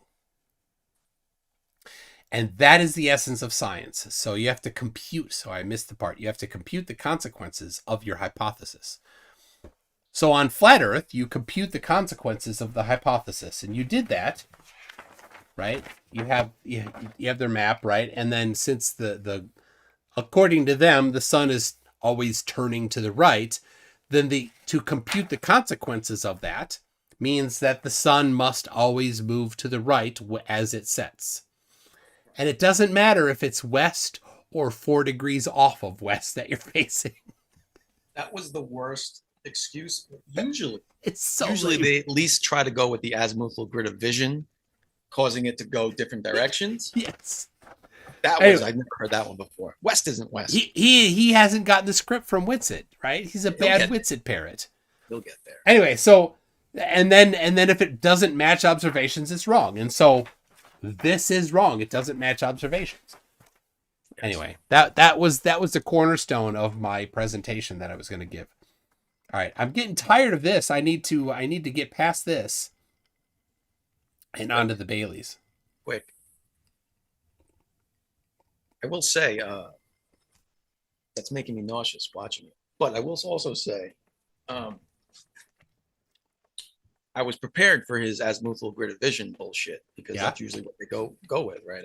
I have literal observations from the southern hemisphere when the sun is north and south of it, right? So, in December and July, right? The sun is past you, north of you and south of you. It still sets to your left. When you're in the northern hemisphere, the same thing. I got observations from there too. Sets to your right, right? So I was prepared for that, but he wasn't in that smart. It depends if they've received the script, and he hasn't received the script. It'll get there now. I'm confident that he will go objectively look into the Earth curve measurements that I provided. Oh, I love your optimism. It's cute. I think he's going to do it. So cute. Stringers one says Ross forgot to get some blades for his Occam's razor. Chris Hoffman says, can Ross give experiments proving atomic theory? What? He probably rejects atomic theory. So that won't go far with him. MK Ultra says, Ross, you presented zero evidence for flat Earth. According to your own words, that makes it unscientific. All right. God. I should not finish this.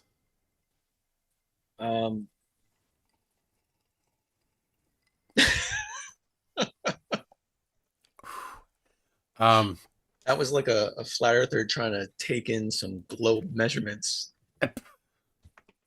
Just a tiny, tiny little sip. It wasn't tiny enough. I need more flat earthers in the comments when I come up here. Gary Little says, BS, VHF, UHF is dependent upon the curvature to work. Explain all those TV stations not interfering with each other in 1955 broadcasting 50,000 watts of power. So, all right. So your diffraction stuff, that was good. And that's definitely part of it. It's part of it. Yeah. They never consider that part. No. And he did not know what diffraction was coming into it. So, but he then boldly declared that diffraction was too narrow, whatever that means, for microwaves. Well, yeah, the observation is longer than diffraction predicts, but I don't know what diffraction is. Yes. So the other thing is tropospheric ducting. Yes. That's the other one, and of course that is part that is okay. Do this for mine. Yep. All right. Total internal reflection. Cretan Bull says Ross is the world's worst truth seeker, as he finds is things that are not true. Ross, start doing the actual opposite of what you're doing now. I have to say, I was hopeful on YouTube that truth seekers were actually searching for truth. Turns out it's the same as TikTok. It's Badger's Law. Yeah. Badger's Law states any website but of course it maps to YouTube and TikTok. Anything that has truth in its name is very much not interested in truth. It's the exact opposite. Yeah. Yeah. Renier Franz Prinsloo, I hope I pronounced that right, says, tell me you don't understand science without telling me you don't understand science. And that's both Cretan Bulls and Renier's 5th super chat. Thank you very much to both of you. Medicinal Mass Media says, debate on a legit platform next time, bro. You know, you make a good point. I'll message you. Hey, set it up with that's Demon Stride on the MMM channel. Set it up with I hate to say it, with I can't remember his name now. I think I know why I can't remember his name. Give me signs. I write it down. Flash a card. James. I don't know sign language, by the way. I just know letters. So all of that stuff was made up. D-Mock. Set it up with D-Mock. I want to debate him again, but have it be moderated so he can't act the way he acts. That would be amazing. Siggy Sigwald says, I thought it was at Globey who was debating the Flurf at MC Toon Live moderating. What is going on? I tried to stay out. I mostly stayed out, didn't I? You did very well. I would not have been able to stay out as well as you did. Let's put it that way. You jumped in a few times, but you did very well. He did address a few things to me. He did. His entire opening was addressed to you. Yes. So yeah. And to let it be said for the record. Let the record show, as he said. Let the record show. None of his evidence had anything to do with the shape of the earth. No. I've been drinking kind of heavily tonight as well, but I don't think I needed assistance jumping in.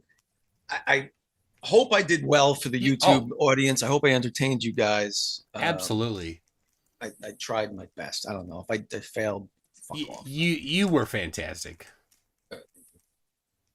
I do tend to harp on one point too long because I love hearing them repeatedly deny the same thing over and over again. That's valuable. It is. It is. But in my last debate, when I was with, Globman and Blitz, Dr. Blitz is like, I was trying to harp on one point to get them to trap themselves, and other people are trying to move on to other subjects. I'm like, man, it's not how you work with flat earthers. You got to let them trap themselves. Yeah, it's art. It's art. Yeah, it's art. Yeah, they're painting a tapestry. Yes. Weaving a tapestry, and you just need to let them go a little bit. Let them put into the tapestry, like it's embedded in there. They can't unsay these things.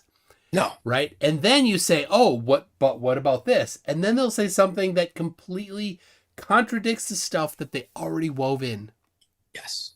And everyone watching will see that, except for the flurfs, because they just want to see what they want to see. But everyone else gets exposed to the nonsense, right? He was trying to justify my Southern Cross observation, right? When we did that multiple continent, right? Simultaneous observation. He was trying to refute that by showing a flat 2D map of a globe, the bottom of a globe, and he put arrows on it, flat, and said they can't possibly look south-southwest, both those people at the same time. But I don't know, maybe turn your arrows in 3 dimensions and point them outward. Yeah. It's still south-southwest. Yeah. It's not southwest. It's still the same. But like, he had too much of a platform to just show that and move on, and nobody could refute it because there was no opportunity to refute it. But yeah, it's horseshit. So Ken G the original, the OG Kenji, good guy. He was so I had him set up. So he's my webmaster. So he can edit my website, and so he was going to edit the things that we present as evidence during the debate live, because I can't post links on Modern Day Debate website or Modern Day Debate live chat. I can't post anything on Modern Day Debate live chat, actually, because I'm blocked on there.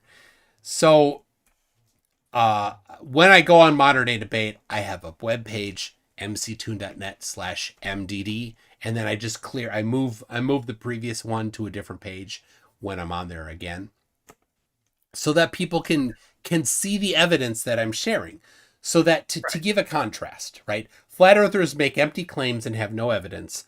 We have evidence over and over and over and over and over, just links and pages and lists and citations and tons of evidence. Yeah.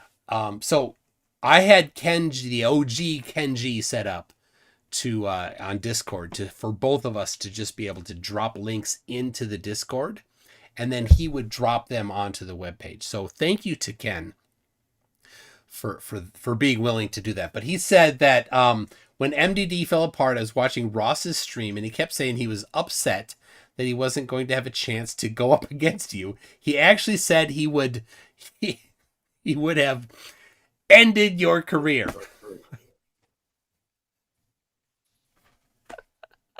I love his confidence. It's so cute. Oh no, it's not cute. I'm sorry. It upsets me. It actually upsets me because he literally, at the end, I was being completely sarcastic, right? Obvious. Oh, to yeah. Any human being. He thought he was serious. He thought I was serious. He literally thought he was winning that, and he was embarrassing us. The denial is so fucking unfathomable. I don't even understand. I'm sorry for cursing. Justified. Okay. I did this. That's respectable. Oh my gosh. I didn't have a big dinner. I hope you don't have to get up in the morning. I had a small breakfast, a small lunch and no breakfast. Breakfast. A small lunch and no breakfast.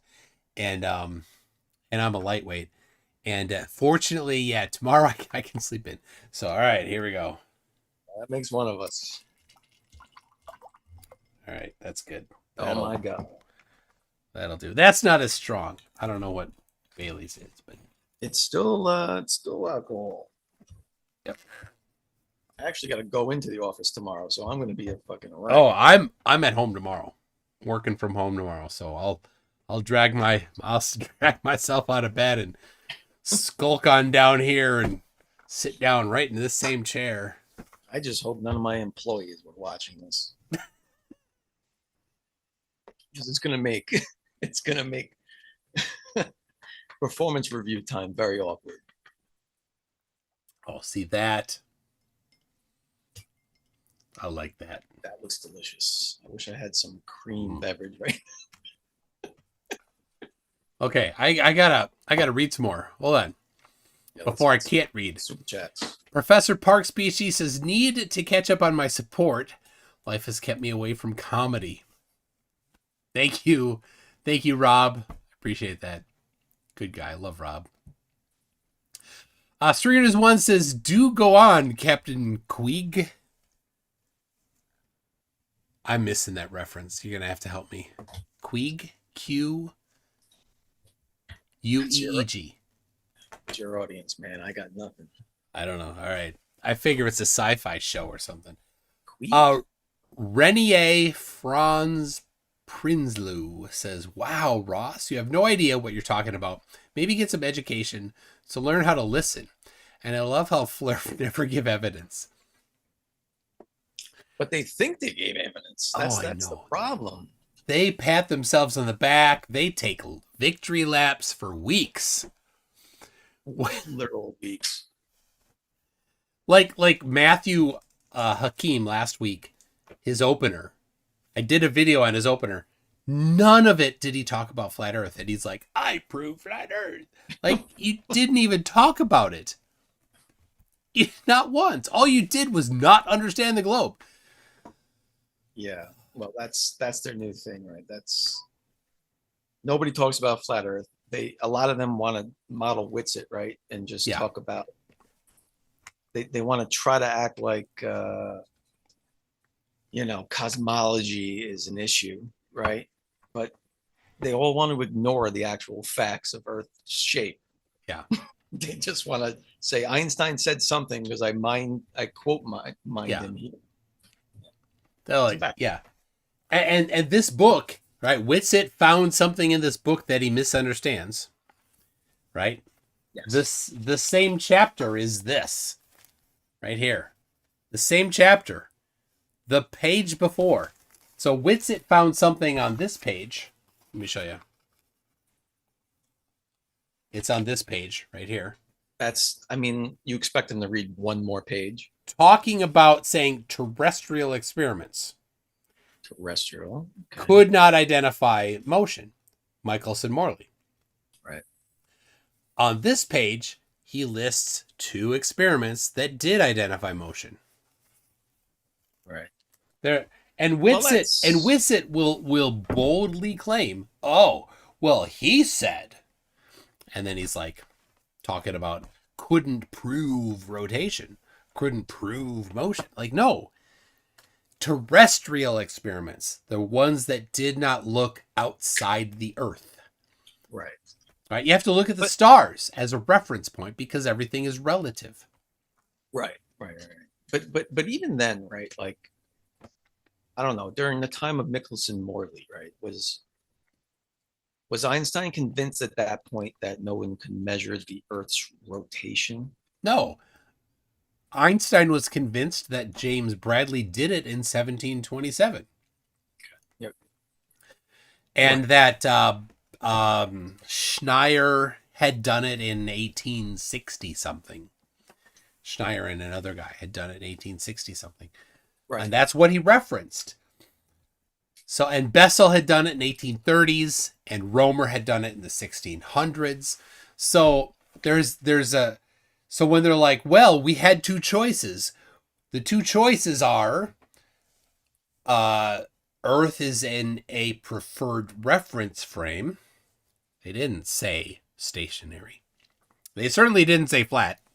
Right. Or these multitude of experiments, centuries of evidence were wrong. No, they're like, no, that's not an option. This one experiment doesn't falsify multiple centuries of experiment in multiple different types of experiments. You don't throw out that for one experiment in favor of the other direction lightly. You say, well, obviously we're missing something. But if you're trying to confirm your bias, you might try to twist the results of an experiment in your favor by misquoting it and mislabeling it. Yeah. Right. Yeah. Okay. All right. Serena's one says, this is good. Gossiping about science is not science. And I got a little heated with Ross when he said that he wanted to talk about experiments and then went right to quoting people, not talking about experiments. Well, and when you did want to talk about experiments, what did he say? It's not school time. He didn't want to talk about it. As soon as you said, let's talk about experiments. Oh, no, we can't talk about experiments. Well, every time I asked him for a reference, he said, we don't have time for that. Everybody can go Google it on their own, is what he was fucking saying. Okay, that's not how this works. You're making claims. Yeah, well, nonsense. and last week, and the time when he was on Modern Day Debate also, he made it clear that the experiments that he references, he never actually read. You mean he never read? He never read Michelson-Morley. What are you talking about? Yes, he did. He knew exactly what an interferometer was. Because when I asked him what it was, he described it perfectly. And then I asked him what a laser ring gyroscope was, and he understood what the Sagnac effect was, because I asked him what that was. But yeah, he owned us on all that, clearly. I think. He said he did anyway. I'm not sure if he did. He said he took a victory lap. I'll have to rewatch that, I guess. This is, at this point, this is straight warm vodka. I'm out of a mixer. This is just, it's empty. There's no ice. I'm gonna vomit. This is just straight warm vodka. I'm just gonna keep going. It's a good thing I don't have to drive until Thursday. Oh, God. I have to get the kids on the bus in the morning. All right. Okay. Siggy Sigwald for 666 ARSs, Argentinian reals. Says, I gotta give you money because this is by far the best fire dumpster. He didn't say dumpster fire. He said the best fire dumpster ever on this channel. Give some to Globey for beer. NASA doesn't pay me, so send some my way. I'll hook you up for beer. Sweet. I don't even want beer. I just want what I like. Should I have some gray duck sent to you from Minnesota? Yeah, go ahead. You know what gray duck is? No, I don't know what gray duck is. Should I? All right. In Minnesota, we do not play Duck, Duck, Goose. Do you know what we play? Is this a riddle? No, this is real. We play Duck, Duck, Gray Duck. That's really what we play. All right, so I'm too drunk for this. Go, just start from the beginning. So get me on this. Follow along. Duck, you can go around and you can say duck, duck, red duck. You can tease. What? Purple duck, plaid duck, green duck, gray duck, and then you run. Right? You see the tease that you could do? It's so good. So good. We don't say goose. We say gray duck. So it's like almost the word, but not. You're messing with people. Yeah, it's brilliant. We play gray duck, duck, duck, gray duck here. And so, like, there are a bunch of things here that are called gray duck. The the University of Minnesota Ultimate Frisbee team are called the Gray Ducks. Oh, all right. So you guys are making it your thing. You're making it. There are stores called Gray Duck. Anyway. All right. So you took it too far. You took it too far. Is what you're saying. Where was I going with this? I have no idea. Oh. So there's a brand of vodka you may have been familiar with. I don't know if maybe it's kind of a fringe, not well-known version of vodka called Grey Goose. I don't know. Yes. Maybe in the chat, have you heard of Grey Goose? I've never heard of it. Never heard of it? Okay. Anyway, well, let's imagine that you'd heard of it before. Okay. Anyway, so what would be a funny twist on the name Grey Goose for Minnesota? Grey Duck? Grey Duck. So Grey Duck is a vodka made in Minnesota. Holy shit. I'm so smart. I'm like flirt smart. So, all right. I'm going to have to send you a bottle of Grey Duck. I definitely need that. I need to go live while drinking Grey Duck. Because I don't believe you it exists. All right. I think I should cut myself off. Oh my gosh. Vodka for posers. Wow. People hating on the Grey Duck. What? I don't. What's he referencing though? Is that Grey Duck is a dish left out on the counter too long? Look, you guys got some haters up there. I don't know. I mean, that's OG Kenji. That's my man. Oh man, and he's going after me. I don't know why. He's turned on you hard. Maybe he's a Ross fan. I think he's maybe a Ross fan. String gray duck down in Lake Street. Wait, Al Khwarizmizmi, who is algorithm, says, do they serve gray duck down on Lake Street? I'm sure they do. I'm sure you could go down on Lake Street. The good bars are not on Lake Street. The good bars are one street north on Lagoon. Oh, Lagoon, where it's at. You could go to, it used to be Cowboy Bill, but that's closed. There's the, oh my gosh, I'm not even remembering the name. There's one called the Pour House, Pour House, Pour House. That's on Lagoon. I get it, like pouring a drink. Apparently that's a good one. There's one called the, it's something about the balcony, like all the partying happens on the balcony. I only know this because I used to drive Lyft and Uber, not because I went there. If I go there, it's White Bear Lake. So I will be there on Friday night, by the way. White Bear Lake. White Bear Lake. What's that? I will be. That is. So if anybody is interested, here's some fringe knowledge for you. If anybody's interested, I will be in White Bear Lake at midnight, and on Friday night. And if you want to find me after midnight, their best place is called White Bear Bar. I will be playing pool. There you go. Walk up to me in there, say, "Hey, I found your fringe knowledge useful."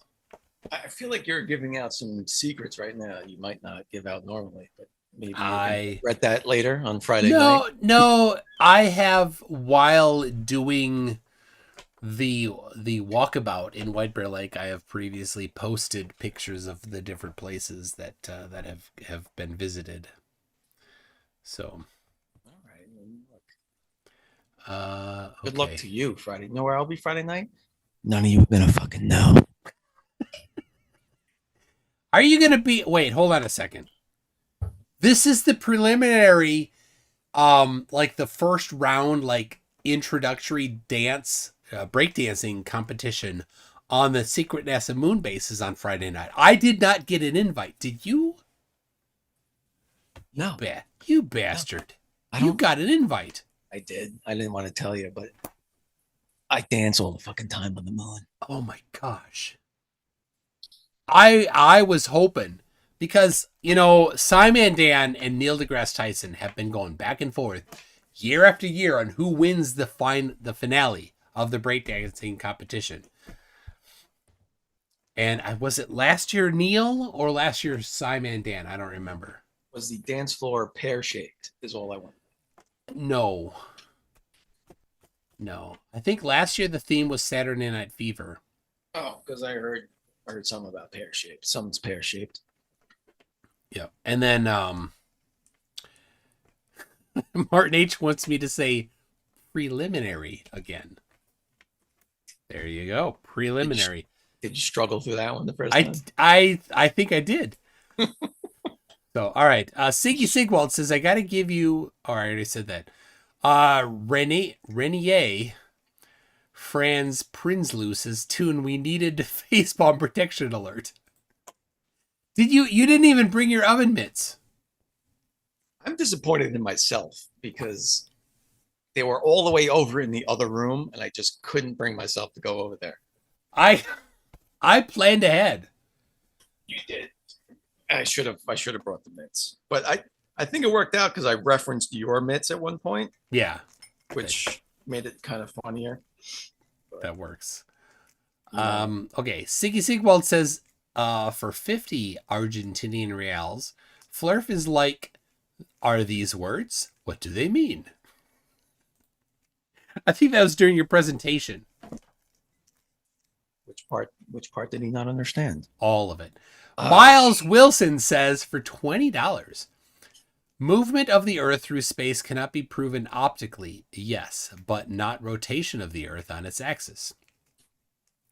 Gyroscopes can prove that optically. If Ross had taken his prejudiced eyeglasses off, he could see it. Well, even mechanical gyroscopes, right? I mean, I love Yeah. telling flat earthers to Google what transport wander is, because they have no clue that even mechanical gyroscopes need to be adjusted for the rotation of Earth. It's so sad, but it's amusing. Yeah. Okay, Siggy gives 3 in a row. He says, ooh, yeah. Someone asked for measurements. And then he's gifted 50 more live memberships, and then another 50 memberships. Thank you, Siggy. He's so good. C.V. McCullough says, this is the saddest thing I've seen. He's about his fans and money and will not learn anything. I feel sorry for Ross. He can't see his own deficits. Well, I mean, this wasn't for Ross. We all understand that. Even his followers watching that should have been embarrassed for themselves. But there were denial strong. Apparently, there were all of 15 people watching his live stream, and 15 people. 15, yeah, human beings, living, breathing ones. Like to talk to their parents. Yeah. But well, I would imagine that a few of them were members of this chat. I'm sure they were. How many were actually Ross fans? My guess is like 2 or 3. But he was so confident. If confident got you subscribers, he would have 1 billion. So he was, him and the other, the douchebag Matthew. They're YouTubers. He's got a YouTube channel himself. Yes. Yeah. What a shame. Yeah. All right. MK Ultra says, Ross, no experiments saying it's beyond the defecation limit. Hold on. Defecation. I've crossed my defecation limit tonight already. No experiments saying it's beyond the defecation limit. That's what he wrote. That's what MK Ultra wrote. I'll tell you one thing. If you're going to measure it, you got to have wet wipes while you're doing it, because dry wiping, not the way to go. Wet wipes, where it's at. That's how I exceed my defecation limit without when my head moves, things spin. That's not science, Ross, according to you. Siggy says, again, I love Siggy. Says, I wish someone asked Ross, WTAF are they? Who are they? The nameless, faceless they. That wasn't English. Speaking of defecation, I got to go relieve myself. All right. Enjoy your... I'm going to enjoy it a lot, actually. All right. I am, I just got to say, it's getting harder to read these. Vikanuk says, I am smart. I am smart. I am smart. SMRT. I mean, SMART is the vibe I'm getting from this guy. Good Simpsons reference. We use that at work all the time. I'll be reading in some comment of some code, and I'll find, oh, I thought I was SMRT writing this, but turns out I wasn't. I fixed this bug.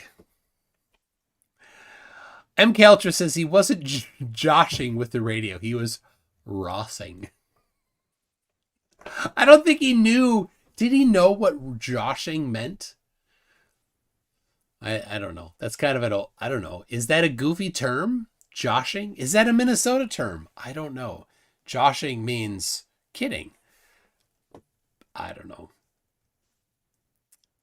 Oh, Punchy. Oh, I love Punchy. Mr. E-Man says, so that MC Toon Live can provide Ross with a participation award. Yeah, so the $5 super chat was so that I can send him a participation award. I'll send him a GIF on Instagram. And I mentioned I used the participation award or participation trophy on Facebook a while ago, or not a while ago, a couple days ago, because you think about this, the flat earthers that think they're smart but are not are definitely participation trophy people. What are you pouring yourself? Hold on a second. Nothing at all. Hold on. I'm cutting you off. What's that? What's that? It's a little Coke Zero. Cut it. Oh, Coke. With what? A little vodka. Okay. Been doing vodka all night. Oh my God, what's in that thing? This? That water? That's got to be water, right? This is Toonshine. Well, I need scientific analysis of what's in Toonshine. None will be forthcoming. Oh my God. This M. Keldra says, someone measure Ross's lip motion in relation to his brain activity. There's a disproportionate number there. Siggy Sigwald says, refraction. Change in direction of a wave passing from one medium to another caused by change in speed. Diffraction. The spreading of waves around obstacles. Siggy as a service. Nope. They're the same thing. I learned that from a flirt tonight. He got so confused when you brought up diffraction. He had no idea what to do, how to respond. He was why like, I brought that up. What I knew he'd be ready for refraction because he was all geared up for refraction. I knew he had no idea what the fuck diffraction was. So good. Oh my God, it's my favorite. Skatin' Foo 15 says, ask Globey when his ban is lifted on TikTok. Oh, that will be the day after never. My Globey McGlobeface account will never go live again, although I am trying. Professor Nixie, which you probably know, right? Oh yeah, he's awesome. Yeah, he's trying to use his contacts to get me my ban lifted. No success yet. For reference, I'm a little fanboy here. Ooh. Professor Nixie contributed to the source code for OpenSSL. Did he really? Oh yeah. Well, so he says. I'll take him at his word. If that word is true, he's a liar. Then I'm a fanboy. If it's not, then no. But yeah, OpenSSL is the foundation of the internet. Yeah, he doesn't strike me as a liar, so I would. I am not kidding you when I say that every single one of you uses OpenSSL every single day. Yeah, I had not heard that.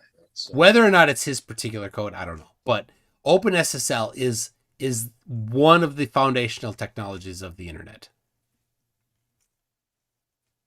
You are really geeking out on me here with this coding. That's an understatement. It's a big deal. Yeah. That is an understatement. Seriously. I never heard that though. Where'd you hear that? OpenSSL is what all of the encryption of the not all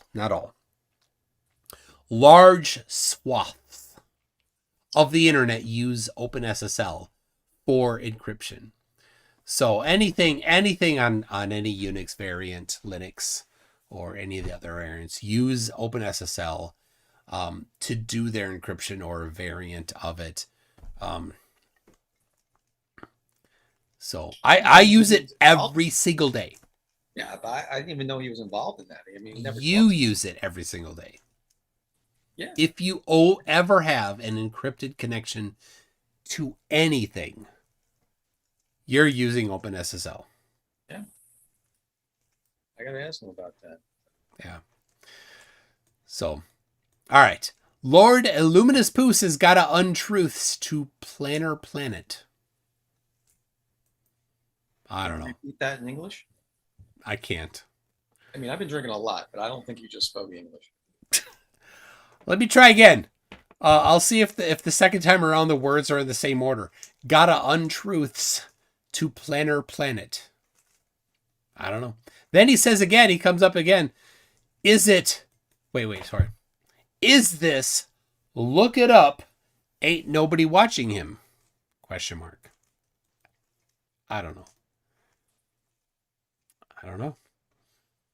Wilco 1985 for $5 says, as an extra class ham and military operator, I could tell you that there are many things in the hobby that prove the globe, the ISS, SATs, etc. Dash KD2PSB. I'll take that. It is his ham ID. Look, he might have paid $5, but also he's completely wrong.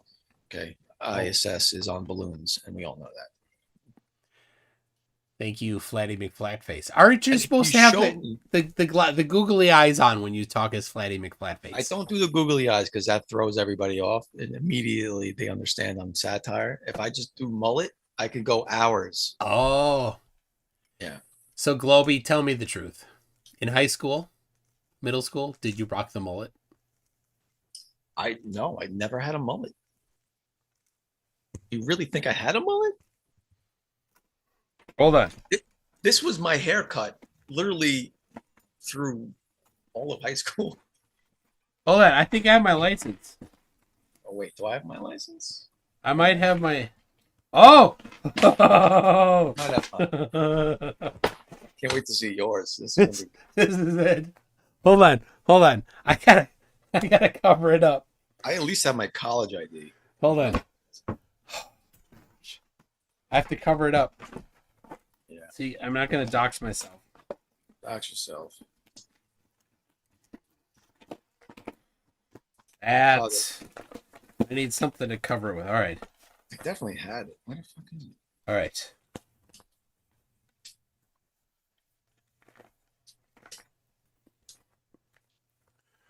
Bet you don't have your All right. Blockbuster card, though. All right. This won't come through well, but there it is. Mullet tune. Focus tune. It can't because it's fixed. I fixed the focus. I turned off autofocus. Oh, you fixed the focus? So you can zoom in. There's mullet tune. Oh my God, the mullet. Your parents let you out of the house with that? My senior picture has a mullet. Oh my God. So I wooed my wife into marrying me whilst I had a mullet. How on earth? You know, your wife might have more problems than you. I'm just gonna say it right now.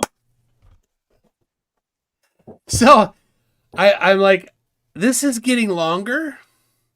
I don't know. Maybe I should just go full 80s metal hair. The mullet's back. I mean, I'm not even gonna lie.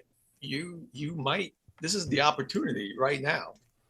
Yeah. To rock the mullet. I could do it. I might rock the full. I mean, I could be Michael Slaughter. Is that his first name? I'm guessing that his first name is Michael. The singer or the guy for which the band Slaughter is named. I'm also guessing that he had long hair. I don't know. I mean, you made most of that up, but we'll just go with it at this point. It was all made up. All right. I'm more upset I can't find my license. I thought I still had that shit. All right. Slaughter Band. Hold on. I'm looking it up. Members. Mark Slaughter. So not Michael Slaughter, Markle Slaughter. Markle Slaughter? Well, yeah, right? I don't know. And he has long hair. There you go. You're making shit up. Look at that. Oh, yeah. Well, it's blurry, but okay. There it is. Student ID. And you just, you showed us that you live in New York. Oh my God, I live in New York. Nice. No mullet, though. No mullet. Yeah. You are something special. How did you manage to woo your wife without the mullet? I don't know how anybody could have done it. They ask her. I don't know that. Yeah. I thought it was bad enough I was wearing a wife beater as primary attire with a chain and a leather jacket. That was bad enough. And how many people can say they still have one of these bad boys? No way. Yeah.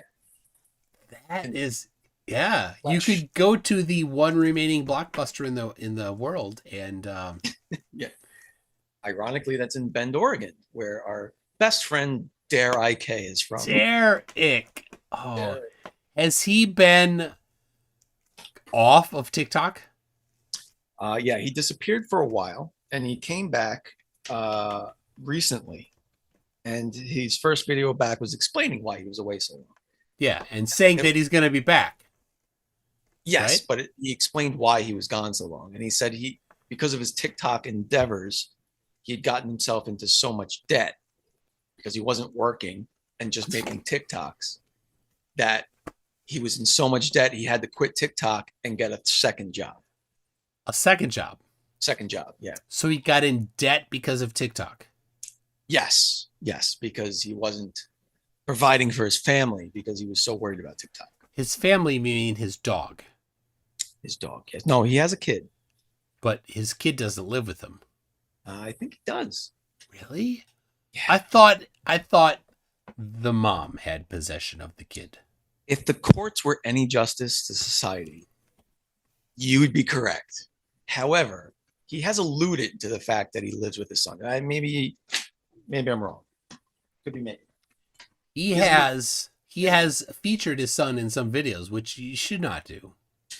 Don't put your minor children in videos. Was it the video where he was talking to his cup of water, saying that if you talk nicely to your water, it will react positively to your body as you drink it? That was not it. Oh, no. Goddamn, I feel so bad. I still can't. I love your spoof of this, but Derek was the one who lost the moon. Yes. He had at one point in the day he looked out and he saw the moon, and then later he did not see the moon, so he drove around town. All over town.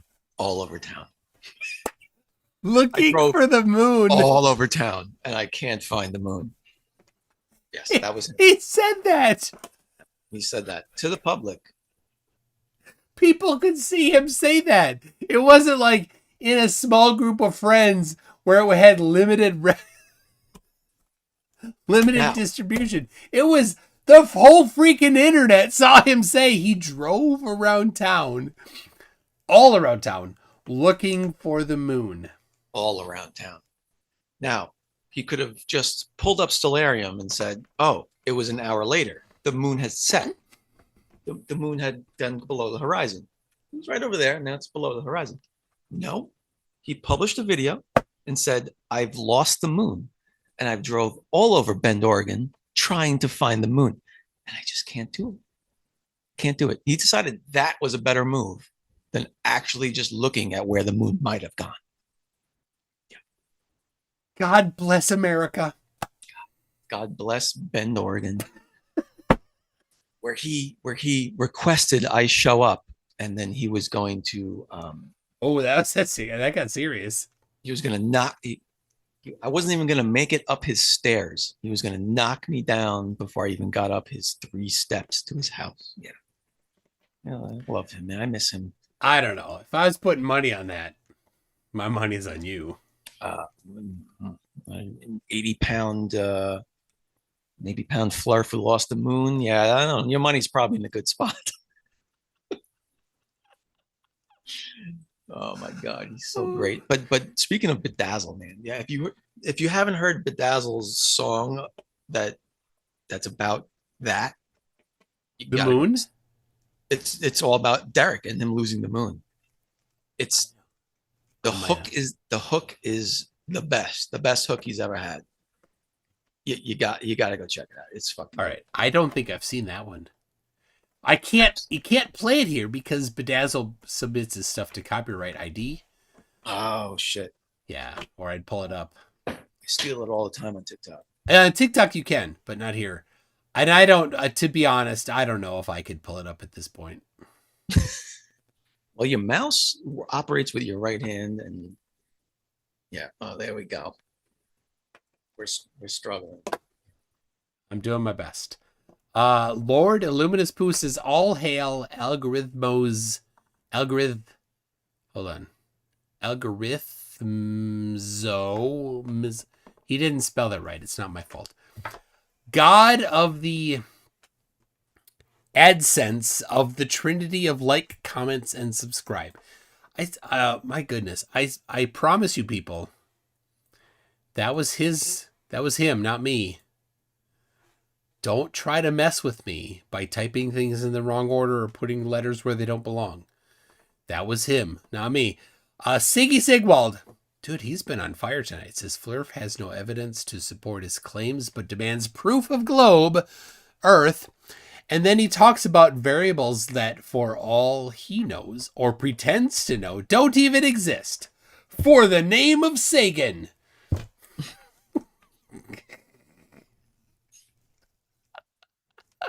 Oh, Siggy, love you. Nerd Alert says fallacious fallacies. The Department of Redundancy Department approves. Doing my best, people. Virillion says Ross isn't just content for the top left in science. He has to take the philosophy mantle too. Oh, his understanding of science is only outdone by his misunderstanding of science. I didn't even say that right. No, but everyone understood what you meant because we all speak drunk Glober. Aaron Reese says the difference between magnetic and true north is not great enough to cause you to change broad directions over distance. Yeah, so the largest, this was crazy. The largest declination is in South Africa, is around 20 degrees. Yes, exactly. So even if you're 20 degrees off, you're still facing west. Still facing the sun sets west. Yes, it And doesn't that matter was how much declination you include. That was the strawgrass peachos. Look, you got to give him credit for trying to find anything possible. Yeah. I mean, Good job, truth seeker. Truth seeker, trying Your to find truth any seeking excuse at all. was your truth seeking was not deterred by the truth. MK Ultra. Hold on a second. I got a little heartburn. I need to down it with some tab. I don't know how long ago it was, but I see one here that says just drink. This is comment. So I'm going to oblige. Okay. Oh my gosh. That was too much. So, MK Ultra says, Ross, I claim you're 10 feet tall. I measure you and you're not. What kind of disproof of my hypothesis is this? Since you say it's not science. Yeah, so I had sent him a over a week ago a link to Berkeley's Understanding Science in hopes that he might understand science. It was a failed attempt. So he was on your channel a week ago tonight, yeah. And in preparation, one-on-one? Yeah. Okay. In preparation for it, I sent him Berkeley's website, Understanding Science, specifically the page that says the cookie cutter approach to the scientific method is too simplistic. And what does he do in response?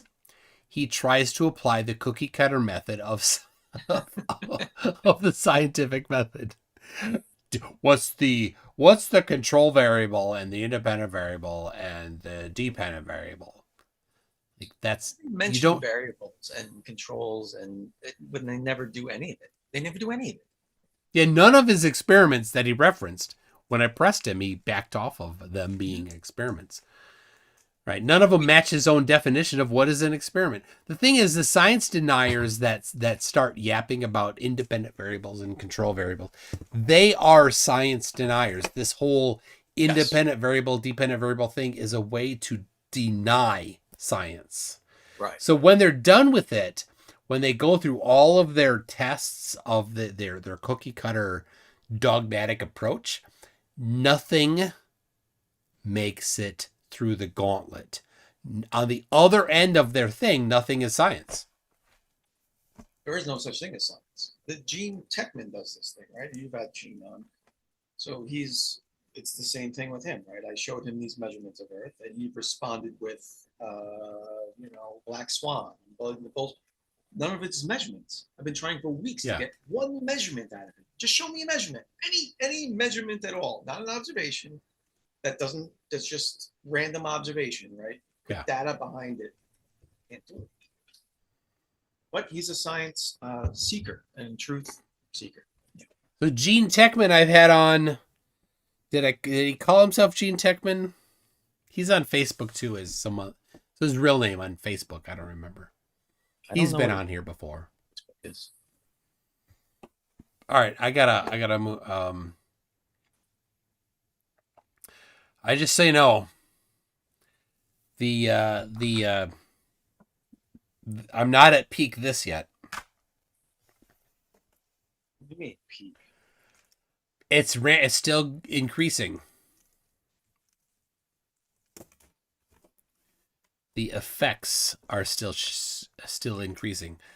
So it just means that super chats are harder to read. Siggy Sigwald says, not in Australia, but in Argentina, the sun rises east and sets west every single day. Because he was trying to deny it. And it goes from almost directly east during the summer and moves further north during the winter. Is he using a compass, and is he including declination? So again, that's a Whitsitt thing. Whitsitt has proposed that declination is how they hide things. Yes. So he's tried to use that on me before when I've had discussions with him. Yeah, so as if that makes a difference, because in most places declination is just a few degrees. It's minimal. Yeah. If you apply declination to my Southern Cross observation, for example, which is a common thing they like to try to throw in there, I've actually made a video on that adjusting for the declination. You still get the same results. Yes, South Africa is about 20 degrees. Yeah. Right. Yeah, on the right, was on about the correct coast of South Africa. Right. And Australia was, I think, 7 degrees, maybe, if I remember correctly. You're still looking opposite directions. It doesn't matter if you account for declination. Well, and it's a distraction, because on flat Earth, if it's a dome rotating, then when you look south, then you should see the stars moving laterally. Right. Not in a circle around a point. So none of it matters. There cannot be a single point of rotation when looking due south for flat Earth. What do you mean? P-Brain showed how it's possible using crepuscular and anti-crepuscular sun patterns.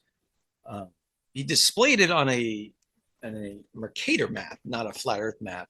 I don't know why he did that, but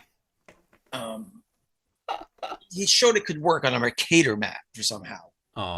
P-Brain has chosen the most appropriate channel name. Yeah, how unfortunate. All right, Siggy Sigwald says you're gonna have to. This is audience participation with Globey being the audience. This super chat is for Globey's googly eyes. Is that an insult? No, I think that's a request to don the eyes. I don't know where they went. There you go. Oh, I had my favorite is when I put these on and he didn't even bat an eye. He didn't even mention it. Like he had a serious conversation with me just doing this. I meant nothing. All right, I got this. Yeah, I saw you put those on right after. The 8-bit glasses. And you know what I did? You know what I did during the live stream? I found the gangster glasses with the little 8-bit pixels in the corners. Oh yeah. Ordered them. They arrived Thursday. Oh, son of a bitch. All right. Just they're hard to see. Do the googlies get in the way? It's pixelated. The white is very. That's your Flatty McFlat face. No, I don't put the glasses on because it just scares Globers away. But if I do this and I just go live as this, I get so many Globers that I can just destroy. Has Flatty McFlatface met my ugly identical cousin, McFlatty? McFlatty. Yeah. Oh. You know what? I think that Flatty McFlatface and McFlatty are a match made in heaven. This sounds glorious. Occasionally, McFlatty is not grounded because his room is not clean, or because his room is clean. So clean, so yeah, he has a YouTube channel. It's called McFlatty. He also has a TikTok. It's called McFlatty. You should check him out. He's his TikTok doesn't have anything on it yet, but his YouTube channel is quite a lot of derp. Can you imagine at family reunions my embarrassment when I show up and there's McFlatty across the room? Drives in with riding in the back seat with his mom driving. Full grown adult. Sounds to me. Yeah, he's eating his Go-Gurt and his Hot Pockets on his way. He's like, I don't like the potato salad. I need my Hot Pocket. See, look, oh my God. So I think, have you ever tried to be a flirt? Me? Yeah. No. Besides this other. No, my ugly identical cousin? That's not me. I know it's not you. You personally. This might need to be a thing on TikTok. I'm just saying. No. Well, I suppose if he gets enough followers to go live, he might. We can probably work. So find McFlatty on TikTok. All right. Putting down, but I think we can figure that out. All right, I need to focus. Give me a second. Kira says, Ross, I do want you to Google stuff. Thank you, Kuras. I met Kuras. He came to a cold moonlight test. 2D Resq Explain Stuff says he's gonna get a sliver grasping all the straws. He wrote sliver, not silver. Cinnamon's Cinecon says, pull it up. Ross's catchphrase is, pull it up. Pull it up. So whenever anybody makes a claim, he likes to say, pull it up. Never does he pull it up when he makes a claim. Baux1 says, why keep developing artificial intelligence when we should be addressing natural stupidity? Russ is 2 brain cells battling for a 3rd place. Let's be fair, guys. He's just looking. He's looking for the truth. Stop your. I don't appreciate the insults. Let's keep it cordial. He's a truth seeker. It's just He said he's a truth seeker. Therefore, he's a truth seeker. Oh, hold on. Oh, I have a cat coming. Hold on. I'm jealous of a cat coming. Here we go. This is Turtle. Just jump at you? Where did you come from?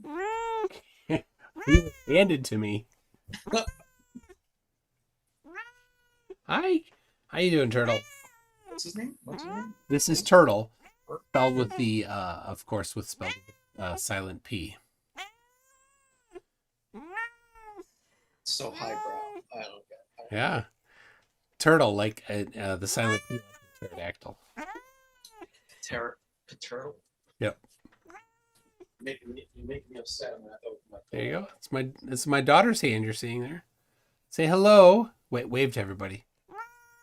Oh, they didn't see it. There, they saw it. All right. All right. Thank you. Oh, Turtle's always so angry. I love it. And Penguin, our dog Penguin. Oh, he left. Penguin's favorite activity is annoying Turtle. Oh, here comes Penguin. Hold on. All right. There's Penguin. Hello, Penguin. Good puppy. Good puppy. She doesn't know what's going on. She's like, oh. But she is a fun puppy. All right, I'm going to put her on the ground. Oh, we got all three. And this is Raccoon. Oh, you got yours. You made me jealous, so I went and found mine. Is that? Who's this? This is Kiki, like Keekers. Kiki? She's a grumpy old lady, but she sweetheart. All right, this is Raccoon. All of our pets are named after non-matching animals. All right, you need to go to bed. Yeah. It's 1, 2, 3, 4. Go to bed. She's an interesting cat. She's friendly, but like she likes. Just a her own second. Hold on. Right now it is 1, 2, 3, 4, 5, 6. Central time. It's a combination tonight. I love it. Okay. That's a pretty cat. I like the white on the chest. She's sweet. My other cat is like a dog, like just all up in the grill. She's more of like a standard cat on her own terms kind of thing. Cat's got to be independent. All right. PSG Tony said, I fell asleep. Did this clown in his day of research come up with something I've missed in my 30 years of full-time professional research? No. His one day of research turned up exactly nothing on the topic of flat Earth. But I will give him this, all right? In his defense, he put in an entire day. A whole day? A whole day? He was researching all day. And he came up with nothing. Absolutely nothing. Yeah, a whole day and nothing came up. His same non-understanding of Michelson-Morley as a week ago. No, all right. So seriously, we're joking, but all joking aside, what did he present tonight? Joking aside, nothing. His position. Yeah, let's try this. And so here's the problem. He's 1 year or more out of sync with Witsit. Yes. But so he says that his point is, and he didn't quite elucidate it well enough, but his point is, his claim is that Michelson-Morley measured 0. Right. Nil. And he asserts then that the ether exists because he says, well, how come they came back to the ether? Right? But the ether that Einstein was referencing was not the luminiferous ether that is the medium for light to transfer through. It's a different thing that has also been given the name ether. Sure. Which has been confirmed, whatever you want to give it a name for, in Gravity Probe B. That there is, what do they call, frame dragging. That the rotation of the Earth, the mass of the Earth actually rotates, moves some sort of non-luminiferous material along with the Earth as it rotates. So it's not luminiferous ether or as in Airy's failure or Airy's experiment on the undulating theory of light. They call it the undulating theory of light. That's the name of his, I think that's the name of his experiment. But Klinkerfues calls it the undulating theory of light. And Michelson-Morley call it luminiferous ether. That's the same thing. They have the same particular definition of those two things share the same definition. The medium through which light travels. Sure. And that's what was falsified through both Airy's failure and Michelson-Morley. Right. When Einstein uses the word ether later, he's not meaning the medium through which light transfers. But Ross is attempting an equal something fallacy. I'm forgetting the name. Equivalence. Equivalence fallacy. Yeah, right. So he's trying to say that because they both use the word ether, that they right? both. Luminiferous ether, ether through which the Earth drags itself, creates a drag when it rotates. It's the same word, therefore they're the same thing. That's what it's equivalence fallacy. They're not the same thing. Luminiferous ether / undulating theory of light versus the frame in through which the Earth drags. It doesn't matter. Doesn't matter. Nothing you just said matters. Okay. Yeah. They don't understand the basics of anything, let alone debating relativity. Okay. I'm not a relativity expert. I don't claim to be. I don't care to be. Doesn't fucking matter. Doesn't matter. Doesn't fucking matter. You just do your thing and you're just pretending like it's a problem, but you have no idea what you're even talking about, right? People that don't understand what how the moon phases are created are trying to argue relativity. Mind-boggling. Absolutely mind-boggling. Yeah. They can't explain moon phases. No, and they still think the Earth creates the fucking moon phases. And you know what Whitsitt says? Whitsitt says falsification is independent of replacement. Yeah. Your claim is not Earth, not globe, Whitsitt. Your claim is Earth flat. Yeah. So if that's your claim, you need to establish Earth flat. You don't move the needle anywhere near Earth flat by falsifying Earth globe, which you've never done. All you've done is not understand it. Yeah, they think falsification is not understanding basic physics. Yeah. It's kind of fascinating. How has Polaris never moved in 1,000 years, right? Okay. But it has. Oh, it has. But here, if you look through a hole that's 3 inches wide, you can see it never moved. And that's the thing. Their measurements, when they do cite measurements, that's what they cite. You can look through a hole that's, I don't know how wide, 1 inch or 2 or 3, I don't know, wide in a stone.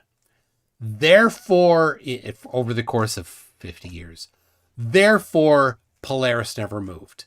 What's the margin? What's the precision of measurement? I don't know. 0 margin of error. Well, so Gene did this to me the other day, right? So I showed him all the measurements from all the way back from 1885 in the British Astronomical Almanac of Polaris location, right? And showing the movement of Polaris over time. And he said, that's bullshit. They used to have an Antikythera mechanism that we found in the ocean. That proves the stars never move. Okay, well, it doesn't show you what stars. It doesn't show you they never moved. It doesn't measure the star's location in the sky relative to anything. So how do you know they moved? Show me a measurement. It's the third law of Flerf. But crap evidence they accept. There's no evidence in Antikythera. No. The reproduction is of the anti-cathare mechanism. Sorry. Pull yourself together. The reproductions of the anti-cathare mechanism. It's a hard word. Have nothing to say about the position of Polaris. No, not one thing does it say about position of anything. Right. But in blind faith, they accept that the anti-cathare mechanism says whatever they want it to say.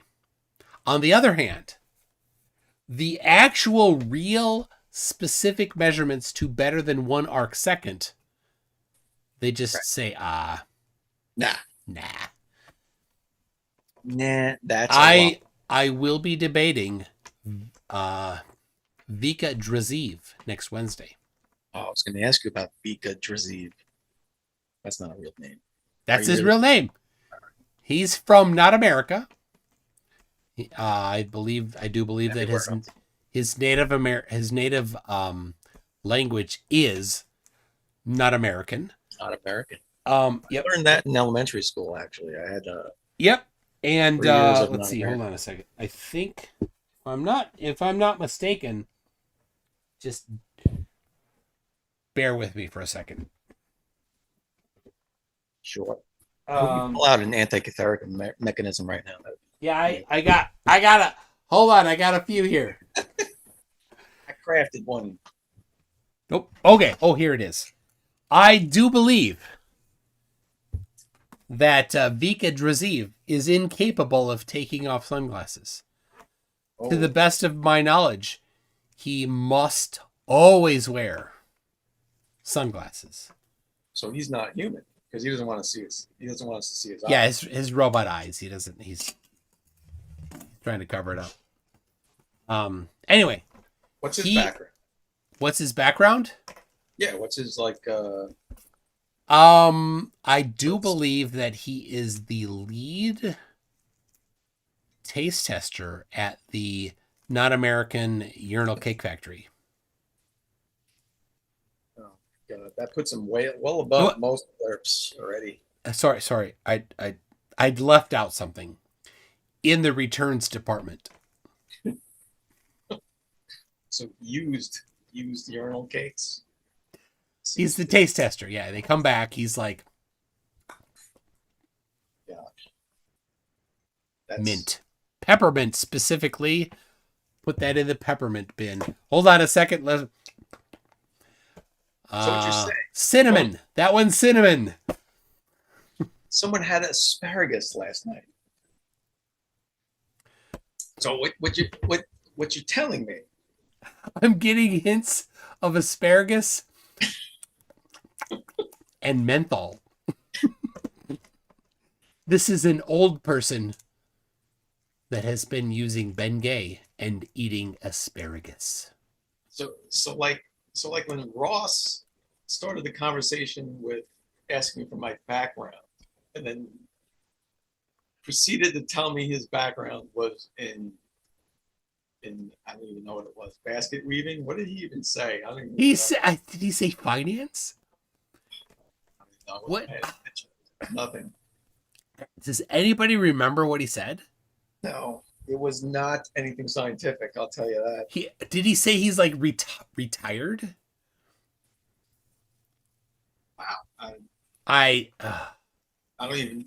I couldn't even wager a guess. Maybe someone in the chat remembers if they're still awake at this point. But it was. There are 547 people still with us. How? What are you still doing here? Thank you very much to all. 547 of you for being here for this ridiculousness. It's the mullet, right? It's the mullet, yes. Hold on. There's something I gotta read. Just a second. It's getting harder to read. Aaron Reese says, this urinal cake's fine. It's the pee that's making it taste funny. Refuse the return.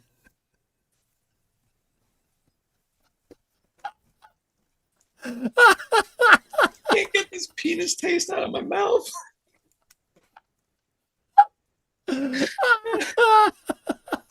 Oh my gosh. Oh my fucking god. So look.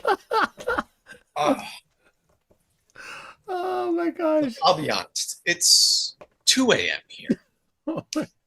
And I could have been asleep 4 hours ago. But instead, I put up with listening to morons try to argue science with me and call me anti-science. I don't understand why I do it, but it's a strange hobby that you have. God bless. I'm judging you for your strange hobby. I feel judged, and you know what? It's deserved. It's deserved. Judge me. Demonic Leprechaun says the after show is better than the actual show. Okay, all right. Aaron Reese says, I have a critical scientific question for Globey. Sit up straight. Scientific question. Is this hat real tree or mossy oak? All right, hold on. I don't know. We find the tag. Are those brands of fake mullet hair hats? 100% polyester. And the website is billybobproducts.com. Billy Bob. And you know what? That makes sense. I will point out that half of this mullet is in a knot. I just can't even. Dude, half of every mullet was in a knot. Look at this. That's because it's authentic. If anybody knows, it's you. But I'm not aware. Look at this thing. Dude, I wasn't feeling nauseous before, but now you showed me that. I'm feeling it. Pull your picture out again. Really just hack that into the bucket. Oh, now my mind went to things that make me nauseous. Hold on. I gotta get my bucket. You know what I love about this hat? This hat has so much history, TikTok history. Your viewers won't get. Oh my god. No. Your viewers won't get. But I've clipped hairs out of this mullet to use as Drano Pit nose hairs. I've debated Drano Pit. Oh, I know. I know you have. Someone who follows my no Drano Pit. I caught him in one of his response videos to me, and I zoomed in on his fucking hair. His nose hairs were like down to his lips. Why? Why not have a little bit of hygiene? Just try. Just like, why do your nose hairs have to stick out of your nose? Just try. That's all I ask in life. Just try. Pro tip, Flurfs. Pro tip: if your nose hairs break the plane of your nostril, it's time to do something. Take action. I've literally cut these hairs out and I taped them on my lip, hung them down over my nose. He's my favorite Flurf ever. Trying to fit some the dance. He did a dance. Oh my god, the dance. I need to post that dance. Can I show the dance on your stream right now? Yeah. Can I show this dance? Are we still zooming? I don't even know. Yeah. Hold on. Let me all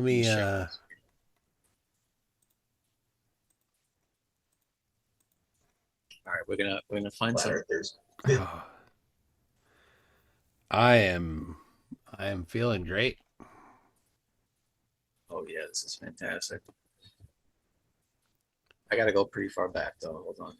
You know that here's a Caleb video. King Mygon. Have you seen King Mygon? What? That's your Caleb here. King Mygon. Have you seen King Mygon on TikTok? King Mygon? No. Yeah, I did a video on him. He thinks he's Messiah.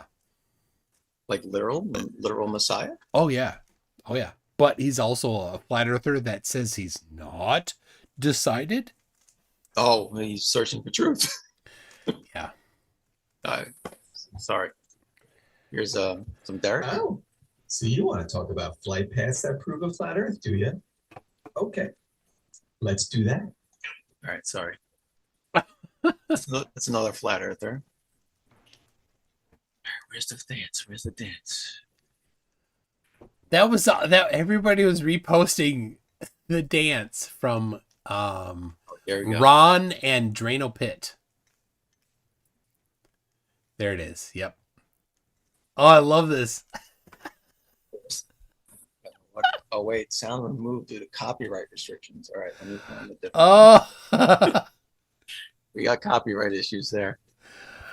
Don't worry, there's plenty. I did a Christmas one, which I think was Dominic the Donkey. Dominic the Donkey. You gotta send me this, and then I'll post it on my my YouTube. Dominic the Donkey.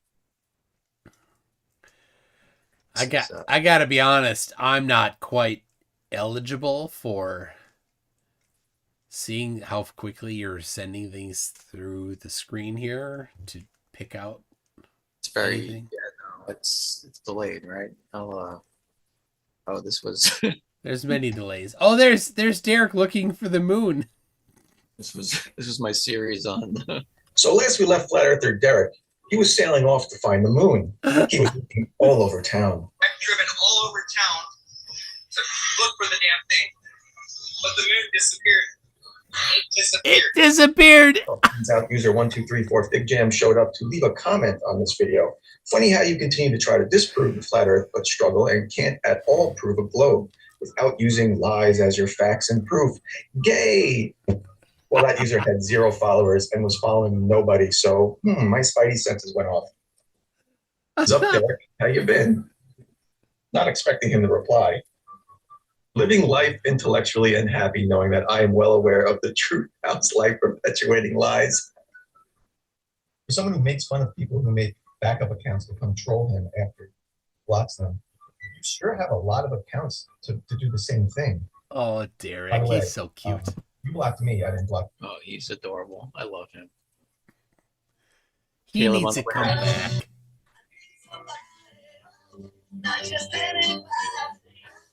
You know I need someone. Oh, sorry, we got distracted. Someday Caleb will learn how to blink. He'll blink. He'll blink one day. All right, here's one. Wait, there's Drano Pitt's face.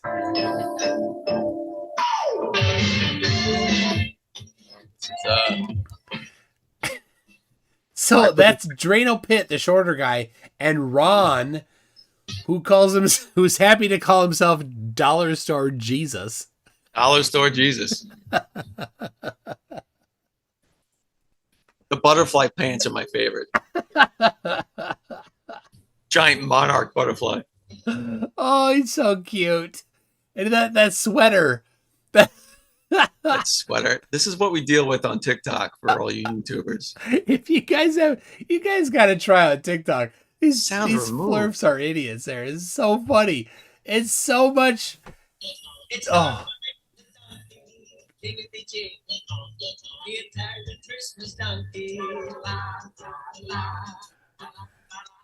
Oh, that's hilarious. So Dollar Store Jesus is Ron, or what do we call him? It's Ron. It's Ron. Cray-Ron. Cray-Ron. His current name is Slayer. Slayer of God.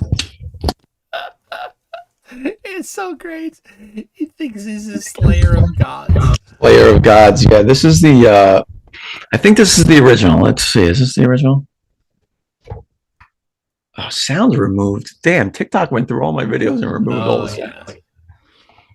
I think that was the original, but anyway, this is Ron right here. Water so you can find its own level. Oh yeah, the action figure Ron. This is action figure Ron.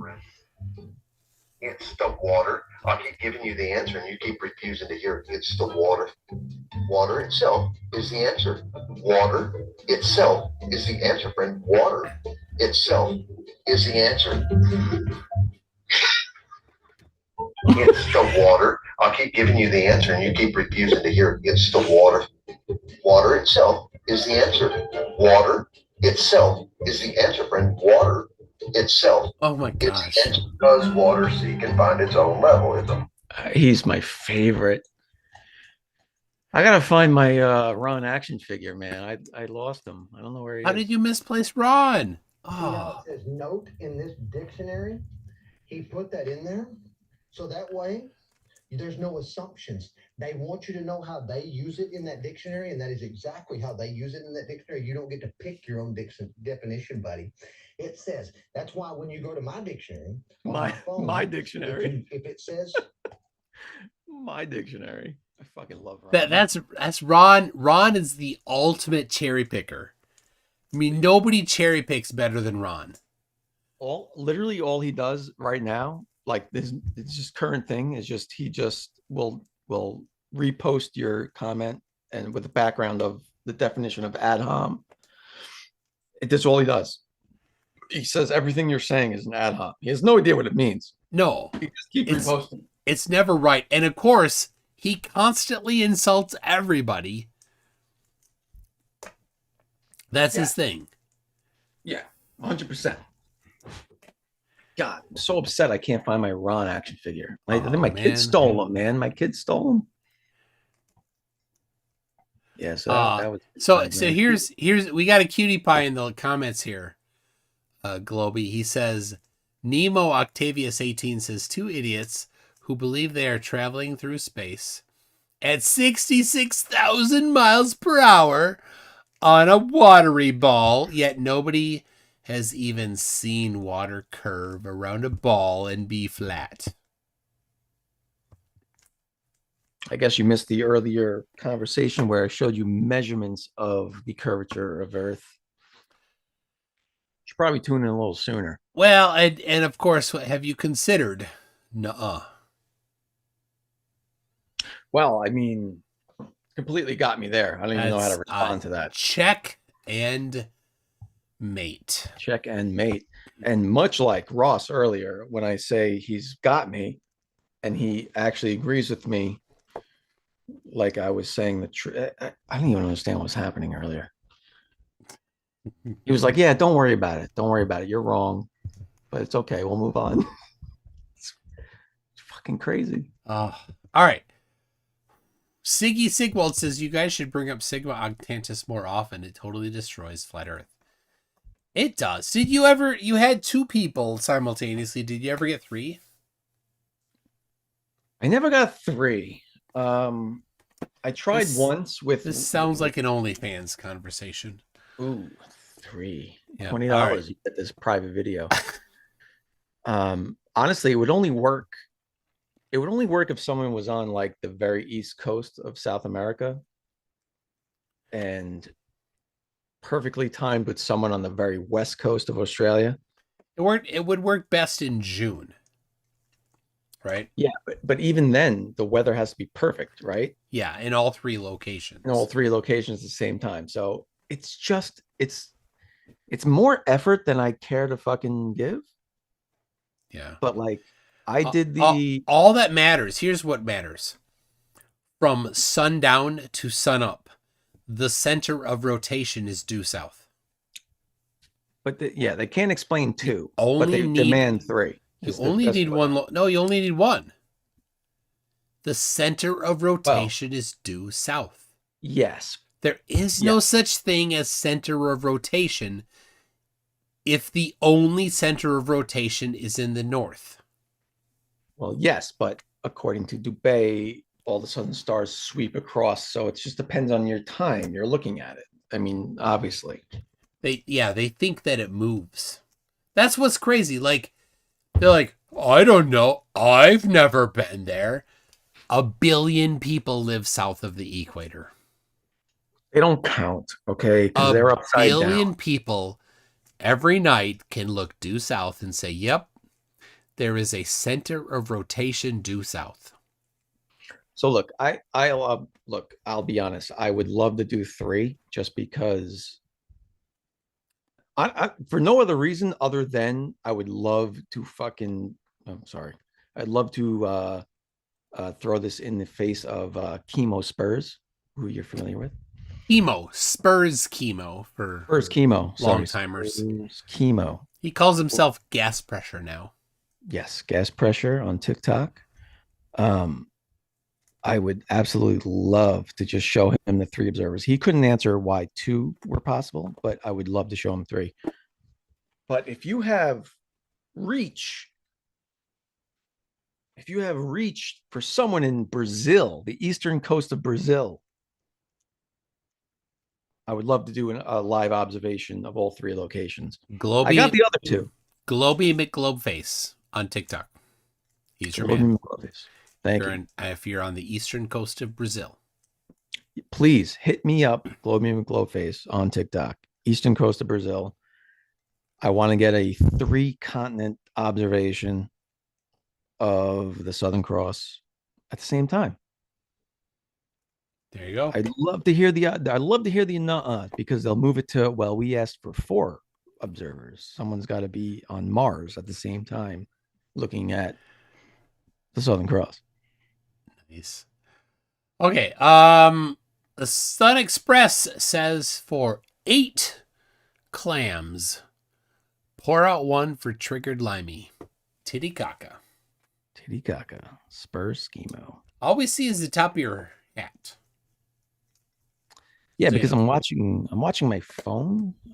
Oh. Because I'm reading the chat, so I apologize. I'm gonna look up. Okay. All right. You get your chat on the computer screen. How do you do that? Well, what you do is you go to YouTube. I gotta do a split screen. And then you search for MC Tune Live. And then you pull it up, but you don't play it because then you'll hear the audio. If you do play it, then just mute the audio. And then the live chat will pop up there, and there it'll be. Mine, just for reference, mine is right there. I just keep the live chat right there. So, all right. Your microphone kind of got quiet. It's a good point. I could just split screen this right now. What happened to your microphone? I don't know. Did it die?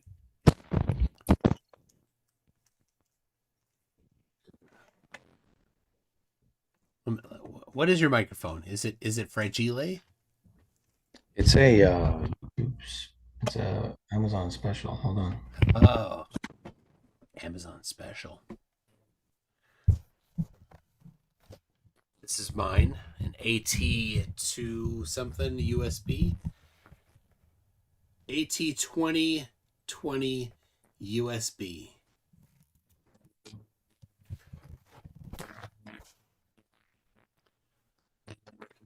Yeah, your microphone is struggling. Well, it looks nice, but it sounds terrible. Sounded good all night, or just sound terrible now? I think it just committed suicide.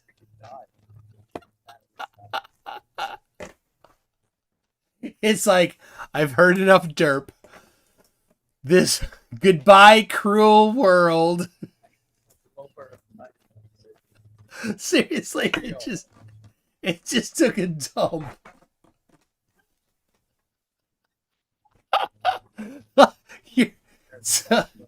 Your microphone just did what Ross's microphone did last week.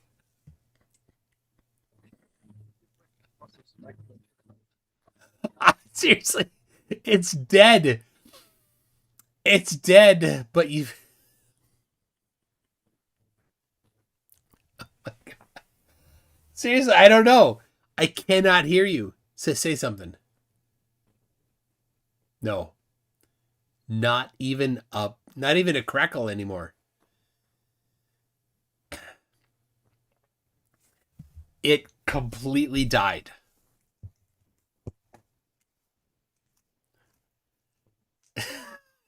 I'm gonna switch to my webcam. Oh, there we go.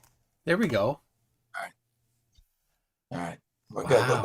We're back. I switched to my webcam. So this thing the battery must have died in this thing. Oh, it's bad. Okay, that would make sense. Battery operated. Better than committing Harry Carey. It's not meant for this kind of stress. It's meant for a 5-minute TikTok video max. Yeah. I said it before, but it's the Sun Express says it again. Pour one out for Triggered Limey. So Triggered Limey is a debunker who was in our community, and he passed away a couple days ago. Yeah, very sad. Sad situation, sad circumstances. I remember him fondly. The last time he was on my channel was a great talk back in December. So, all right. Platonic Cuddler says, bring platonic cuddling back and hail Sagan. I think people need to break up into small platonic cuddling groups. I will leave that to an exercise left to yourselves. Siggy Sigwald says, shout out to PhD Tony. Great debate the other day. NYPD Beaver Police says, try decoding an Arwen title. He's real crazy. Are you familiar with the Arwen? Me? Arwen? What is it? I have no idea what Arwen is. Oh, you are in for a treat, young man. Arwen. Let's explain. Help me out. ARWIJN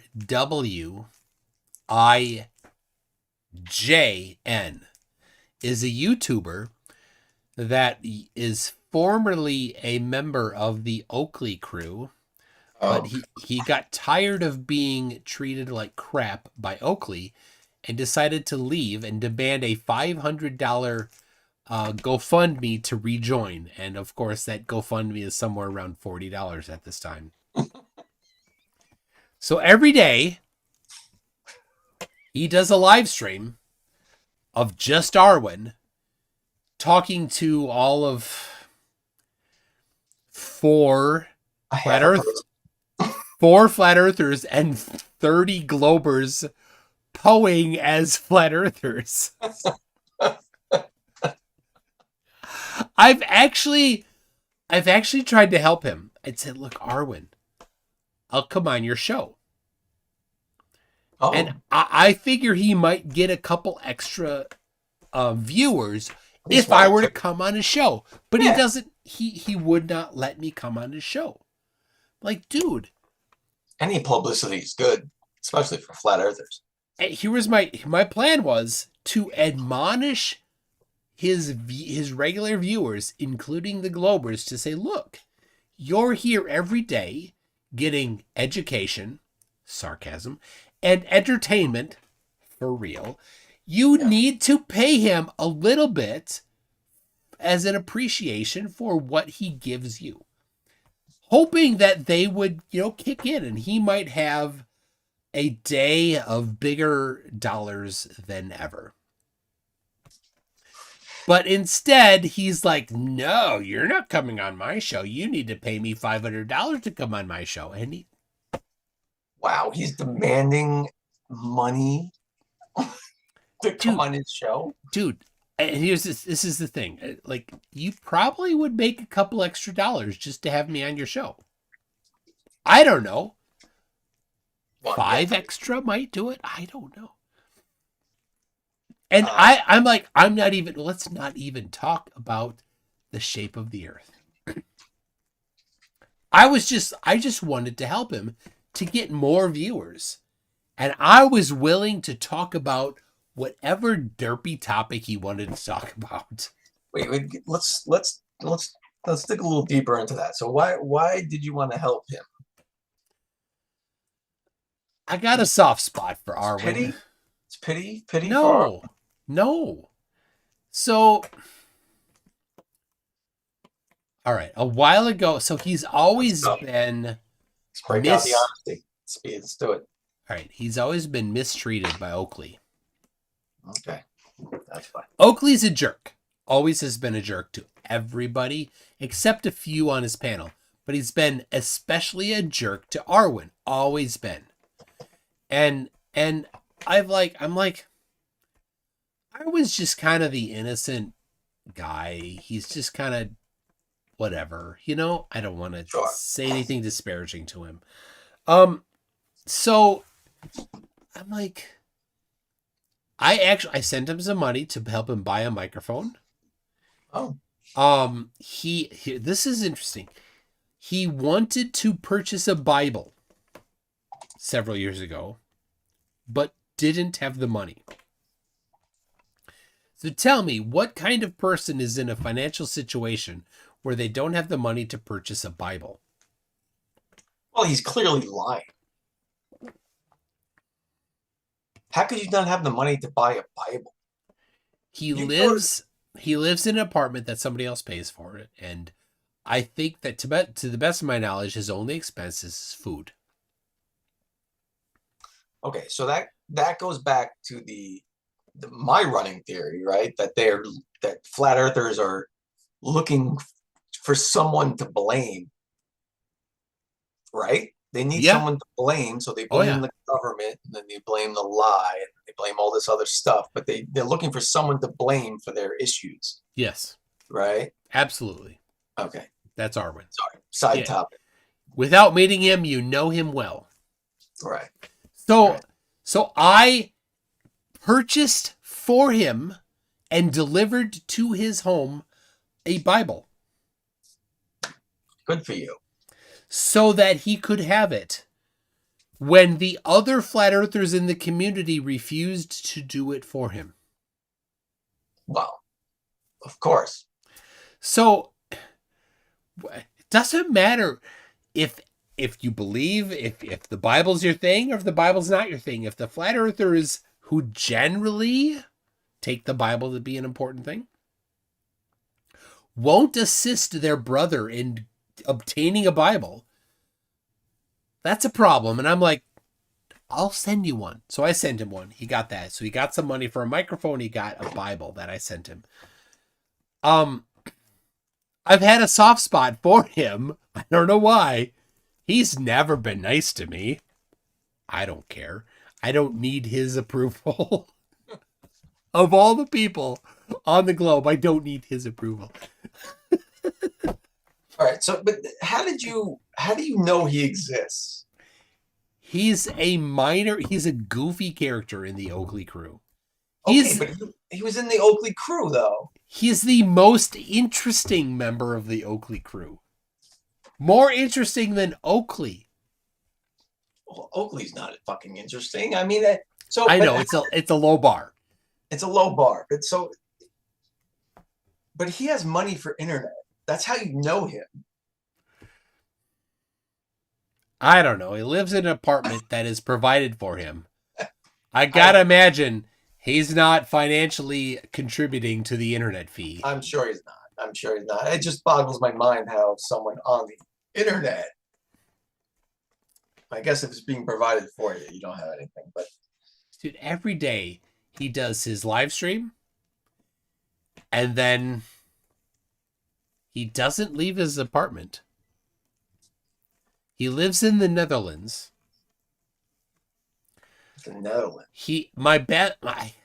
I think he spends the rest of his day watching Owen Benjamin, because he loves Owen Benjamin, and a handful of other conspiracy nutcases. And then the next day he comes around and does another show, and the show is there's nothing there. It's him responding to the 4 flurfs and 35 poing globers in the live chat. Well, look, it's got to start somewhere, right? Come on. I went in with my MC Toon live account. He banned it. So I went in with Conspiracy Tunes. He banned it. Was this after you bought him a Bible? Oh, this is recent. Yeah. I bought him a Bible in 2019, probably. Why is he banning you? Because I asked if I could come and be a guest on his show to help him with publicity. So he banned my MCTWON channel. So I came in with my Toon Show channel, and he banned that. So then, and in a completely unrelated and unexpected synchronicity of events, my ugly identical cousin McFlatty showed up in his live chat. who he did not ban, Oh, but instead started talking with. oh my God. He went to my ugly identical cousin McFlatty's YouTube page and watched a little bit of a video. Like, oh, he's talking about flat Earth. He must be one of us. Oh my fucking God! I So, can't. so he interacted with McFlatty for a while. McFlatty gave him some ideas and talked about how awesome he was, and it's like, oh yeah, you're it, Arwen, and Arwen was eating it up. So yeah, you're not helping the situation. No, I mean, look, no offense, but I think you're. Oh, not me. My ugly identical cousin was there, not me. Oh, you're right. You're completely unrelated, unexpected synchronicity that my ugly identical cousin happened to show up after all of my regular accounts were banned. Yeah, I didn't mean to lump you into. Yeah, that I forgive you for that. Yeah, my apologies. Or when is the bottom of flat Earth food chain? Very muff.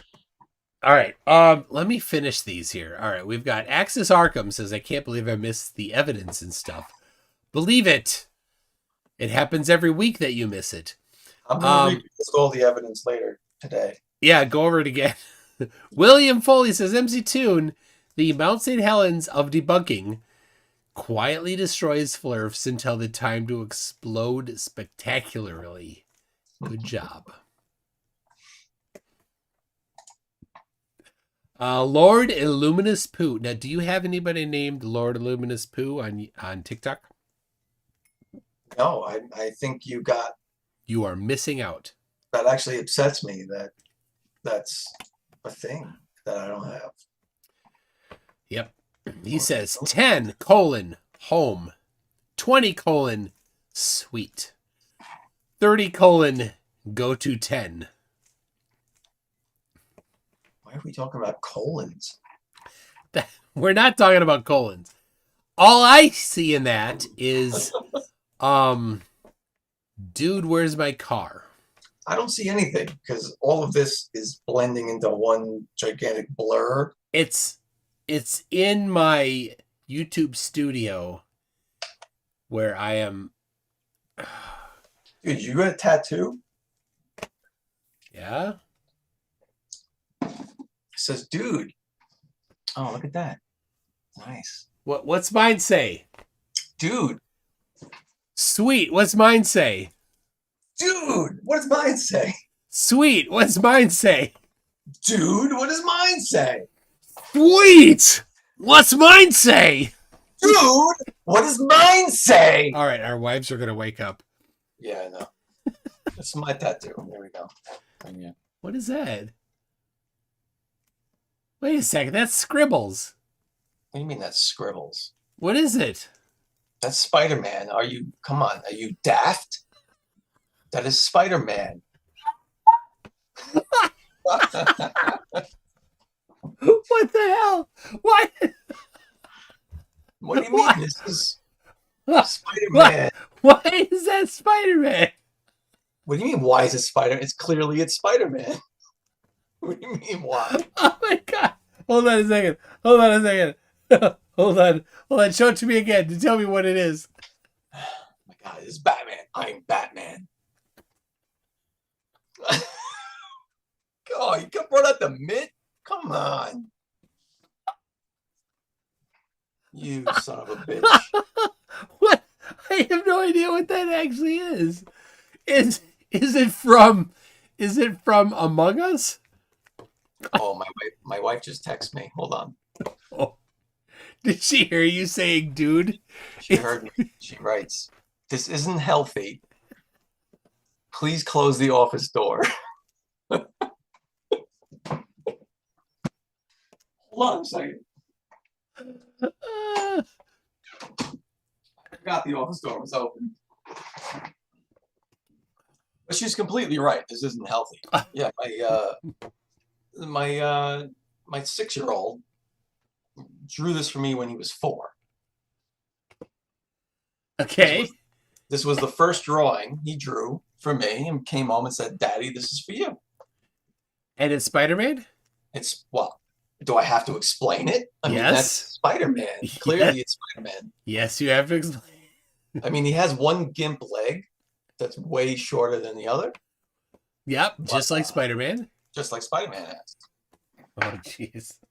All right, so in this, I guess I got to do my daughter justice. So she drew me a flower. That was the first drawing she drew me. Okay. And the first drawing that your dog drew for you? That's on my testicles, but I can't show you that right now. I appreciate that. That's that's for OnlyFans, Globey and Glowface, OnlyFans.com. I'm just kidding. Don't go there. There's nothing there. There's nothing there. Hold on. PC Tony says you can't blame Ross for being skeptical That wasn't a word. about the claim Earth isn't flat. They told him its electroencephalogram wouldn't be flat, and were they right? I don't know. PC Tony is a little too smart for my current state. But I do appreciate it, Tony. Freddie Farkle says, can the Sorrow Cycle predict the next F-bomb from MC2 an exact time, date, location? No, the Sorrow Cycles is useless for date, time, location. Siggy Sigwald says, a flat earth debate where Globey plays Nyan Cat with the trumpet every time the flurf deflects when asked for evidence.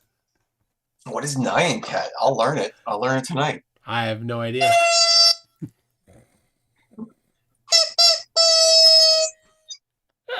Can you? That came through. That came through.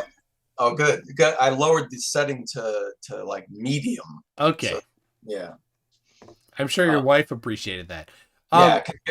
Can your followers advise on what I should reply to my wife, who says this isn't healthy? Please close the store. Yeah, in the chat, please type out the reply that Globey should send to his wife. And I'll put it in. I'll put it in right now. I'll show everybody. Put it in.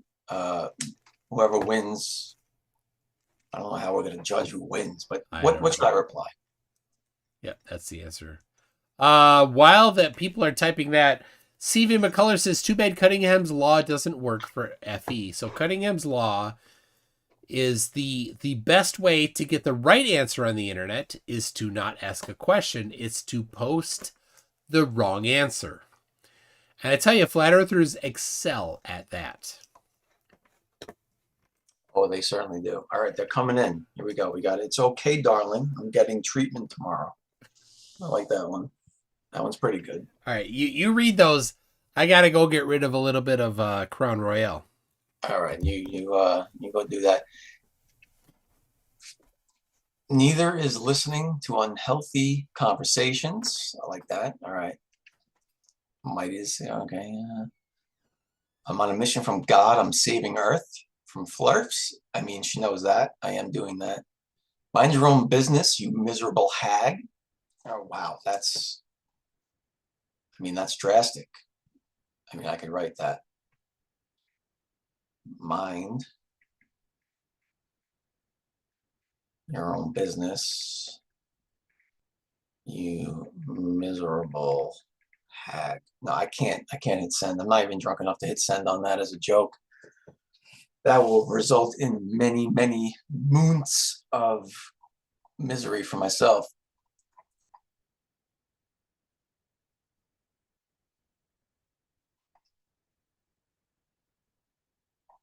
Who's this? Question mark. That's a good one. Who's this? All right, we're done. We went with who's this? Question mark. We'll see what the response is. Calm down usually works. I agree. Calm down is a fantastic go-to when your wife's upset. She's right though. This ain't healthy. It's 4:26 for me, and I have to be up at 7:30. Well, yeah. I mean, look, Siggy, you're right. It's 2:30 in the morning for me. I have to be up at 7:30. Send her your OnlyFans.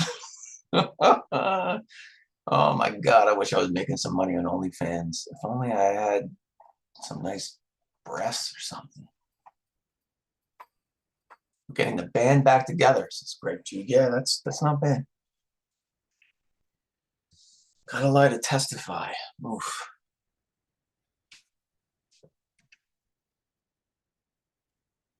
All right, Wow. so far the winner is to send her the link to my OnlyFans. I'm not sure that'll solve the problem, but She has. I imagine she already has free access to that without paying any surcharge. Well, she doesn't know about my real OnlyFans. Oh. Ooh. You've passed the point where it's even worthwhile to go to sleep. You're right. Who said that? I don't know. Aaron Reese, but he should shut up because he's wrong. It's 2:30. There's still plenty of time to go to sleep. Oh, yeah. 2:30. He's in Eastern time? Plenty. Serena's one, who's West Coast. It's only what, 11:30 there? Says, let the record show that Ace High School hold on, let me start over. Let the record show that the Ace High system that Ross showed used tropospheric scatter to go beyond line of sight, and the table showed many propagation types. Well, when I asked him for the independent, dependent, and control variables, he ran like hell from that, because that would elucidated the different types of propagation types, and he didn't want to talk about that. All right, I got some responses from upstairs. Let's. Oh. Okay. She wrote. So just a reminder. She writes, "This isn't healthy. Please close the office door." I wrote, "It's healthy," and then I wrote, "Who's this?" ? That was straight from your audience suggestions. Okay. She responded with, "It's 2:30 in the morning. Stop texting me. And then stop screaming and blowing your horns at strangers and go to bed." Well, oh my gosh! I guess she heard my horns. Which is, she's a lucky girl. I'm not proud of this moment, but she married me, so joke's on her. Oh God, I'm in so much trouble tomorrow. Oh my gosh! Woo. Oh my gosh, that's great. Who is this? And MK Ultra says most Israelis say Gregos instead of Grey Goose. Gregos. I don't know. That's from, here's the thing. That's from 11:54 and it's 1:31 right now. That's an hour and a half ago. But you're that far behind in the reading.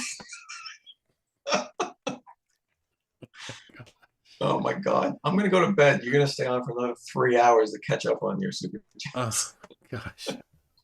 Oh, gosh. Motorboat, my goat says drink.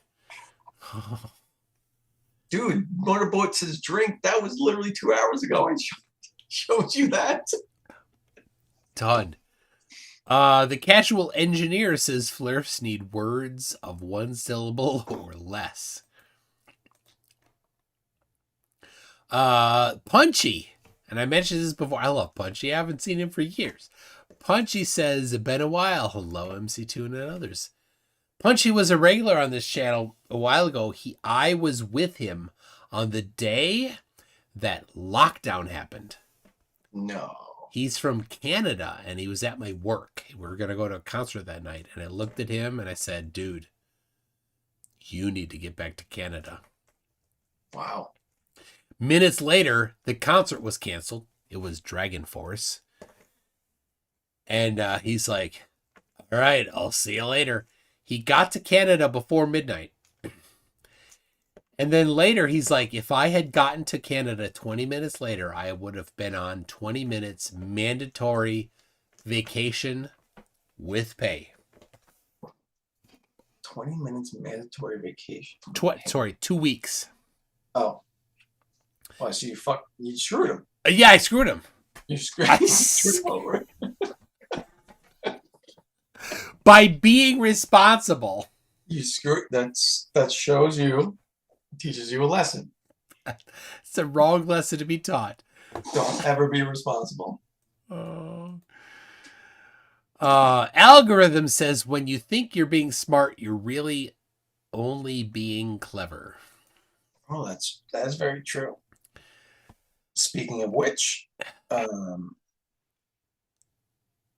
okay, no response from my wife. No. All right. Well, that's good. That's good. No, definitely not good. Definitely not good. I mean, maybe she's asleep. Wait. Well, hold on. I'm sleeping on the couch tonight. Hold on. Well, yeah, that's a good idea. But what's in that mug? What do you mean, what's in this mug? Is there still... I'm still drinking vodka, dude. I killed this bottle. It's empty. It's empty. But no, it's still in the mug. There's a half an inch in this mug, and I think if I drink the rest of it, I'm gonna throw up on the couch. Just do it. Just go. Oh my God, it's so disgusting.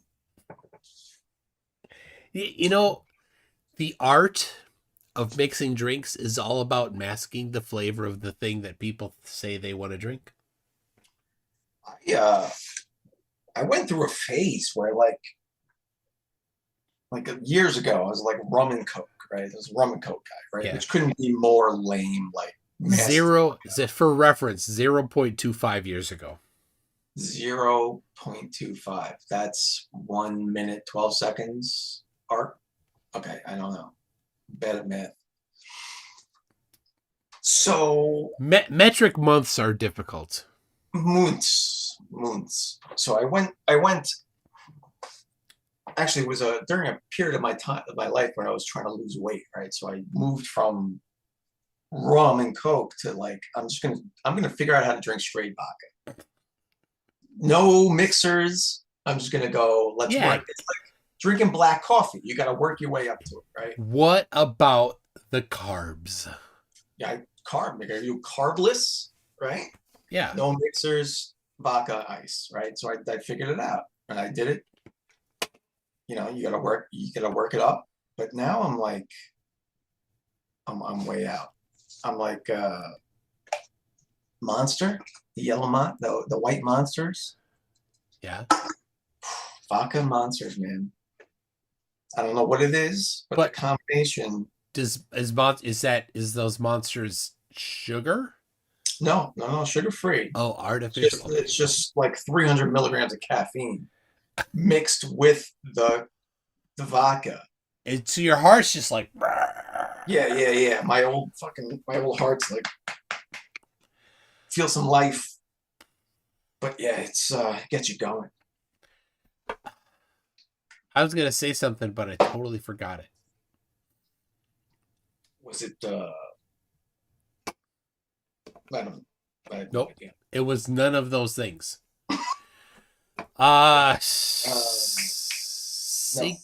Siki says about SSL. So back to Professor Nixie. Let me say hours ago. That was Let me say that maintaining certificates in web services is one of the joys of system administration right after setting up printers. Setting up. Wow. No. Setting up printers is not. Oh. And now all printers have to be able to send emails. And do you know who writes email software? that printers try to send through? And do you know who writes email software that printer maintenance specialist companies all use the same email username and password for every single damn printer that's on site? This guy. And so then when those credentials get compromised because somebody traveled with his laptop to a foreign country and it got lost, those credentials were compromised, and every single damn printer on every single one of their sites that they maintain has the same username and password.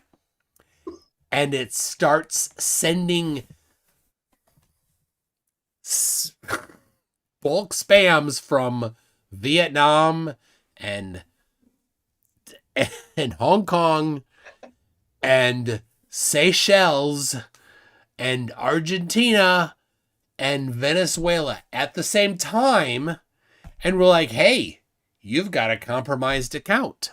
And they're like, well, you can't shut us off because that's all of our 750,000 business printers that we've installed in every single business that we support. We're like, you know what? Damn it, we have to do something different than just shut you down. No, just shut it down. Oh my gosh, that sucked. Demonic Leprechaun says it best. 6-hour stream. Might as well go for 12 hours. Oh, hell no. Oh my gosh. Dude, all right, what time? I'm already sleeping on the couch, so I gotta go. Those stairs are not happening. No, if I go upstairs and wake up my wife getting into bed.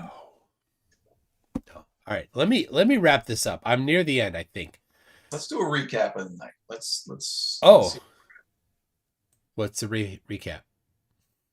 The recap is Matthew Hakim repeated the same accusation that prevented me from debating with Flat Dirty Saints. Right. Preventing me from debating Matthew Hakim. Right. Wisely, Ryan from Modern Day Debates said, we're not going forward. Credit to them. You came on on here. Ross Perry came on. You gave your presentation of evidence supporting the Globe. He gave his presentation of nothing. And then he proceeded to not understand anything for the next couple hours and interrupt you while you tried to explain things to him. I mean, he really had a strong grasp of diffraction, but okay, keep going. Then I discovered that I had not yet opened my rather large container of Crown Royale. Yes. 2 of these. Yes, that led to another 3 hour of absolutely nothing. I'm not really sure what we accomplished over the last 3 hours. Just for reference, I'm on the other side of the peak. You are? Oh yeah. I'm coming. I'm almost out of it. I'm almost out of it. I'm a lightweight. I've been doing this so long. I'm almost a flat earther tonight. I'm thinking the government's been lying to me. Yeah. All right, and now it's. I have a few more super chats to read, and then both of us hit the couch. Yeah, get those over with. Let's do it. All right, we got Punchy says, which wristwatch is a Swiss wristwatch? I don't know, Punchy, but thank you for asking. Skidmark McGee says, have you ever taken nuh-uh into consideration? I was thinking about that earlier, but that's a compelling point. Lord Illuminous Pooh says, if a hunter has a camo wallet, what if he drops it in the woods? Is that why it's on a chain? Why did you? Oh my gosh. Why is that question here? That's a deep thought. Dirt Bike for $20 says the skills you need to produce a right answer are exactly the skills you need to recognize what a right answer is. The Dunning-Kruger Club would accept you with open arms, Ross, but you're already an esteemed member. Thank you, Dirtbike. He wouldn't even understand what that is. No. Lord Illuminous Pooh says, to the handicapped man that took my ghillie suit, you can hide, but you can't run. You see, because a ghillie suit only... Never mind. I'm not going to explain that. I don't even know. Frigid Point 4 says shallow ocean is more credible than flat earth. Shallow ocean? So, Will Duffy debated Witsit a couple weeks ago, and he introduced this idea of shallow ocean, that the ocean is only a mile deep and that there's a glass firmament if you get a mile down.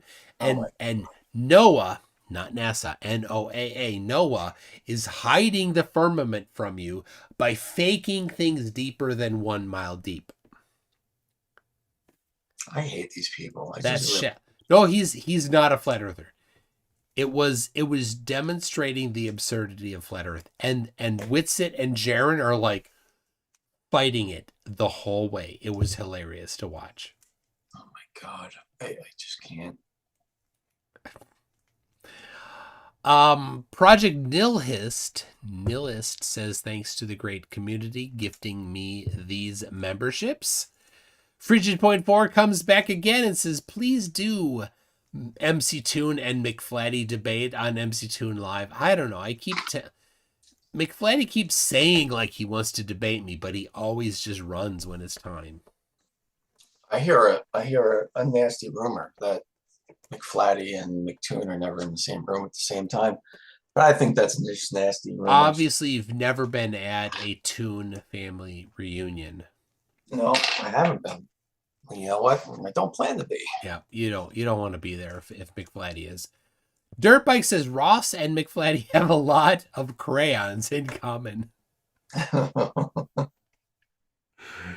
Oh dear.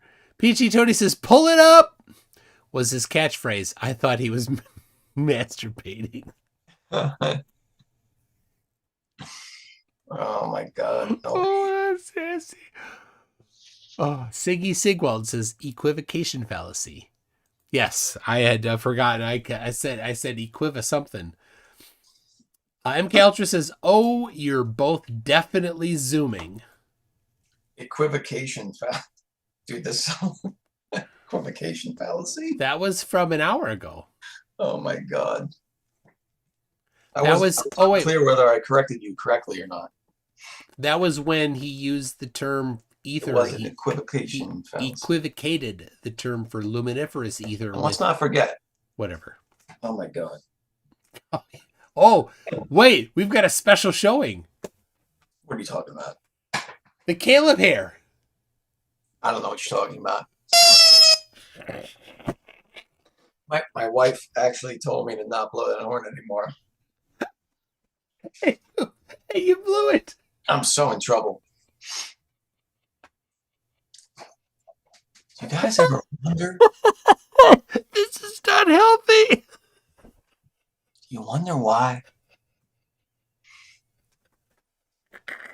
Dinosaurs don't exist. No one's ever found a dinosaur bone. It's a slurry of chicken bones made in China that they just slurry together. It makes chicken dinosaur bones. All right, sorry. Caleb's fun, but Derek is Derek's my jam. Derek is so. You got Derek down better. Yeah, I do have Derek down. Do you got the beanie cap? I don't. I need my daughter's hoodie. Oh, yeah, the beanie and hoodie combo. Yeah. Oh, jeez. All right. The casual engineer says, I hope to have a romantic and not platonic cuddle tonight. Well, I wish you well, casual engineer. Romantic and not platonic. Wow. I'm just going to sleep by myself on the couch, so I don't know. God bless. Will the dog be enjoying a platonic cuddle with you? I'll definitely be with a dog and probably a cat. All platonic, by the way. Fairy Muff says Arwen is the bottom of the flat Earth food chain. He is. Judy, you got this, has been a member for 9 months. Says, do we need to start a GoFundMe for Globey's marriage consulting? Yeah, please do. All right. I would appreciate it because therapy is expensive, not covered by insurance. So thank you. I appreciate it. MK Ultra says, are we watching Cece's wife, the Globe version? You know Cece? Chris. Oh, Westchester County. Oh, CC, yeah. Oh my goodness. He's the reigning top left champion. Yes, I remember the top left champion video from last year. And Caleb is probably going to be nominated by quite a few, including Bob the Science Guy. So on Thursday, if you'd like to throw your support behind Bob, then I think, did I mention it to you? Or with Bob is that making a voting video for Caleb is not his forte. No, but Tyler, and maybe with your assistance, a voting video for Caleb might be particularly enticing. I'll definitely assist Bob in that regard. My vote is to have Tyler front the video creation.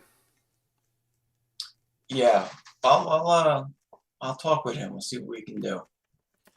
We can definitely push that. But we are at this moment, we're putting the chickens before the cart, because the nomination has not yet been sealed. What do you mean? How could Caleb not get a nomination? Oh, I'm not counting the carts before they're hatched. I get it. I get it. Yeah. So I talked to Bob when you went live and did the Caleb thing, and he was like, yeah. And then he's like, I asked him if I can repost his videos with Caleb, and he was like, yeah, absolutely. The goddamn thing blew up. I got almost 1 million views on that first Caleb video Bob did with Caleb. Wow. He was it was so interesting because the way Bob broke down the psychology of what Caleb was doing during the debate. Yeah. Bob has a great handle on the psychology. He does. I wish I had a better handle. I can see it and I can't express it, but I can see it happening, and the psychology is so fascinating to me. Bob puts words to it that yes, the rest of us wish we could. Yes, 100%. So yeah, I'll definitely work with that. God, Caleb's such an idiot. But all right, look, I got 2 more, and then we're done. God, thank the Lord. Is Ross back? I'll hang on if Ross is back. No, he's not. Dave Kircher says, thank Titicaca, it's Toonshine Tuesday. And thanks to Super Tune for keeping us attached to the spinning globe. That's the last of my Toonshine. And then Motorboat My Goat sends a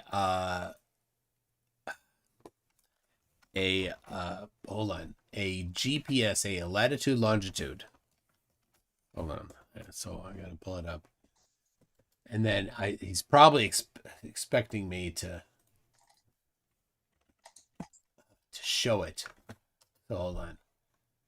Oh my goodness. All right. I need like 1.5 gallons of water. Like, I'm so thirsty.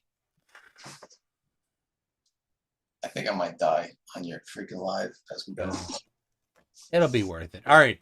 Here is the coordinates sent to me by Motorboat My Goat in the middle of Arkansas River. So usually there's some sort of a double entendre about the names, about the names of the. Oh, there it is. The name of the park that it's right next to is Toad Suck Park.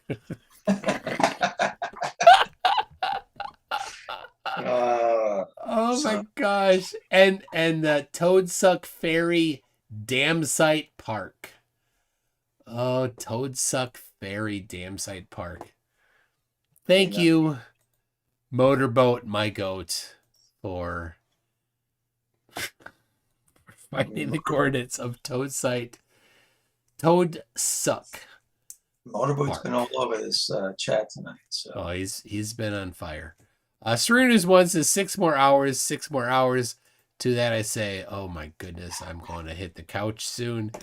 And non-existent ENT says go to couch. It's 3 a.m. I've already destroyed my entire day. So as you wish. Globey.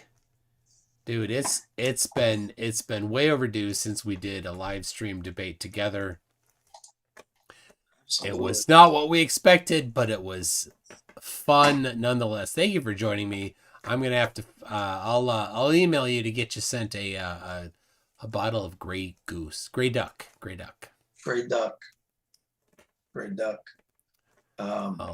definitely want a Bible as well. I'll send you an Arwen edition Bible. Yeah, absolutely, 100%. But all right, look, if another opportunity comes up for a 2-on-2, let me know because we still haven't done it. All right. Yeah, it didn't really happen, did it? All right, everybody, thank you very much. We'll see you on Thursday for the top left nomination stream, and we'll see you later. All right. All right. Don't let me go. MC2, drop that beat. All right. Let it flow. Let yourself go. So I know that is the tempo. So, yeah, let's do this. So let's do this. Yo, it's MC2, the debunking tycoon. I shatter flat earthers, make them face the moon. Your attempts are decent, but they'll swoon in the face of my logic like a deflated balloon. Oh, MC2, the one soon cartoons. On the real stage, send it first to their views. Your theories are like old brews, sweeping ignorance or just spreading the views. FDFE stands for fumbling the facts, evidently. I drop truth bombs so splendidly. Your approach is soft, mine's unrelenting. I bring the science while you're just venting. MC2, the buffoon with silver spoon. I tackle pseudoscience, make them change their tune. You're the sidekick, I'm the room. When it comes to debunking, I'm the room.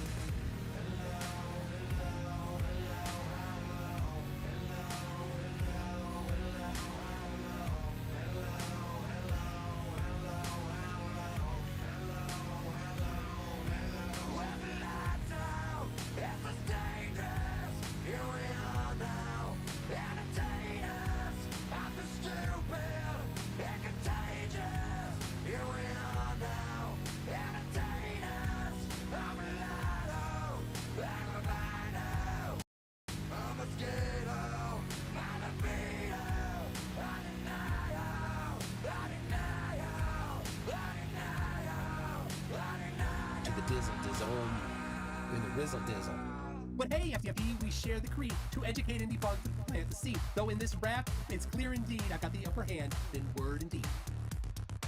All right, hold on a second. The Zoom call died. Everything died. No.